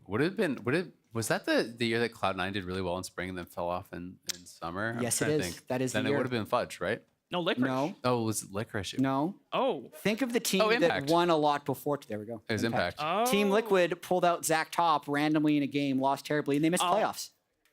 I got baited because They you missed said playoffs. Cloud9. I was like, okay, Cloud9 top laner. But Team Liquid, yeah. That was right after the back-to-back period. Yep, it's the post doublelift era. You can tell which is the doublelift era because they won all their titles, and then the post doublelift era where they never won again. It's two very easy distinctions. How many teams is that true for? Probably a lot. Basically, did CLG never won post doublelift, right? Yeah, unless you count. Or no, energy, they which did. They don't won with 6A. Yeah, and they won with 6A. So they did. immediately So TSM did TSM win without him? They did. TSM won without him afterwards, right? They won with Turtle once. Yeah. Afterwards. But then when he rejoined, they won again, and then they Yeah. didn't. Yeah. Anyway, we're back in the game. Congratulations. We are in a game. Immortals looking for a little bit of an invade there. It's going to be a fun one to watch. I'm pretty excited to see how they're going to be able to actually perform. I do think there's a lot of pressure on both Mask and Tactical to have good games here. Obviously, there's going to be a lot of armor stacking from the Poppy as well as the Cassante, so 2 tanks were drafted there at the end, and it's going to be their job to try to punch through it. I'm also kind of interested, as a result, will Tactical go on hit? Like, you basically only see lethality, especially when you are the kind of fasting Senna, as we're going to call it these days. Yeah. But, I do wonder, in this case, would he consider something like a Kraken, a higher on-hit damage build? Because someone has to be able to deal with the Poppy and the Cassante. Even if Zach is dealing a fair bit of magic damage, Zach is not a tank killer, so to speak. Like, you have some pretty decent sustained damage, especially if you do go Landra's Riftmaker and those kind of AP builds, but you're not really threatening the front line. Also, Twitch chat told me that Zach was played by Broken Blade earlier today. And then even earlier today, it was played by Zeus. Caps also and even played earlier away. before that, it was Driver in the PCS. So it's actually been played. This is the 5th time today it's been played. That's crazy. Zach is really strong as a solo laner. I think he's decent in jungle. I think he's incredibly strong mid and top actually right now, especially in solo queue. The amount of sustain that you have is really, really difficult to actually push you out. Yeah. It is very tough, especially when you are playing a tank into him. It's not fun at all because you just can't really win the trades. As long as you're actually hitting those abilities, you just keep picking up your blobs. You kind of out-sustain everything. And we're seeing this, like, look at Sniper on this first wave, already losing about a 40-50% of his health. And it's not like Zach got major buffs or changes recently. He's relatively the same champion as of last year. I remember around last split, I think we were talking to Whippo one of the times he was here on the broadcast, and I was just kind of like, shooting the stuff with him, saying like, hey, what champions do you think are super underrated right now? And he's like, Zach. No one is picking Zach right now. It can be flexed in multiple roles, and sometimes you just have to wait and see other people start playing it, and then it catches on. I want to ask Azael another question, and he needs to go up against chat. Which team is going to get first blood? Which team is going to get first blood? Oh, River's team, man. 100 Thieves, yeah. 100 Thieves. There's stats to back this up. It's a River diff. The lowest first blood percentage in the league is Armeo. Immortals. Yeah. So, I mean, based Armeo on the has the percentages, lowest. that's the right pick, but you never know. I hope chat goes the other way. I mean, it's definitely possible. I know Armeo is 8th out of 8 in K+A at 14, so he is very inactive. And that's been one of the criticisms towards him, I think, throughout his career, is that he is very farm heavy, but he struggles to find those windows to make ganks happen. This could be one of them potentially, though. We'll see if he can make something happen. But I mean, River has such a reputation amongst pros for being this creative player, for being this guy who's going to find that kind of oddball gank path and make things happen.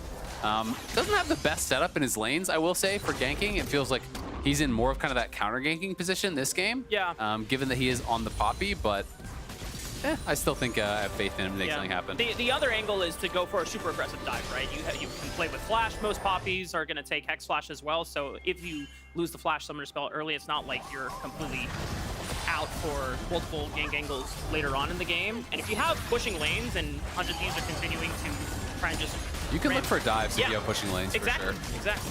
Yeah, and I do think that's one of the strengths of the Poppy, right? You know, generally speaking, if it is in these open lanes, you kind of have to come from behind. But you can see nice defensive ward here. So it's on their own Raptors, expecting Poppy to be looking for it. Is one of those camps Poppy loves to take. You can clear through it very, very quickly with that AoE. So he is at least spotted out, and it's going to mean that our Mayo can go for the counter jungle, can answer this on the other side, take away the enemy Raptors. So it is just kind of tit for tat. There's a ward on both sides. There's a lot of coverage there around mid lane for Mask, knowing that he is going to be playing this Jace, want to keep him farming. They had a ward on their own Raptors, a ward on the enemy Raptors, and a ward in the side brush. So clearly there's a pretty big focus on enabling these mid laners, keeping them safe. Both teams doing similar things, and clearly having the read that the only place that can really be attacked is mid lane. And with our Mayo here behind, Quid could be in trouble. Even if Quid doesn't go down, you can always look for flash Nice for flash, flash, and that's wow. exactly what happens. But it was picture perfect from Quid to dodge that game. Yeah, that was actually really fast from Quid, because for a lot of that, our Mayo was out of vision, and then it was a Q flash as soon as he is seen. So very quick stuff from Quid, respects the gank, gets out of there. On bot side, you can see Tactical and Olay pushing this in. Most of this farm is actually all of that farm is all going to be lost. So Ayla's just going to go and see if he can actually delay the enemy recalls. Doesn't spot them in that brush, so we'll have to back off. Sniper in trouble. Let's bounce from Castle, but River is here to potentially punish. Castle still has flash to play with and his passive, so Castle isn't in any immediate danger, but he's forced to back off the wave. Yeah, just kind of one of those coverage plays. Castle getting aggressive, hit 6 first before Sniper, just uses the ulti there immediately. And our Mayo now spotting River. These two may be running into each other. Pink is going to be lost there by River as he does place it down. Top lane going pretty well for Castle. He does have that early bomby and then did pick up the cloth armor. So we'll see if he is just going to be going Sunfire. That's kind of what I expect from him. You know, I did talk to him a little bit about Zac builds as well, and he kind of does feel like tank is the superior build, that the base damages are high enough that you don't need to build AP. Sure. I do think if there were a time to do it, it would be a game where your team is full physical and there's 2 tanks on the other side. But at the very least, I mean, Sniper rushed a Cowl. So like, he's kind of putting the fear in him either way. You know, when it is Senna Jace as those true damage dealers, still forcing out that Cowl is definitely good. Potential all in, but Ole's Abyssal Dive is immediately answered by Meech's Flash. Now that is an 80 carry without a summoner spell. Still has Ghost to play with, but can be exposed if our Mayo ever decides to float down towards the bot side. River was looking for a play on Mask, but he flashes the Shockwave and he gets out alive. So 100 Thieves won the poll by 1% for which team will give up first blood. So really close, but they again agree with the Zale. And also, just like in case anything's happening, if there's ever anything You're smart, chat. If there's ever anything you guys want to know, I have the internet at my fingertips. So just ask me a question. What is the meaning of life? I can find an answer. What's your confidence level going to be? You know, Low. when you give us the Wikipedia says to do good and to do the right thing. Okay. Okay. That's wholesome. Do the right thing. Gank top for your top laner, you know? Win the LCS. That's doing good. We'll see which team is going to end up doing good in this one.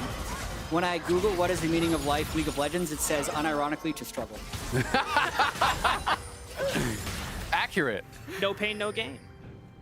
We're all a little bit masochistic, you know, playing this game. They're playing it since 2013, since beta. Yeah.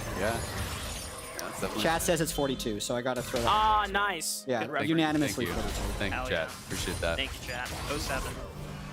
It's been a quiet early game so far from the looks of the scoreboard, but there's Look been at the farm mid. Yeah, many summoner spells blown, and my goodness, even with the pressure and the Quid early is kinda class stomping. Quid, Quid is still putting the pressure down on Mask.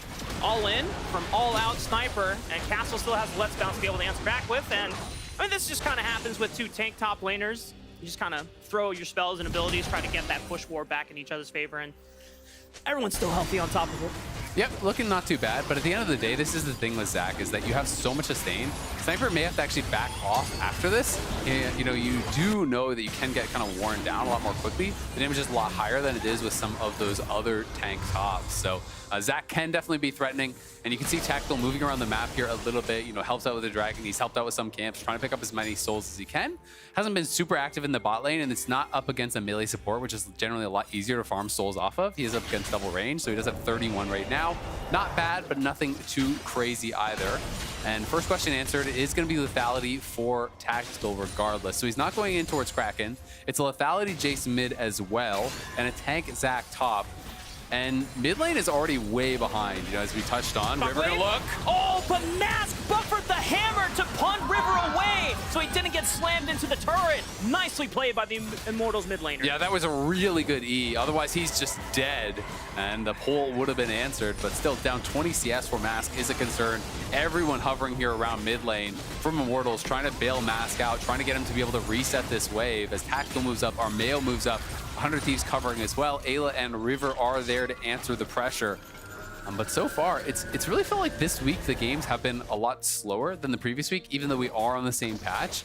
I'm not sure if that is people really feeling the pressure of realizing, hey, it is Super Week. So much of our season is actually going to rely on success in this one, or you know, if it is kind of a development of the meta. But definitely, we've had way more patience in the early games. Sometimes the team's detriment. You know, even looking at Cloud9.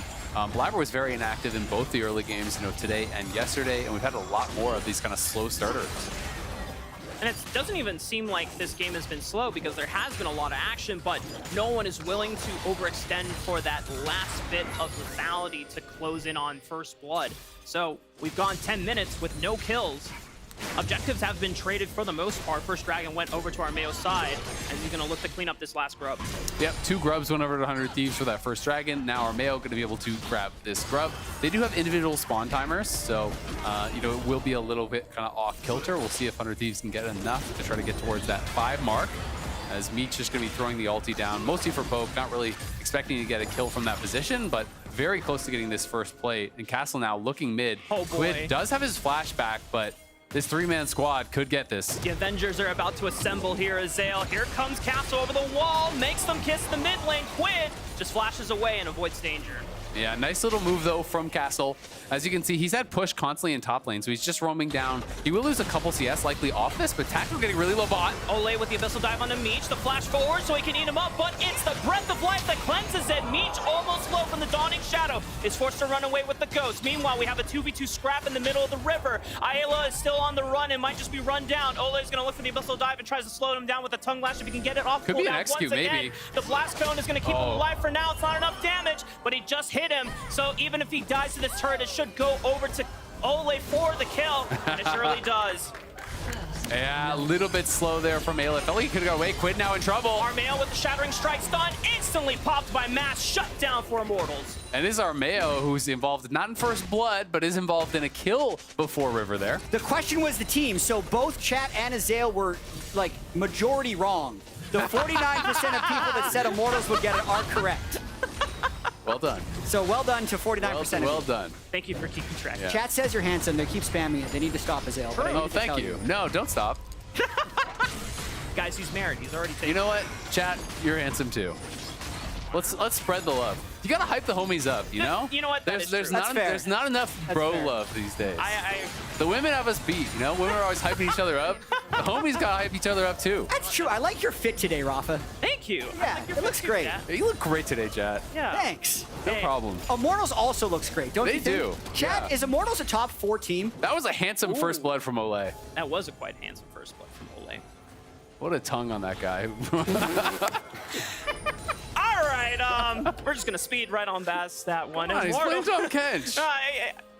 This is back to Flowers. Let's lick in the bush all over again. It's all lick in the bush all over again. Oh my goodness. Classic throwback. The Avenger squad are assembling once again, this time in the bottom lane. Here comes Castle. Tries to make them bounce again into multiple knockups, and that's Ayla going down. The teleport from Sniper comes in to alleviate pressure, but the damage has been done. They've already lost their support. And Immortals, they might look for more, but the Dragon is still up and available, and they might look to take that one next. Yeah, they're going to be able to move over towards it. Castle really moving around the map well, has had a big impact so far this game. You know, winning the top lane up against Sniper, making roams down towards mid, down towards bot as well. And he's doing it without actually expending the teleport, right? Sniper has to spend his teleport to get down there. Castle's still holding on to his, and he's just moving around here with Armeo. And they're hunting for Quid. He still doesn't have flash. Shockwave catches both of them up. River with the Keeper's Verdict knocks them up again. But Dawning Shadow's going to keep them away. Here comes Sniper, cleans up Armeo, and now the rest of the kills. And Sniper takes Castle all out on the other side of the wall. Mask is locked up and he's in trouble. Castle tries to go in and save his mid laner. As Mask tries to go back in, they're looking for the killing blow on the Sniper, but he's down.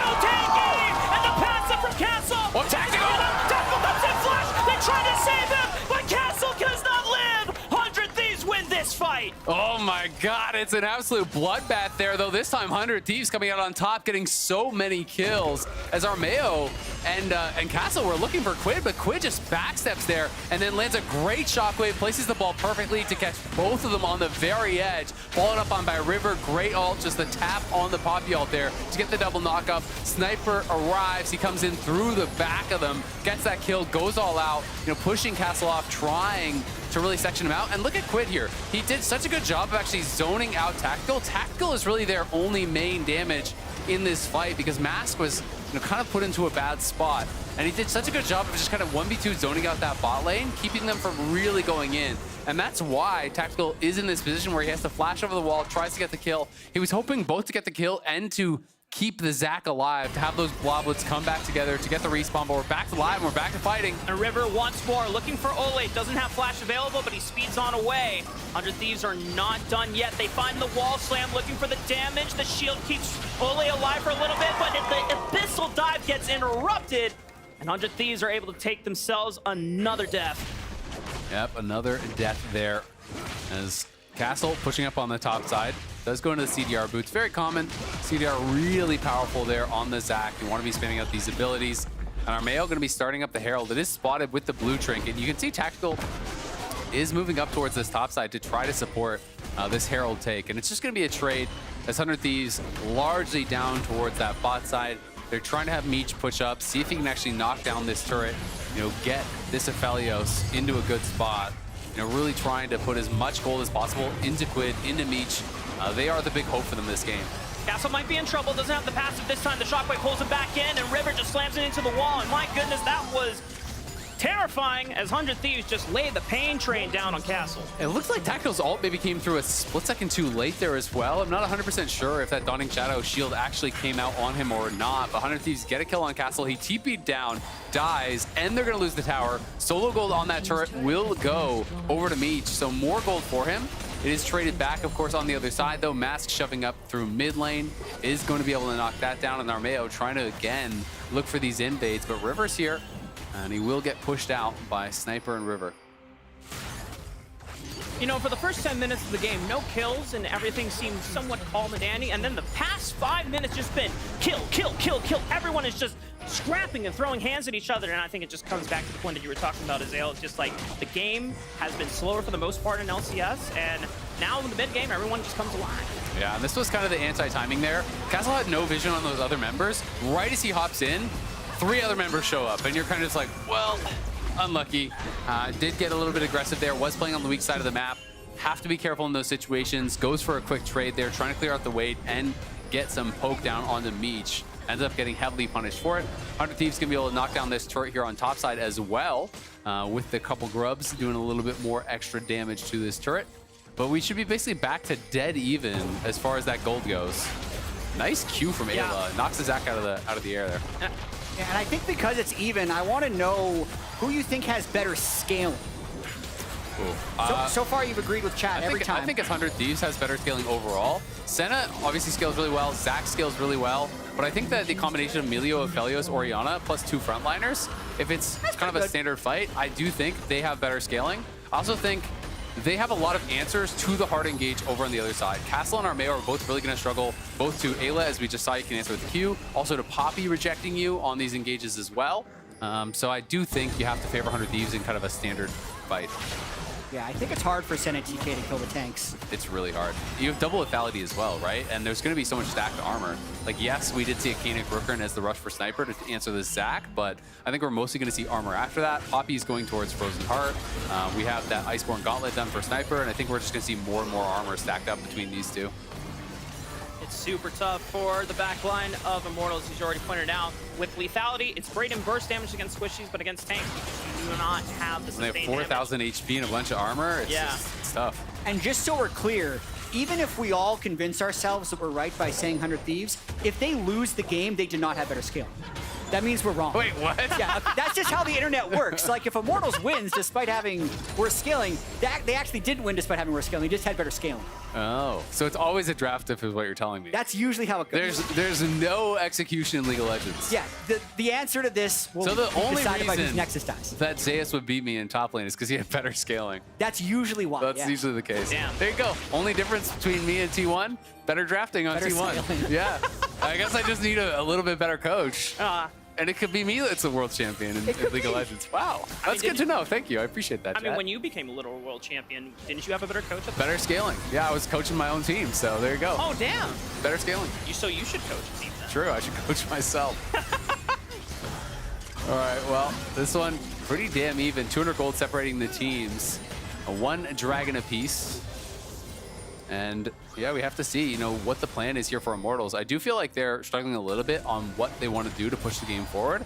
I think that 100 Thieves are very clear that they are happy just kind of farming this one out. They seem to believe that they are going to be winning in the late game. And I feel like Immortals is playing with a little bit more urgency. They're grouped up a lot more. They're looking for these engages. But I think it's going to be tough to find. And urgency is the correct word here. Armeo just throws himself in there, but the engage is completely stuffed by 100 Thieves. Castle's the next one to try to get in there. Tries to go Here for the comes left bounce Sniper. right on the all meat, but the kiting is just immaculate from 100 Thieves. Castle finds one on the river, but the rest of the back line from 100 Thieves is just safe and sound. Meanwhile, Mask, Tactical, and Ole got completely pushed off by Sniper, and the rest of 100 Thieves are ready for the re-engage and looking for the charge as rest of 100 Immortals, they back off. Yeah, and that was just an overforce, I think, from Armeo. Armeo goes in, they just turn it around on him, he gets burst down. The Breath of Life is there for Ayla. They have all these tools to be able to turn around the fights. Quid never even used the Shockwave. He's had that available the entire time, so Immortals couldn't even commit in after that, and now gets the kill even with the flash. What was that burn damage? Was that something like a proc or something? Was that Storm Surge? Or I'm not even sure if that was Leandry's or what that was. Maybe an Airy? Oh, it must have been Luden's proc or Leandry's, because he has both those. So it had to be one of those. Had to be some sort of item damage that killed him, because he definitely flashed the Shockwave. He didn't get hit by the Shockwave. But the damage follows, he gets the kill. Nicely done. 100 Thieves looking like they're in control. That's what feels bad. And we'll take a look back at the replay once again. As you pointed out, Armeo feels the urgency to do something, goes in, and it just But look at where Mask is. Look at where Mask is. He's so far away, and it's like by the time Mask is in range for a max range Shock Blast, Armeo is already dead. And then you have Sniper on the bottom with Quid. They're pairing up, and Sniper just goes and he just runs a tactical. This is all you have to do against lethality carries when you are the tank. He's running at these two carries. They're completely zoned out. If Tactical and Mask can't hit and they're just walking at Sniper and having to deal with him, guess what? Quid and Meech are going to crush you in the fight. They're going to kill your front line way faster. So Sniper playing this out well, playing to that win condition. We can watch this one more time, see if it wasn't back that item damage that did get the kill here on Tactical. As Tactical steps forward, Quid is positioning aggressively. QW, looks like Luden's, yet the burn from Leandry's is that last little tick. As that Luden's companion proc and that tiny bit of burn damage was enough. A frustrating death there from Tactical. The TP's now coming in here. Both top laners show up in the mid lane. And it's a standoff from 100 Thieves and Immortals. There's no Dragon quite available, as looks like 100 Thieves just took it off the back end, but Baron is still an objective that both teams have to fight for. At the moment, Vision is partly on Immortal's side, but they only have a little bit from their own river entrance. They don't really have further beyond that towards 100 Thieves jungle. Yeah, absolutely. We're gonna have to see, if Immortals can get creative. They have to find these engages. They have to be explosive about it, because if you are too obvious, you're always gonna get rejected by Poppy or Emilio or whoever. But at the same time, your whole team has to be ready for when you go, right? If you look for this long-range flash engage and your team can't actually follow up, it's just gonna be to your own detriment. Castle now is gonna be spotted as Quid is pushing in. 100 Thieves were pushing up through mid, pushing in through bot, gonna move in and try to steal away some of these camps and look to threaten that tier 2. Immortals trying to rotate over, and it will be secured there by Armeo, which is nice. I mean, he's charging in. Castle was looking as well for the engage. Armeo forces it right on top of Meech, but he's pelted away as Meech is just able to kite safely thanks to the cozy campfire, as Castle is still fighting with River, but Castle's taking way more damage than River is, and he just goes down.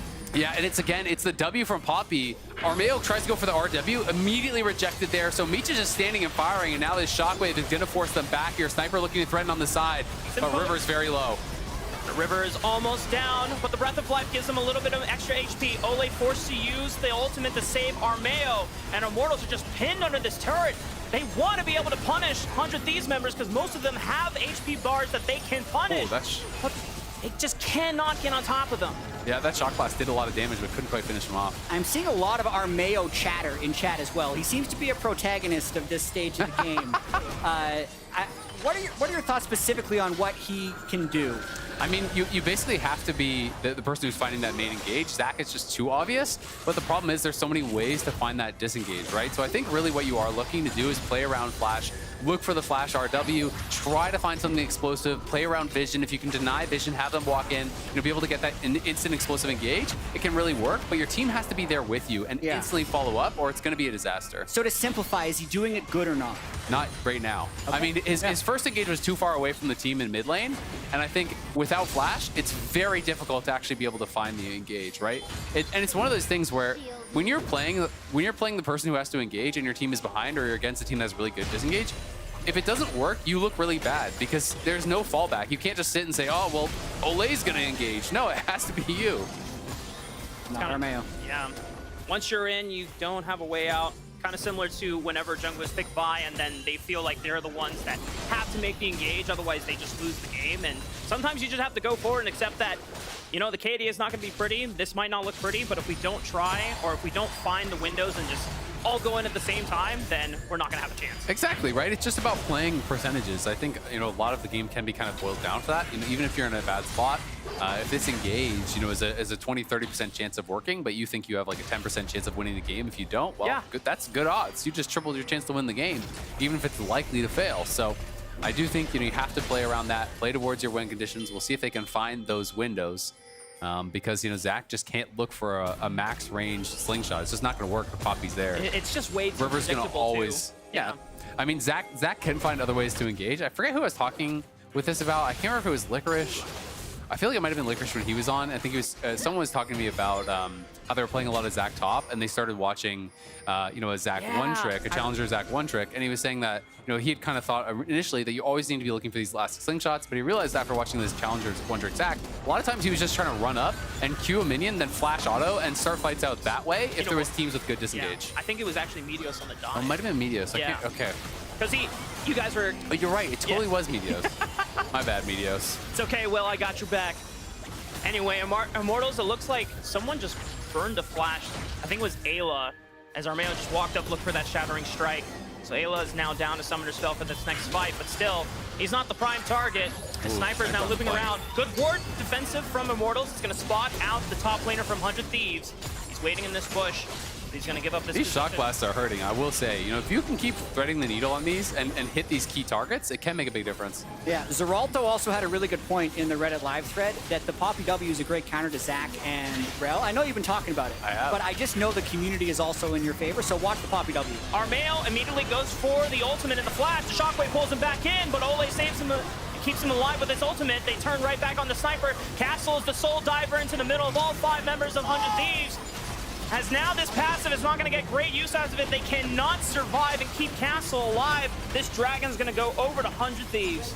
Yeah, nicely done by 100 Thieves. Again, able to absorb that engage. This one I actually think was a pretty reasonable try on the engage, but the flashes are there from the 100 Thieves carries, and they were equal to the task. They reacted in time. Quid flashes out, Meech both flash and Ghost immediately. So they do force those, but at the end of the day, still, they can't follow up. It's so difficult for Tactical and Mass to follow up. That is the problem here when you are playing this composition that can't actually punch through the front line. And on the other side, they can. Orianna, as well as Aphelios, can crush your frontliners.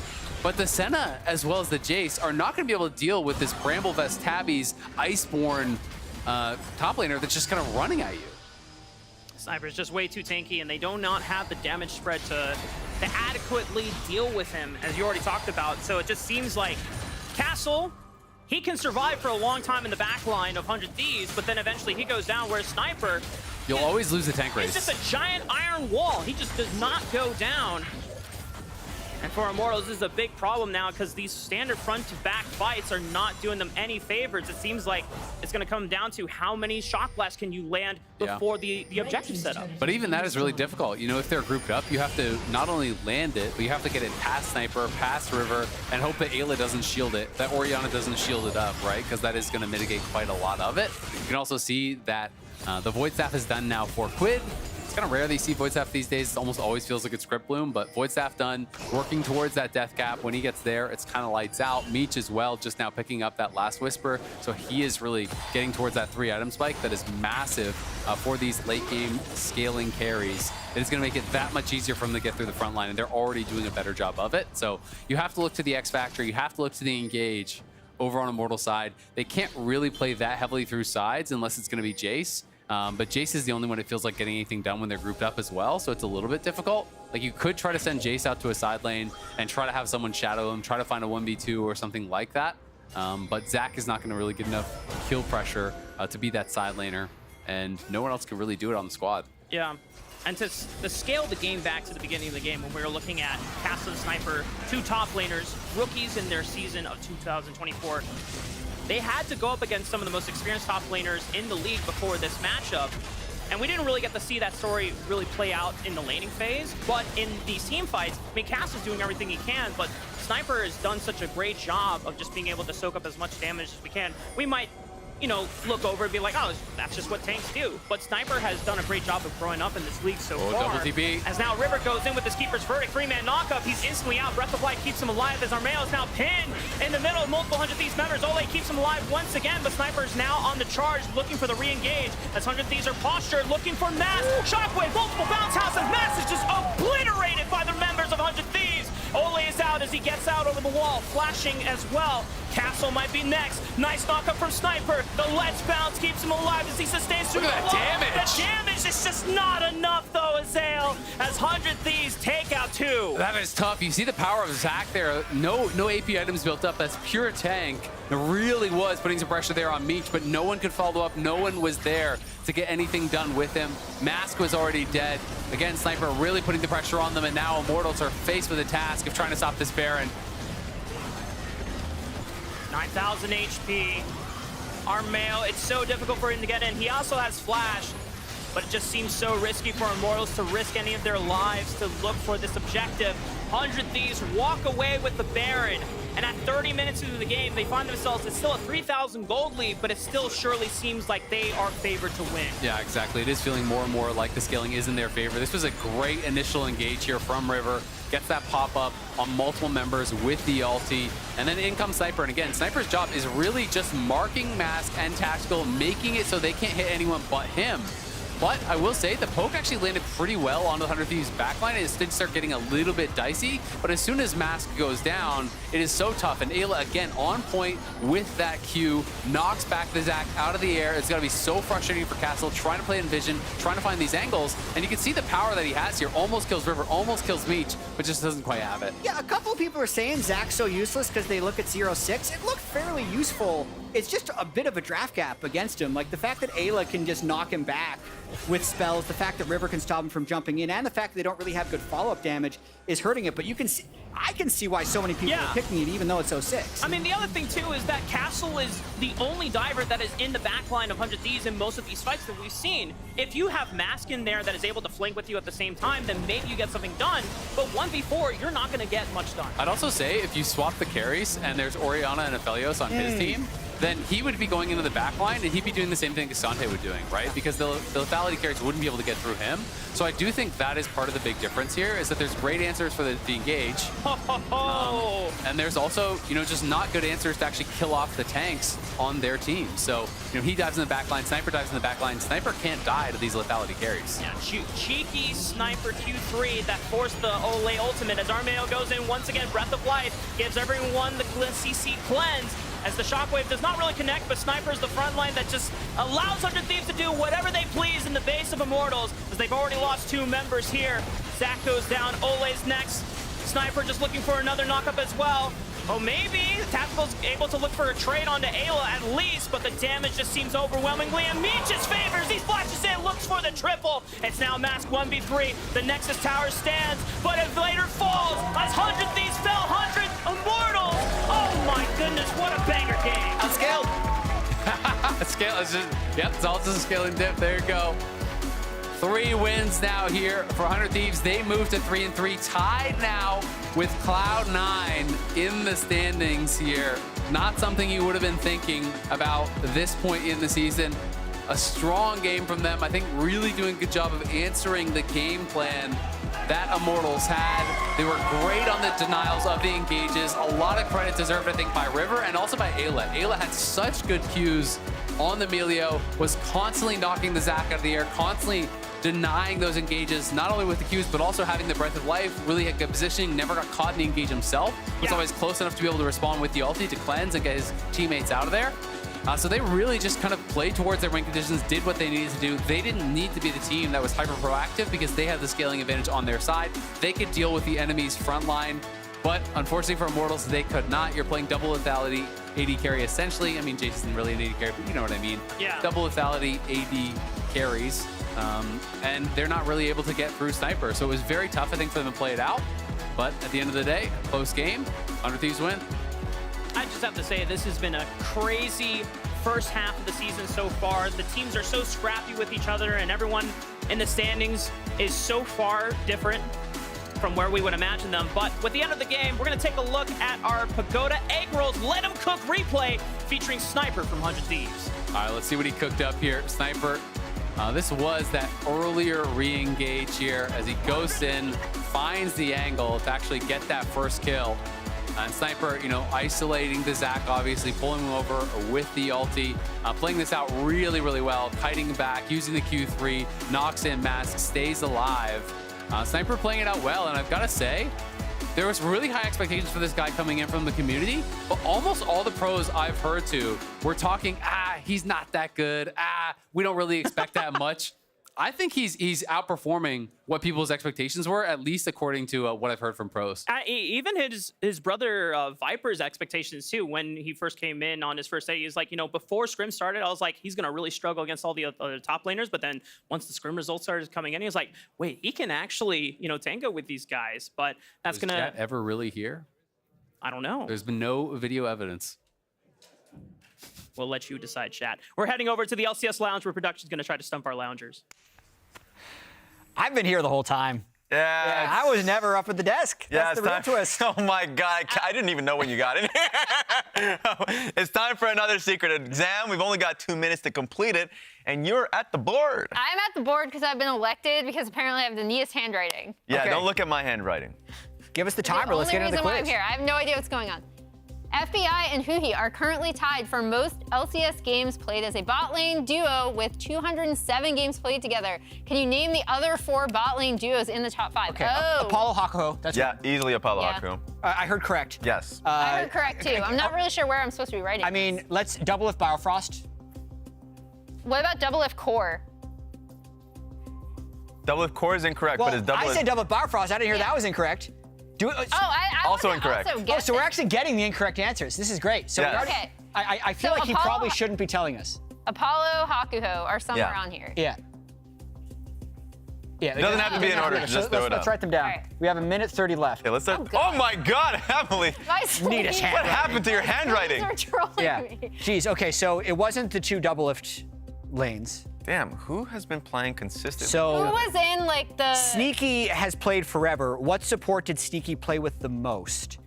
And what Basil? support did they play? So who was playing a lot in 2016 when we did double round? Yeah, robin? that's what I was trying to think. Is best of 3 era. Oh, we suck at this. What about double lift and Aframu? Oh yeah. Incorrect.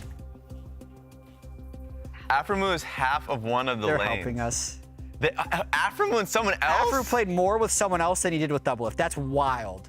Stixay and Aframu. Stixay. Okay. You said correct before I even said it too. He just knew. Yeah, he knew. Okay, so we need 2 more in 40 seconds. Okay, we can do this. We just got to start I feel throwing like, out names.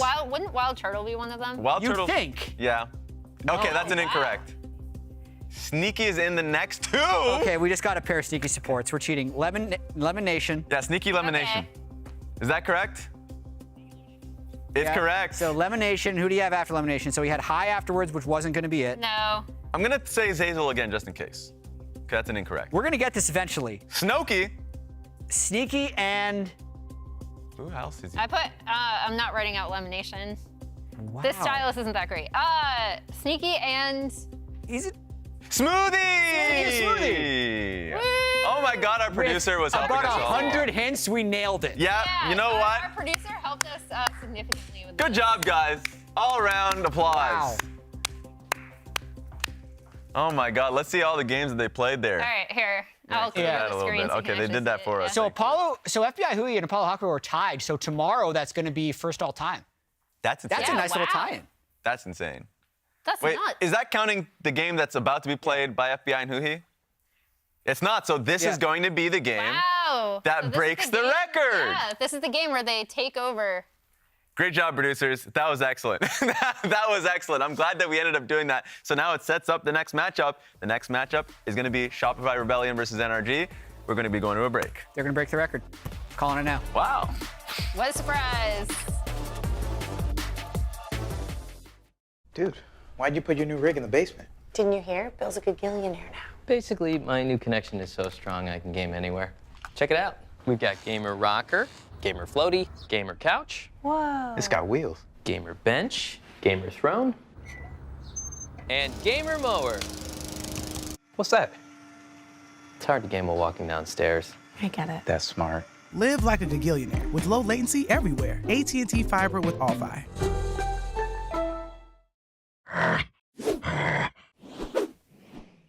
Red Bull gives you wings.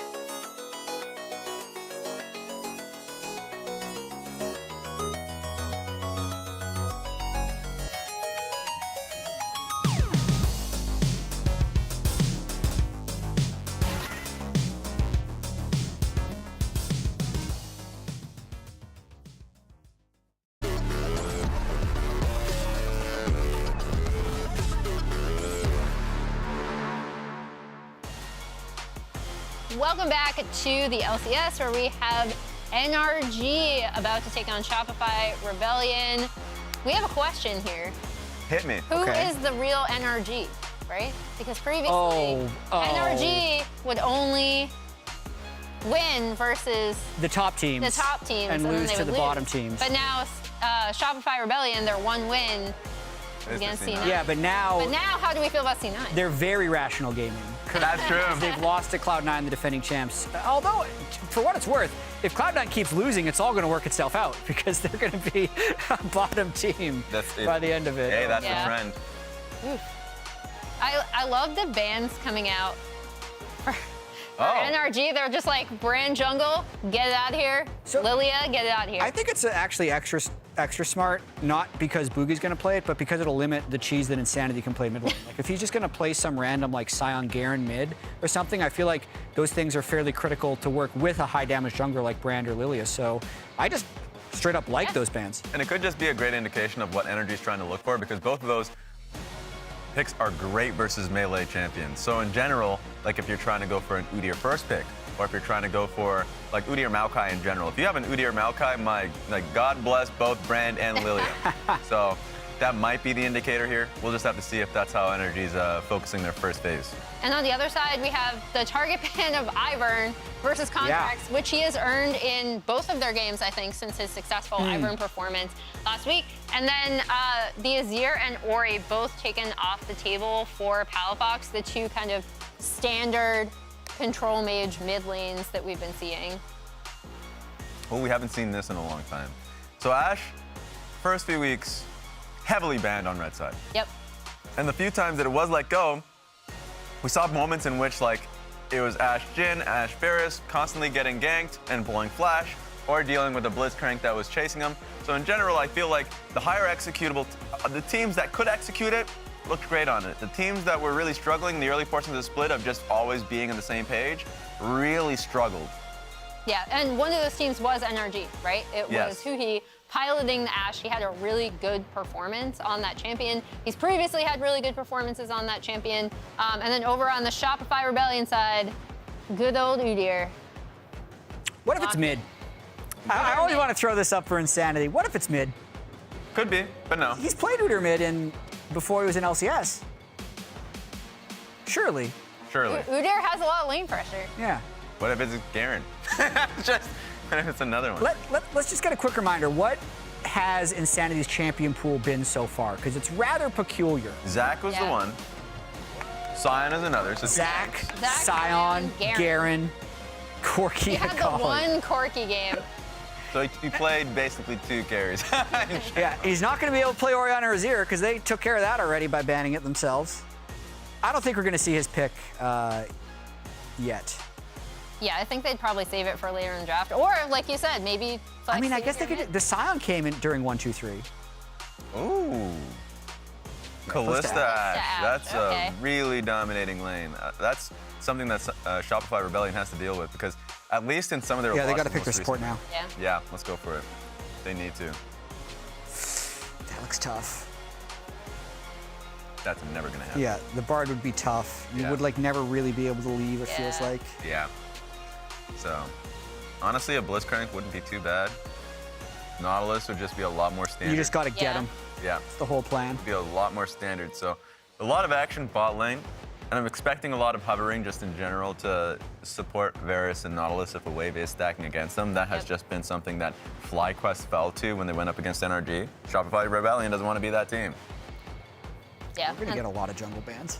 Yeah. Oh, here he comes. What do they not want Contracts to play?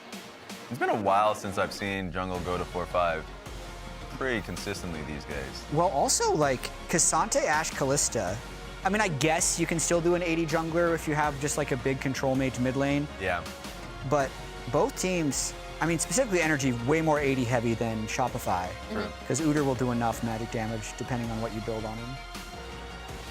The Corki ban coming out. They don't want to give that over to Palafox. Yeah. That makes sense, right? Shopify's just going to keep banning out whatever does the most damage mid because that's really what Palafox needs to have.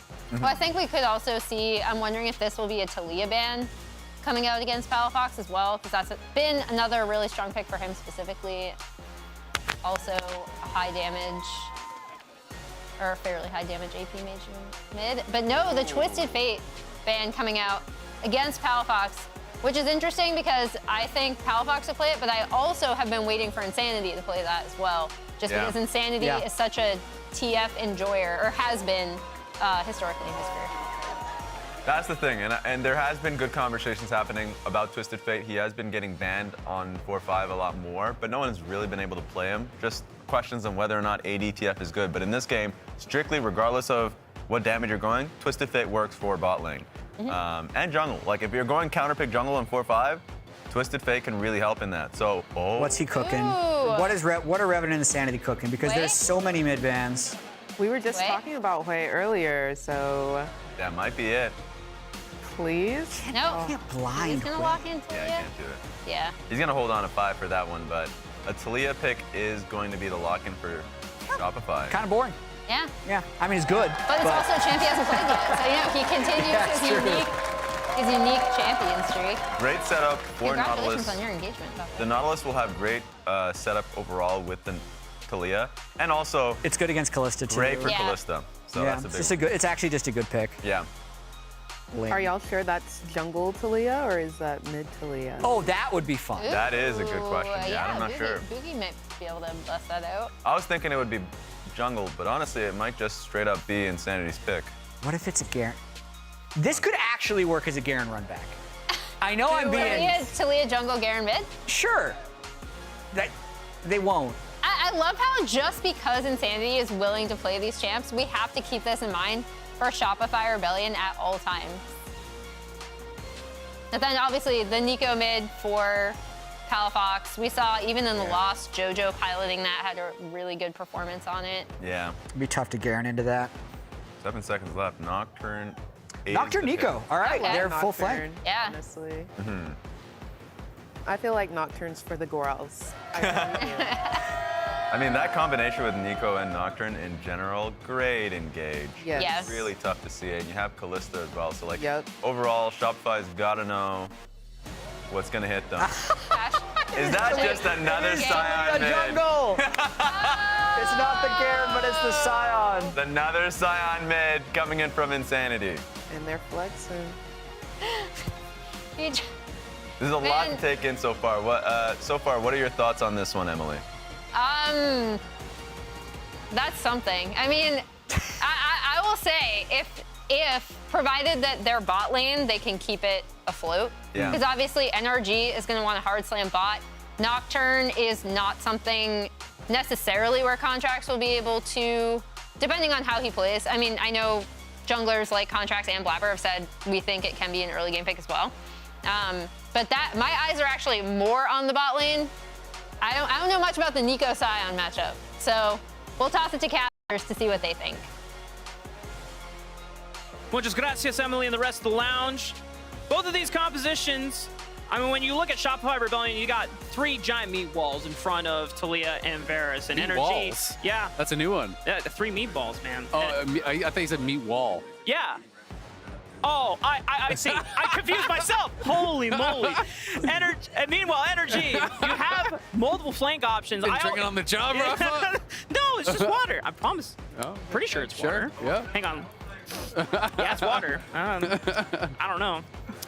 Anyway, Energy, multiple flank angles and options that they can take. And I always love when you spice in Nocturne with something like Nico, because Nico engages can be predictable now that pro players are used to the minion setups. But if you just turn out all the lights, you can't even tell if Nico's coming from a mile away. I mean, it's kind of just the new era of Nocturne Cannon, to be honest. You know, that's kind of that old school combo that people used to really love to play. You turn off the lights, the flank comes in. It's very difficult to react to. You don't really know where they're coming from. And even if it was worded out, you may lose track of where they're actually going to be coming in from. So that can be really, really tough. B-Boy is actually playing Hill of Blades. So this you can go on hit, but much more commonly you see lethality with this. And I was going to say that he's probably just going to be going lethal tempo because that's what he's played every game that he's played Varus. So I thought it was going to be just full on lethal tempo. I do think if he goes lethality, they're going to be too low damage. I do think on that side, you know, and they could run into some problems there because you basically have 3 tanks. And then if you're lethality Varus, plus, just that Talia. Talia obviously does really good damage, but I don't know if it will be enough on its own.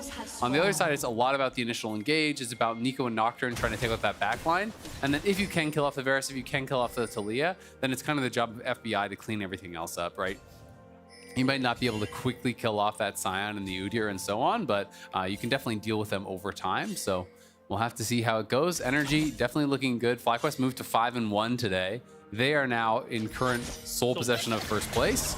Energy looking to join them, as it had been, kind of a conversation. Really, the four teams that people had talked the most about were Energy, FlyQuest, TL, and C9 as kind of those top four. C9 was seen as like definitively first. This was not just like a caster analyst thing. Every team, I talked to a coach from every team, plus a lot of pros, everyone was telling me pre-season that Cloud9 is by far the best team. Even coming this week, everyone was still telling me that, except for one team I heard we're doing better against them in scrims. So it is surprising, but these are two of the teams that Shopify was kind of seen more as like middle of the pack, but they were able to take down Cloud9. They were able to take down one of the big dogs, and Energy, I think, is really looking good and really looking quite dominant.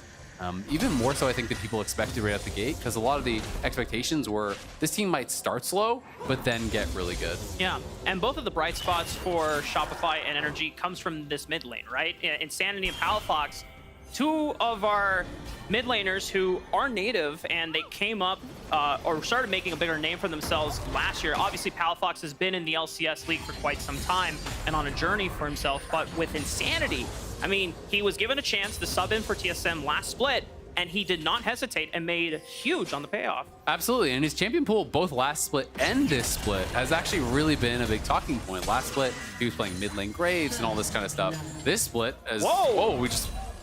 We had an all-in on the bottom side of the map. I don't know what happened. It was a crash from the side of Energy, but the dive was completely outplayed by Zeyzal and B-Boy. Yeah, we're gonna have to see that one more time.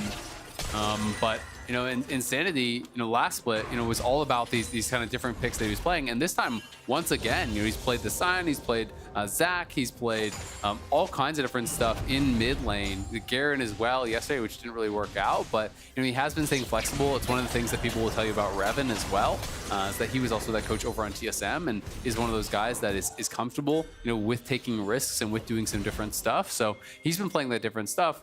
And we're gonna watch this one more time to see exactly what happened, as we actually missed this live. They're just looking for the straight up dive onto B-Boy, but this is a really risky dive, trying to dive through the Nautilus. Nautilus got level 2 there, so I think they maybe weren't expecting him to get level 2 that early, but he gets level 2, blocks that completely up. B-Boy survives as well. That's a disaster for Energy. I don't know. I have no comment on that. I'm completely baffled, but maybe FBI and Huhi just overestimated their hand.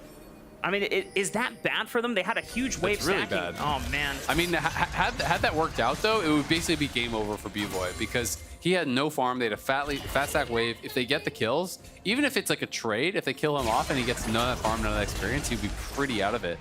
As you can see, Insanity just kind of constantly being pushed in here, being bullied quite a bit. It's not an absolute, end of game scenario for Energy, because they had way more farm. Yeah. On the other side, I do think it would have been, but because, FBI and Huhi had complete lane dominance, had all that farm, it's not the end of the world for them. But you can see Boogie here hovering.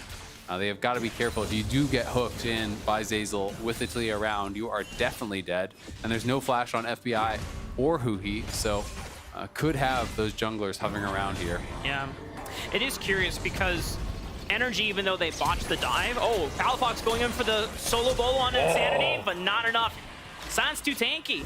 Yeah, that was really close, though. Did you get the flash? And we can talk about this head-to-head between these two mid laners, because these guys really have been kind of going at it. This is their stats in their matchup, against each other. Or excuse me, no, it's the stats, I guess, just I think league-wide comparing against each other. But both players, have been obviously pretty pivotal for their teams. Palafox, I think, especially last split, that was really kind of his rise to fame, and people really starting to stand up and really take notice of how good this guy was. But at the same time, even though Insanity was obviously on a much worse team, didn't accomplish as much as far as the big results, people were really saying he was the big bright spot on that team, and everyone kind of wanted to see him staying around with this squad, even when TSM sold. Meanwhile, it looks like Carntex was trying to start up Grubs, but Boogie's able to yoink one over with the smite. It's a constant 2v2 is still out on the prowl. Dredge line connects on Nahuhi. Ignite connects as well. A lot of damage, one more auto attack, and the piercing arrow from B-Boy gets the kill down in this bot lane. Nicely done. I mean, Energy kind of playing with fire. They got a decent initial trade, but that wave is so fat. When you're trading into a wave like that, you're taking so much minion damage. You'll often take more damage from the minions than you will from the enemy players in those kind of situations. But Contracts is here. He does not have flash, so not really going to be able to make anything happen. And the problem is the hook comes back up there for Zeyzal, who he doesn't have his flash. He can't get out of range. And when you get hooked back in, there's just no way for FBI to fight back into that. So despite the fact that B-Boy got low, B-Boy gets another kill. And now the farm, really not that different on either side. He's going to have a much better buy. It is going to be lethality, though, for him. So maybe some potential concerns about later on. But again, look at how much minion damage there is. Between all of these, that's what, 6, 7 range minions? Maybe even 8, plus the cannon hitting him. That's a couple hundred damage that FBI probably took there. And then this hook comes in. There's no minions to actually block the hook. There's no way that FBI can stand up against all of those minions and trade in and win that trade. So it is a pretty good hook, results in a kill. But, those early unforced errors there from Energy kind of starting to bite them. I've got to say, B-Boy has been on point for the squad since he's come in. I feel like even in losses, he's been a bright spot in a lot of those games. Yeah. And in their big win against Cloud9, he was massive on the Varus in that one. Yeah, and the funny thing is that in that win against Cloud9, we can look back and say that Cloud9 fumbled the dive and gave B-Boy and Zeyzal a huge lead to benefit off of it. Kind of the same thing. It's kind of the same story here from NRG. They did not play the dive as well as they could have, and B-Boy, Zeyzal got the better of them, and now they're running away with the advantage. Yep. Mid lane obviously heavily in the favor of Palafox as far as the CS, but it's high on mid. Honestly, who cares? It doesn't really matter if you're down a little bit of farm. He can probably just rush Koenig Rooker, and then he's not really going to care about what Palafox is doing anymore, because the Koenig recharges for every single wave, right? And you're going to have this 600 plus HP shield even on your first item completion. It also scales with your total HP, which makes it insane on Sion because of the Soul Furnace passive. You're getting more and more and more. I've had games on Sion where I built this item and it's been shielding me for like 1200, 1400, where you get to those late game stages and you have a lot of passive stacks. As that hook narrowly misses FBI. So I think we're going to see Insanity go towards that, just be stabilizing on that Koenig Rooker and looking to play around for the team. If he falls down on farm, that's fine. As long as he's not dying and giving Palafox any massive advantage, it's not going to be a big deal because bot lane is already winning, top lane is already winning.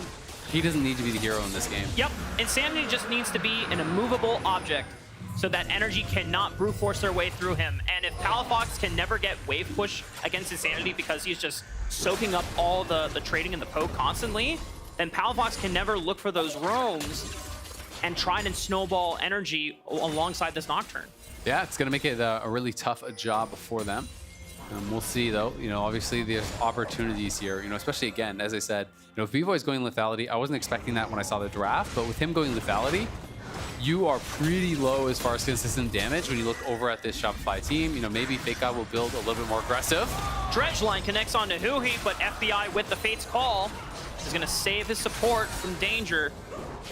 Thought about maybe going back in, but at this point, just the way how B-Boy and Zeyzal have been handling this lane, this is just so dangerous for FBI and Nahuhi to get too close. I mean, there's no way you can go back in because Zeyzal and B-Boy still have their ult. So they're going to start for the ult and look for the follow-up. Yeah, Flash ulti and Boogie is here as well to connect. FBI's got nowhere to run, and the Unraveled Earth right on top of Kalista means if you try to hop, skip, and jump, you are stunned in place. Yeah, nicely done. They get that kill on FBI. I will say they maybe could have even gotten both if B-Boy just held his ulti till Zeyzal's ult lands, because then it's guaranteed. He threw it out at that same time.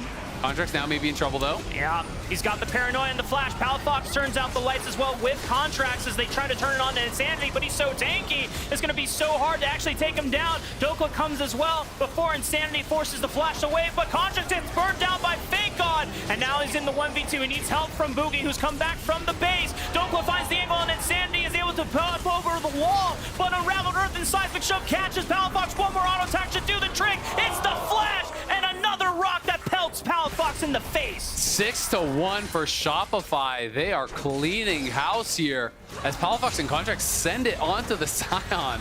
They're not going to have nearly enough damage to actually burst him down. Fake God arrives, and Udyr thrives in these kind of situations. He will crush you if you overcommit. This champion has such high base damages. So not only do they get the kills, they're going to be able to push up top, probably get at least one more plate top, and take the grubs here as well. So this is looking really good. That's 3 plates already for Fake God top lane.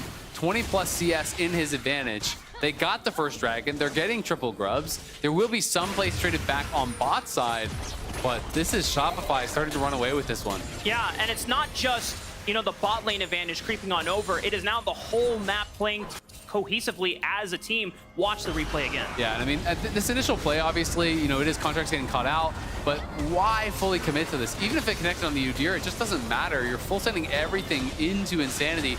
But the problem is, Udyr is so good in these situations because he can peel so effectively. You go into Ram, you're stunning people up. Then you have Phoenix, AoE slow, AoE burn. Tiger damage is pretty high. Like, you're kind of just bouncing around, CCing people up, slowing them down, getting that damage out.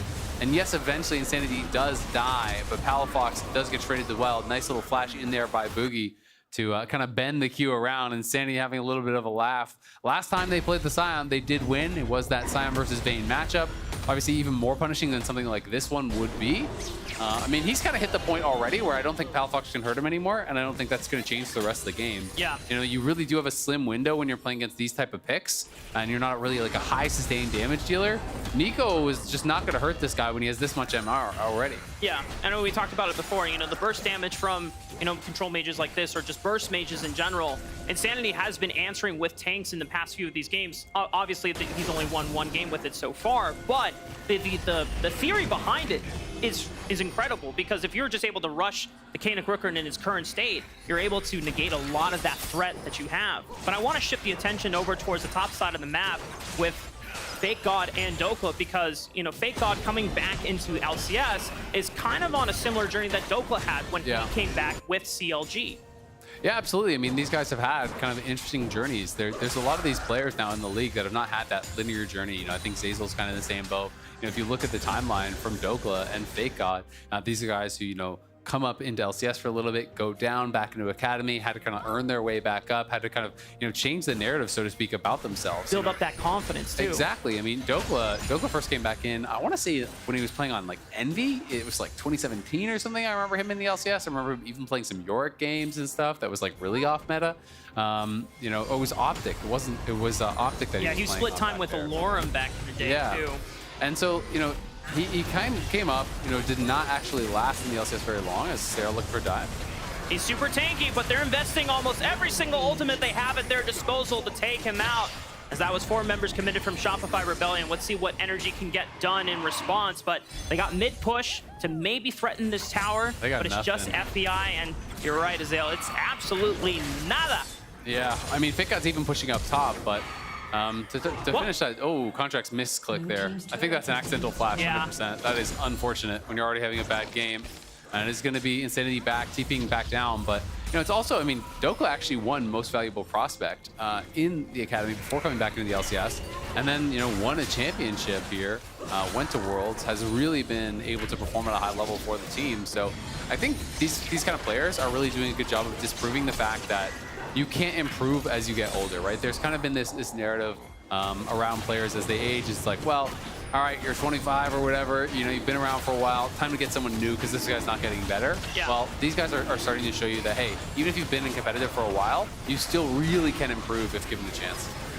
Let's see if Shopify Rebellion can secure this dragon. Paranoia from Contracts turns out the lights. Arrow from onto Boogie as they just nail him in the bud, as they're able to deliver enough burst damage there. Palafox already with the engage, but they are forced to retreat as Fake God is doing an incredible amount of work alongside the rest of his backline to just keep energy at a distance. Dokla is forced to be the sacrificial lamb for energy as Palafox is forced to flash away. Despite taking out Boogie, Shopify Rebellion still win the fight. Yeah, they get that initial kill on Boogie, but the rest of the squad can't really fight through that front line there from Shopify. And B-Boy was largely untouched and didn't have to use the flash, did expend that cleanse. They're kind of just getting cooked up as they're trying to push through that front line, trying to get into the back line.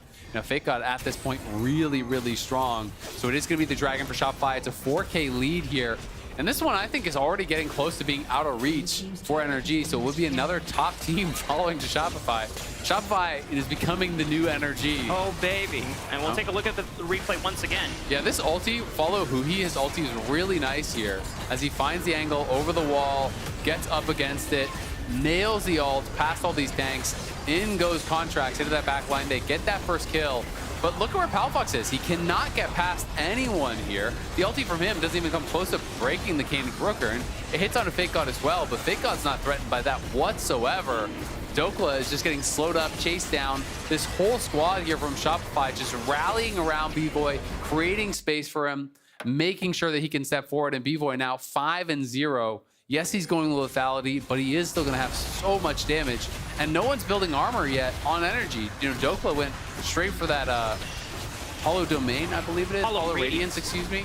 So the Hollow Radiance, so he is just purely MR. You know, he's on Hollow Radiance plus the Merc Treads as well, so there's no armor. It's not like he has anything to deal with. Everyone is pretty squishy for him right now, and he's going to be crushing until Dokla can get a lot of armor, but that might be too late. Yeah, I mean, it's all snowballed from just the botch dive from energy at the beginning of the game. The fact that B-Boy and Zazor are the ones that came out ahead of the laning phase, they were able to hit those item spikes first, and FBI and Huhi, before the lounge tossed to us for the cast, we were discussing like, hey, you know, does Energy's backline, can they deal with the 3 meat walls of Shopify Rebellion? It's like, yeah, eventually with the on-hit build, but if they're behind, yeah, it's so difficult. It's tough. Yeah, you need someone to buy you enough time so that you can get all those spears stacked up and then eventually rend them through the tanks. Yeah, and you got to be able to burst down the carries, you know, on Shopify to be able to find that, right? And I do think they had a great engage from Huhi and Contracts, but Palafox had no flash. He had no way to get back to that backline.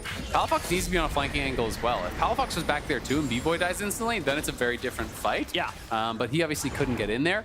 So we'll see if Energy can kind of set up an angle to find a better fight here, as they do have the Herald looking to march down mid lane. Cyan gonna load on up. Nocturnal gets popped, but they should be able to just back this one off. I don't think it's gonna accomplish anything. Yeah, I mean, Dokla teleports in, but they're able to jump see it it. again. Yeah, Rift Herald charge once again, but the smite from Contracts kills the Herald, so no charge comes from it. Dokla is still threatening on the flank from the left side, but Shopify Rebellion do not seem pressed at all. No, they are not concerned at all. I mean, especially now that Contracts popped his ulti, Nocturne without ultimate is just incredibly useless. Like, there's absolutely nothing you do in these team fights. There's no way you're just walking past Zazul and Fake God and Insanity and getting the backline. So you basically know they can't engage until he has ulti again. And Nocturne ult is really long. And it was a 95-second cooldown at this point. You know, these new Nocturne builds don't really have much CDR at all. Experimental Hexblade is almost always the first item, has 0 CDR on it. You know, he's not going CDR boots or anything like that. So they have a full minute and a half where they know we can just walk up and hit the tower and you can't do anything about it. So Shopify feeling really confident, 6K in the gold lead, can continue collecting these objectives and potentially cruise towards their second win. And that would, if they do get that win, that leaves FlyQuest alone in first place. Yep. And that would be quite something for a lot of where we were expecting all the teams to really shake up. I know that not even FlyQuest was like a concrete third from all of us on the broadcast, and even, you know, a lot of community reactions as well. There's people that had them, oh, well, Masum Boost, you're going to take some time. Yeah, like some people had them 4th, some people had them 5th, thinking that the younger guys in FlyQuest were going to take some time to adjust. I mean, they had a fantastic showing today against Cloud9's bot lane today. Yeah. And if Shopify Rebellion clean out this win, sole possession of first place, and FlyQuest will be the team to beat going into the second half. Absolutely. You know, they'll have to obviously, you know, finish it up tomorrow. That will be the last game of the first round robin. Last game of Super Week will be tomorrow. So every team will have played 7 games, trying to set themselves up well for that second half. And next week we're going to be on 14-3, and we're also going to have Smolder enabled, which is going to be really fun. Have you put any games in him? I have. I've heard very, very mixed opinions. Some people think he is giga OP and like absolutely busted. Other people think he's way too weak early to get to the point, you know, but we'll see. Contracts pops the ult, looks for B-Boy, but it's immediate flash for the wall. Gets out alive, and Energy's attempt to engage is fizzled. But I will say, that's actually a pretty good one from Contracts, because he didn't have to flash, they didn't commit anything else, just his ulti. And I guess Dokla popped Ghost as he was looking for some sort of an angle, but you get the flash for that. That could be trouble for Zazul as well. Yeah, maybe on Zazul is just a support. He's not as tanky as the rest of his brothers, and Dokla goes all out and takes him. It's a 5-on-4 now for Energy, but they whittle down Dokla and take him out. B-Boy, no flash. Contract commits his own to take him out. Palafox looking over the wall, but Boogie's able to distance himself away with his own flash. Meanwhile, Fake God is burning down FBI. The hop, skip, and jump, it doesn't matter, because he still bursts down to a crisp. And now it's Palafox on the run, completely pinned by 3. Boogie, unraveled earth and seismic shove finds him as he gets stunned up in Insanity. One more decimating smash to do the trick as he looks to cut his head off. off, and he goes down. Yeah, he's gonna be able to knock down another one. FakeGod just got in the backline against FBI and Huhi, and they can't do anything when they do. They have to full send it into the backline. I was surprised they re-engaged again. No Nocturnal. I feel like they really should have waited for it. Yes, you find the Ash Arrow, but it is only on the support. Jokla goes in, and look how quickly he's actually burst down here as Varus is just cutting through him. Contracts flashes in, does get that initial kill. They try to finish off Boogie. Palafox flashed over the wall to try to find that ulti, still couldn't get in range. Then he's kind of stuck out. And on the other side of the fight, FakeGod's gonna 1v2 your bot lane because everyone kind of left them. So they committed so much there, both flashes from their flankers in Contracts and Palafox. And not having that Nocturne ult meant it was really, really hard. Because if they have Nocturne ulti for that fight, Boogie dies. Boogie was really, really low at that point. So I feel like they got a little bit antsy. And they could be punished because anytime there's no flash on Palafox, anytime there's no flash, no ult on Contracts, Shopify are just going to play with reckless abandon. They know they cannot really be punished. Yeah, Shopify now have 3 dragons to their name. They are 6,000 gold up. And Energy definitely know, even if they are not able to calculate the exact gold deficit they're experiencing, they know they are severely behind. Yeah. And you can imagine that that's why they are fielding these desperation attempts. It's just not working. Yeah, I mean, they can definitely feel that they're behind, but at the same time, I feel like you got flashed for free with just the Nocturnal on B-Boy. You could have just waited, and then on the next Nocturnal, go for a kill on him, try to make a play around that. But I feel like they jumped the gun. Either way, you know, we'll see if they can kind of try to find some way to recover, but it is going to be very difficult because, you know, it's really just all up to the engages, and everyone else on the team is getting so strong that it's very problematic, right? There's Zhonya's now on Boogie, so he's tough to burst down. Basically can only be B-Boy. But look at FakeGod, like he's gonna have a Frozen Heart here soon. He's got Tabby's Frozen Heart. You know, you can see that when that's completed, there's gonna be a second Frozen Heart already that has been completed on Insanity. Plus the Kanan Crooker, and they both have a Kanan Crooker, and they both have Tabbies. They are gonna be nearly impossible for FBI and Huhi to punch through, unless it's kind of a concerted team effort. So your engage has to be perfect, have to one-shot both the carries, then find a way to slowly whittle down these tanks. You know, the funny thing is, after Shopify Rebellion's first win and we did some content with FakeGod and Insanity, he was like, I need to make a tweet. I was like, what? What do you need to tweet? I hate Udyr, man. I know, FakeGod, that maybe you would like to play another champion, but you're just too damn good at it, man. And Champion's pretty good. And so far, oh, what do you got from me, Well, just that it's only his second game on Udyr, and they won the other one. Yeah. Right? And it's funny because I actually talked to them after that Cloud9 win. I saw him, and I was asking him, you know, like how he thought things were going. And he's like, well, I haven't been able to play Udyr the whole split, and Udyr's so OP. I'm always having to play against it. I finally got to play it today. It's free win. And again, he's getting it here. Things are looking really, really good. And Shopify setting up here around the Baron. You're trying to deny vision. Energy, we're looking for some sort of a sneaky Baron. But Insanity just kind of walks in, says hello, gives them a little thumbs up. And they say, I apologize. We'll leave. You know what? I realize that this is not my Baron to take. We will walk away now. The Shopify Rebellion maintained full control of this map. And it's just getting further and further away from any chance for Energy to come back in this game. Dragon not spawning anytime soon, but they have full possession of this map. You're gonna take this turret with ease. FakeGod can push it on his own thanks to Awakened Storm. And then they can just go back to the Baron and force Energy to flip their hand.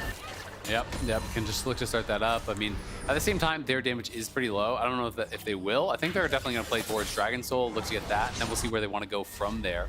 You know, obviously your Baron is low risk because you have so many tanks to tank the damage, but Lethality Varus is not going to punch through that very, very quickly, nor is, you know, a Zhonya's 2-item Talia, but as Talia does get more items, obviously the damage is really going to ramp up. Looking like it'll be a Leandry's next for Talia, which is going to be quite nice against some of these melee champions that will be running at you.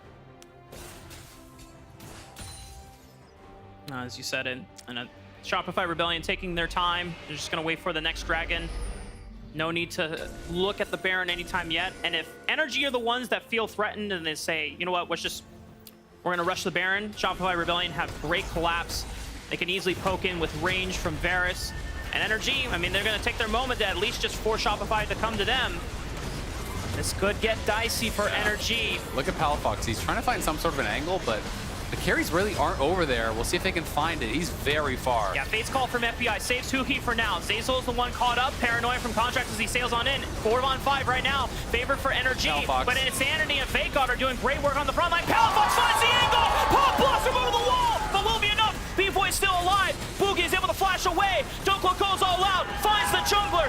of energy. Now have to kite them out. B-Boy's still alive and can deal damage, but he has to play through Fake God, and he needs to make sure that Fake God gets out alive so that they do not forfeit Dragon control. Energy are able to take away 2, but nothing more. Yeah, they just can't finish off those tanks, and as a result, it means they can't finish off the bear, and they can't go back to it. If B-Boy stops these recalls, that is actually really big. Nice spell shield there by contracts will keep him alive, but they want to delay these bases because now the dragon is on the map, and Shopify's going to run straight there and try to get this soul. And if you thought they were tanky already, how about when they get Mountain Soul? Insanity barely can't stop that recall, but the soul is theirs. It doesn't matter. No one from Energy is going to be close enough to actually get over there, and that is going to be now Mountain Soul on this already brick wall team.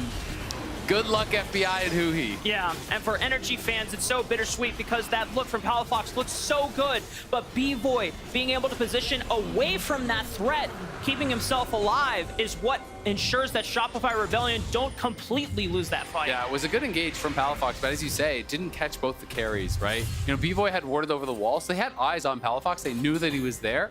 Disrespected the engage a little bit, but because Energy is so far behind, it's kind of a wallet diff. You know, in a more even game, the tanks probably die and they probably get Baron, and then you're like, well, I guess GG, because then they can deny soul and maybe they can have a chance to really turn things around. But in this game, B-Boy was positioned back. He was in that banana brush, does not get caught by the engage, and he is really punishing these champions that are trying to chase in and finish off the tanks. So we'll see. Some items are obviously coming through for Energy, but it feels like a little bit too little and a little bit too late as you're looking what the tanks have. And it's just so hard to think how you're ever going to punch through these people with now Mountain Soul. I mean, the Scion, the Canic Rooker and Shield for Scion is now almost 800. Uh-oh, Palafox, what you doing? Boogie finds him and then looks for the collapse. Already using the stasis from that Zonia's, and now Palafox is in a world of trouble. Contracts tries to turn off the lights to buy some time as they look for the collapse on Insanity and Zazel, but these are two meat walls again.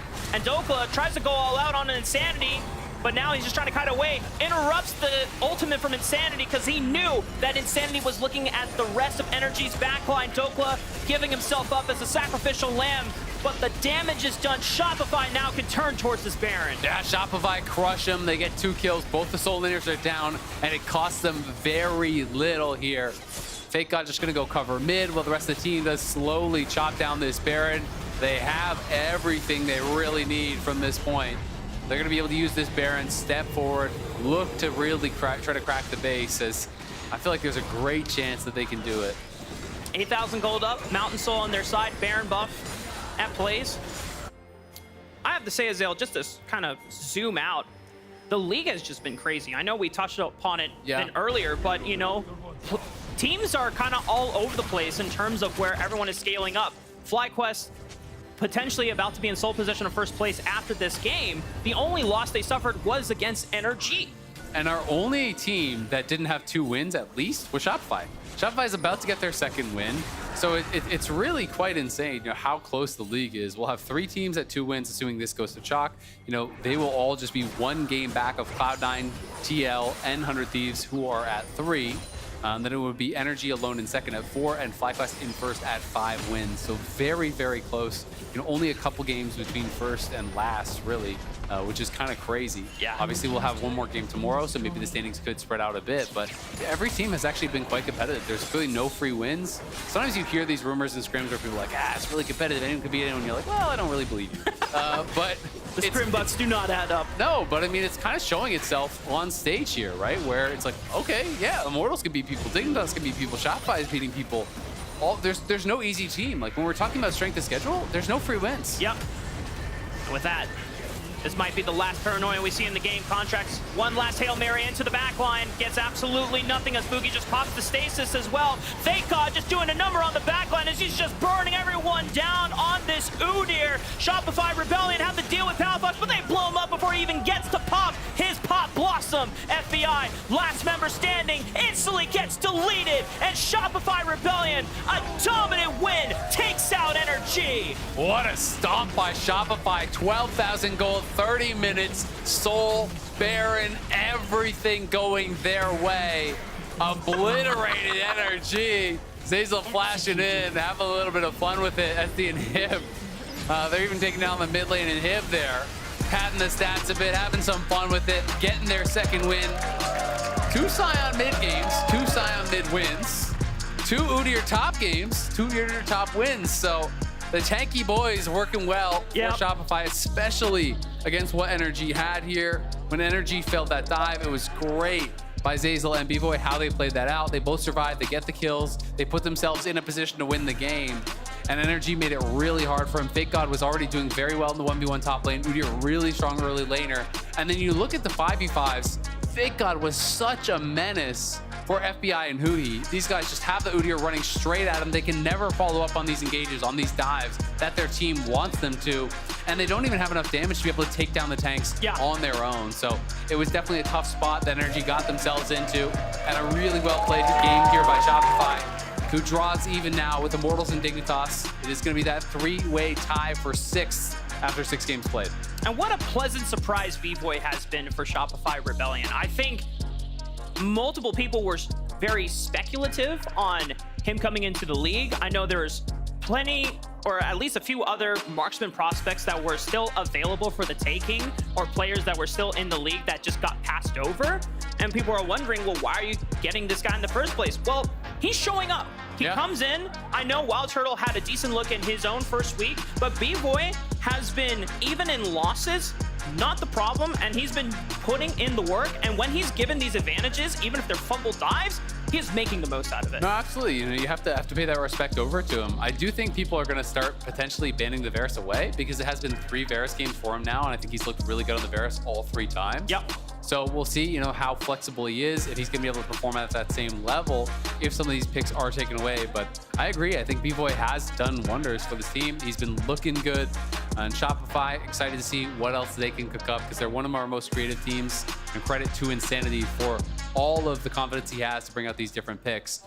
The Scion mid, you know, it's not flashy, but it looked really good. Sure, you're going to get beat down on those early levels, but once it gets Kaenic, Nico can't hurt you anymore. And then from there, it's kind of like, well, good luck. Yeah, I mean, tank mid's OP, man. I mean, we've definitely seen it in the past before, but Insanity's making that work. That's going to conclude our game coverage, but we still have an interview. We're going to be tossing it on over to Miss Chim Chim. Oh, not yet. My bad. We're just going to be chilling for a bit while we let that interview get set on up. Just kind of wrapping things up once again, as you already said. The league has been crazy, and we don't know what is going to be the result by the end of tomorrow. Still got 4 more games. Yeah, we have 4 more games tomorrow, and then we are at that halfway point for the split. The first round robin will be completed, and that's where we can really kind of make our judgments, you know, on these teams' performance across the first half. But let's send it down. Oh, excuse me, they scrolled and then they scrolled back up. You know, so we'll be able to make our judgments. We're just excited after those first 7 games. For realsies this time, let's send it down to Miss Chim Chim and Zeyzal for an interview.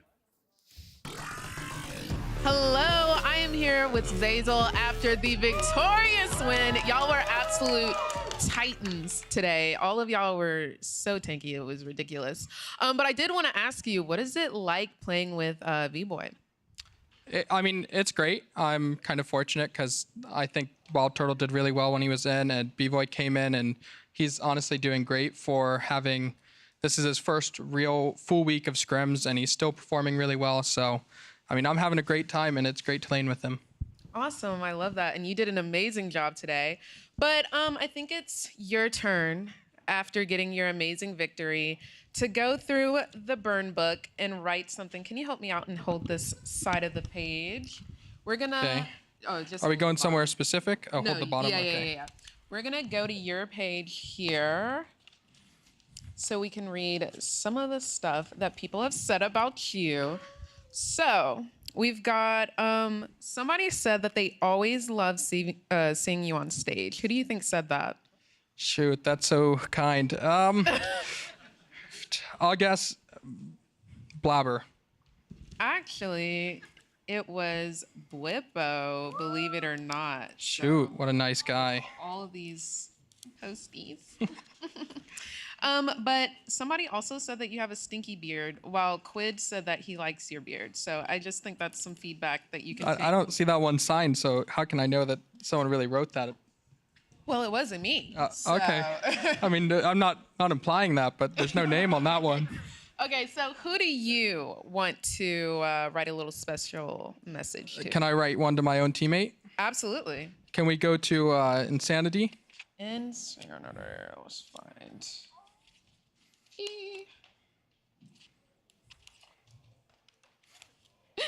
Oh.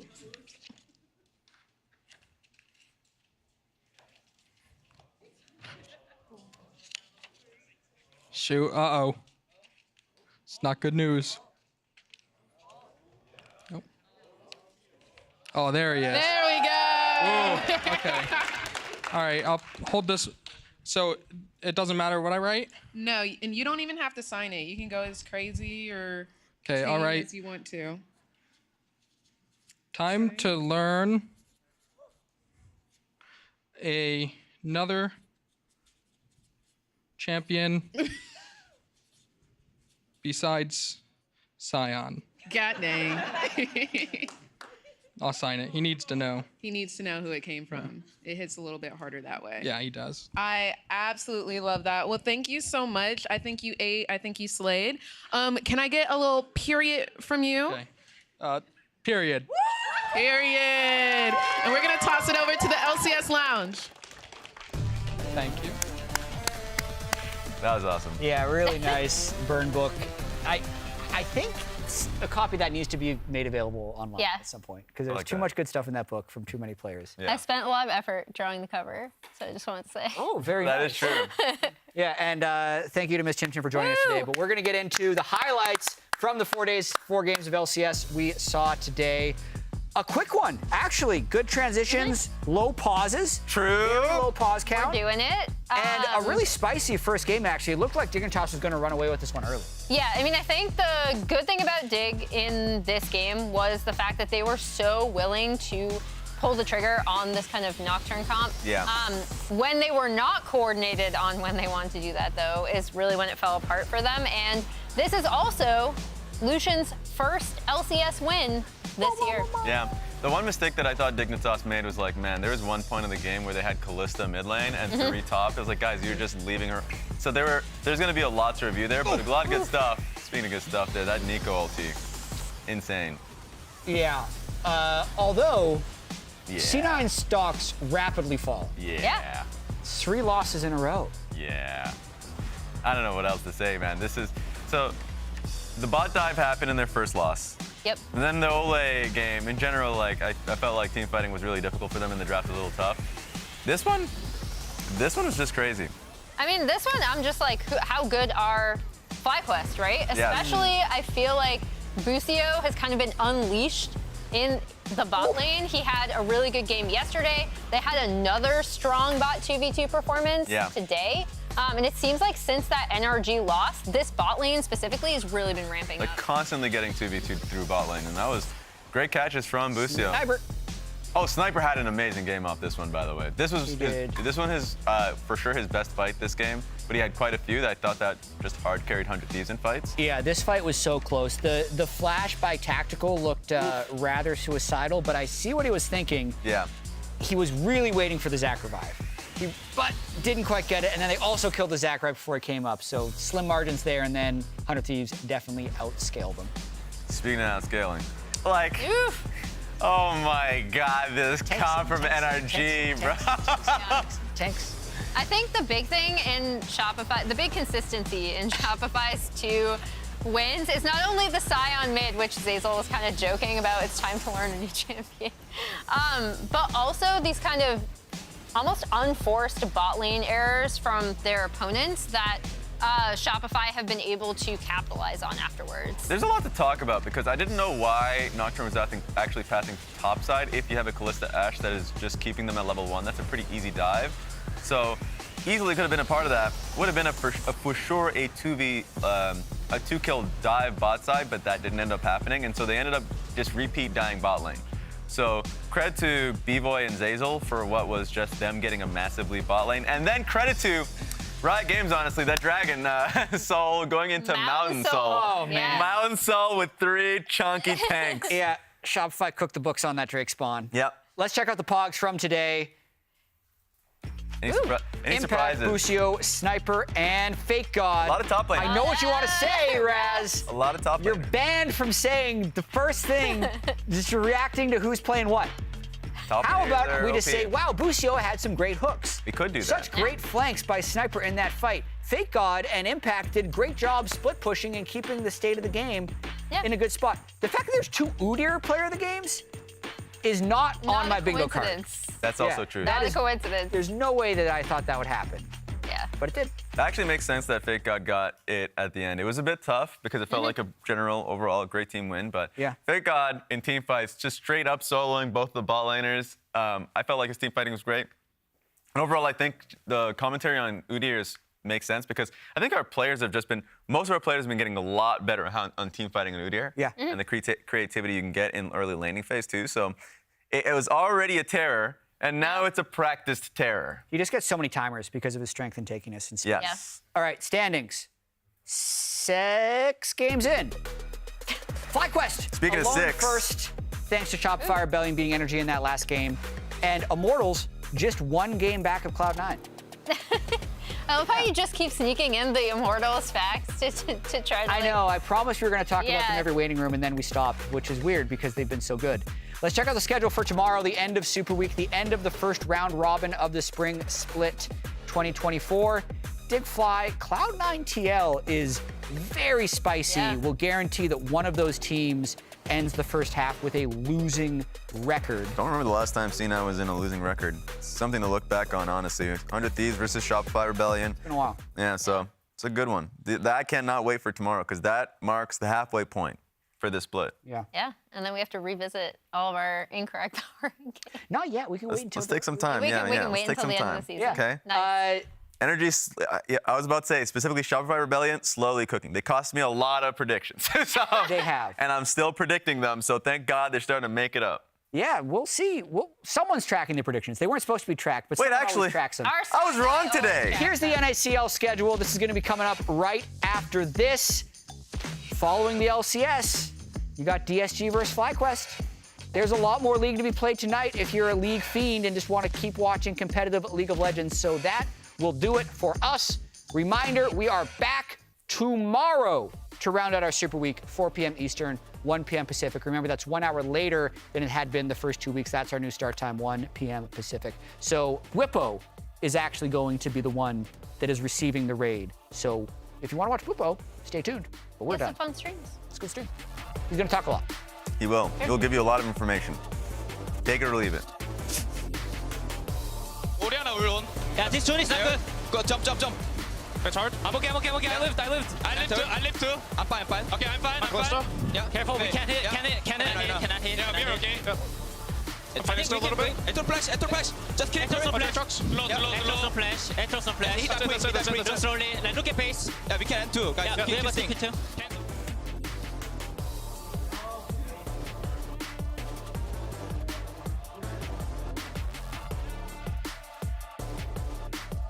Lucian. No flash, no flash. I don't. I think I just would. Can you go? Yeah, just go, guys. Go. Keep throwing them? Yeah, we killed them. They're getting all pumped here. Keep going. Look, melee too. Everyone. Yeah, we aced them. Brandini! Nico ulted. I'm solo killing Aatrox, okay? I can't move. I'm okay. Can you help this guy? Use flash. Peel. Aatrox dead, I'm coming behind you guys. Yeah. Nice play, guys. Get Vulcan. Nice! You too. Holy. You know, in an interview yesterday, I said by the end of the split, Muscle will be better than Berserker. I was wrong! You're already better! Did we have to play the game this slow by the way?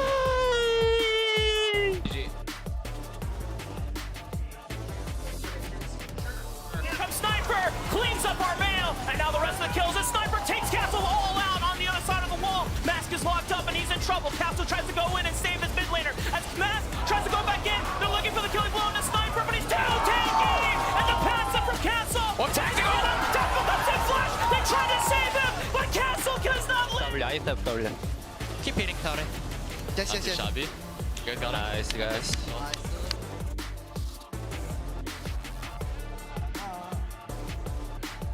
I think 1 minute. Yeah, keep human warding, that's all. Guys.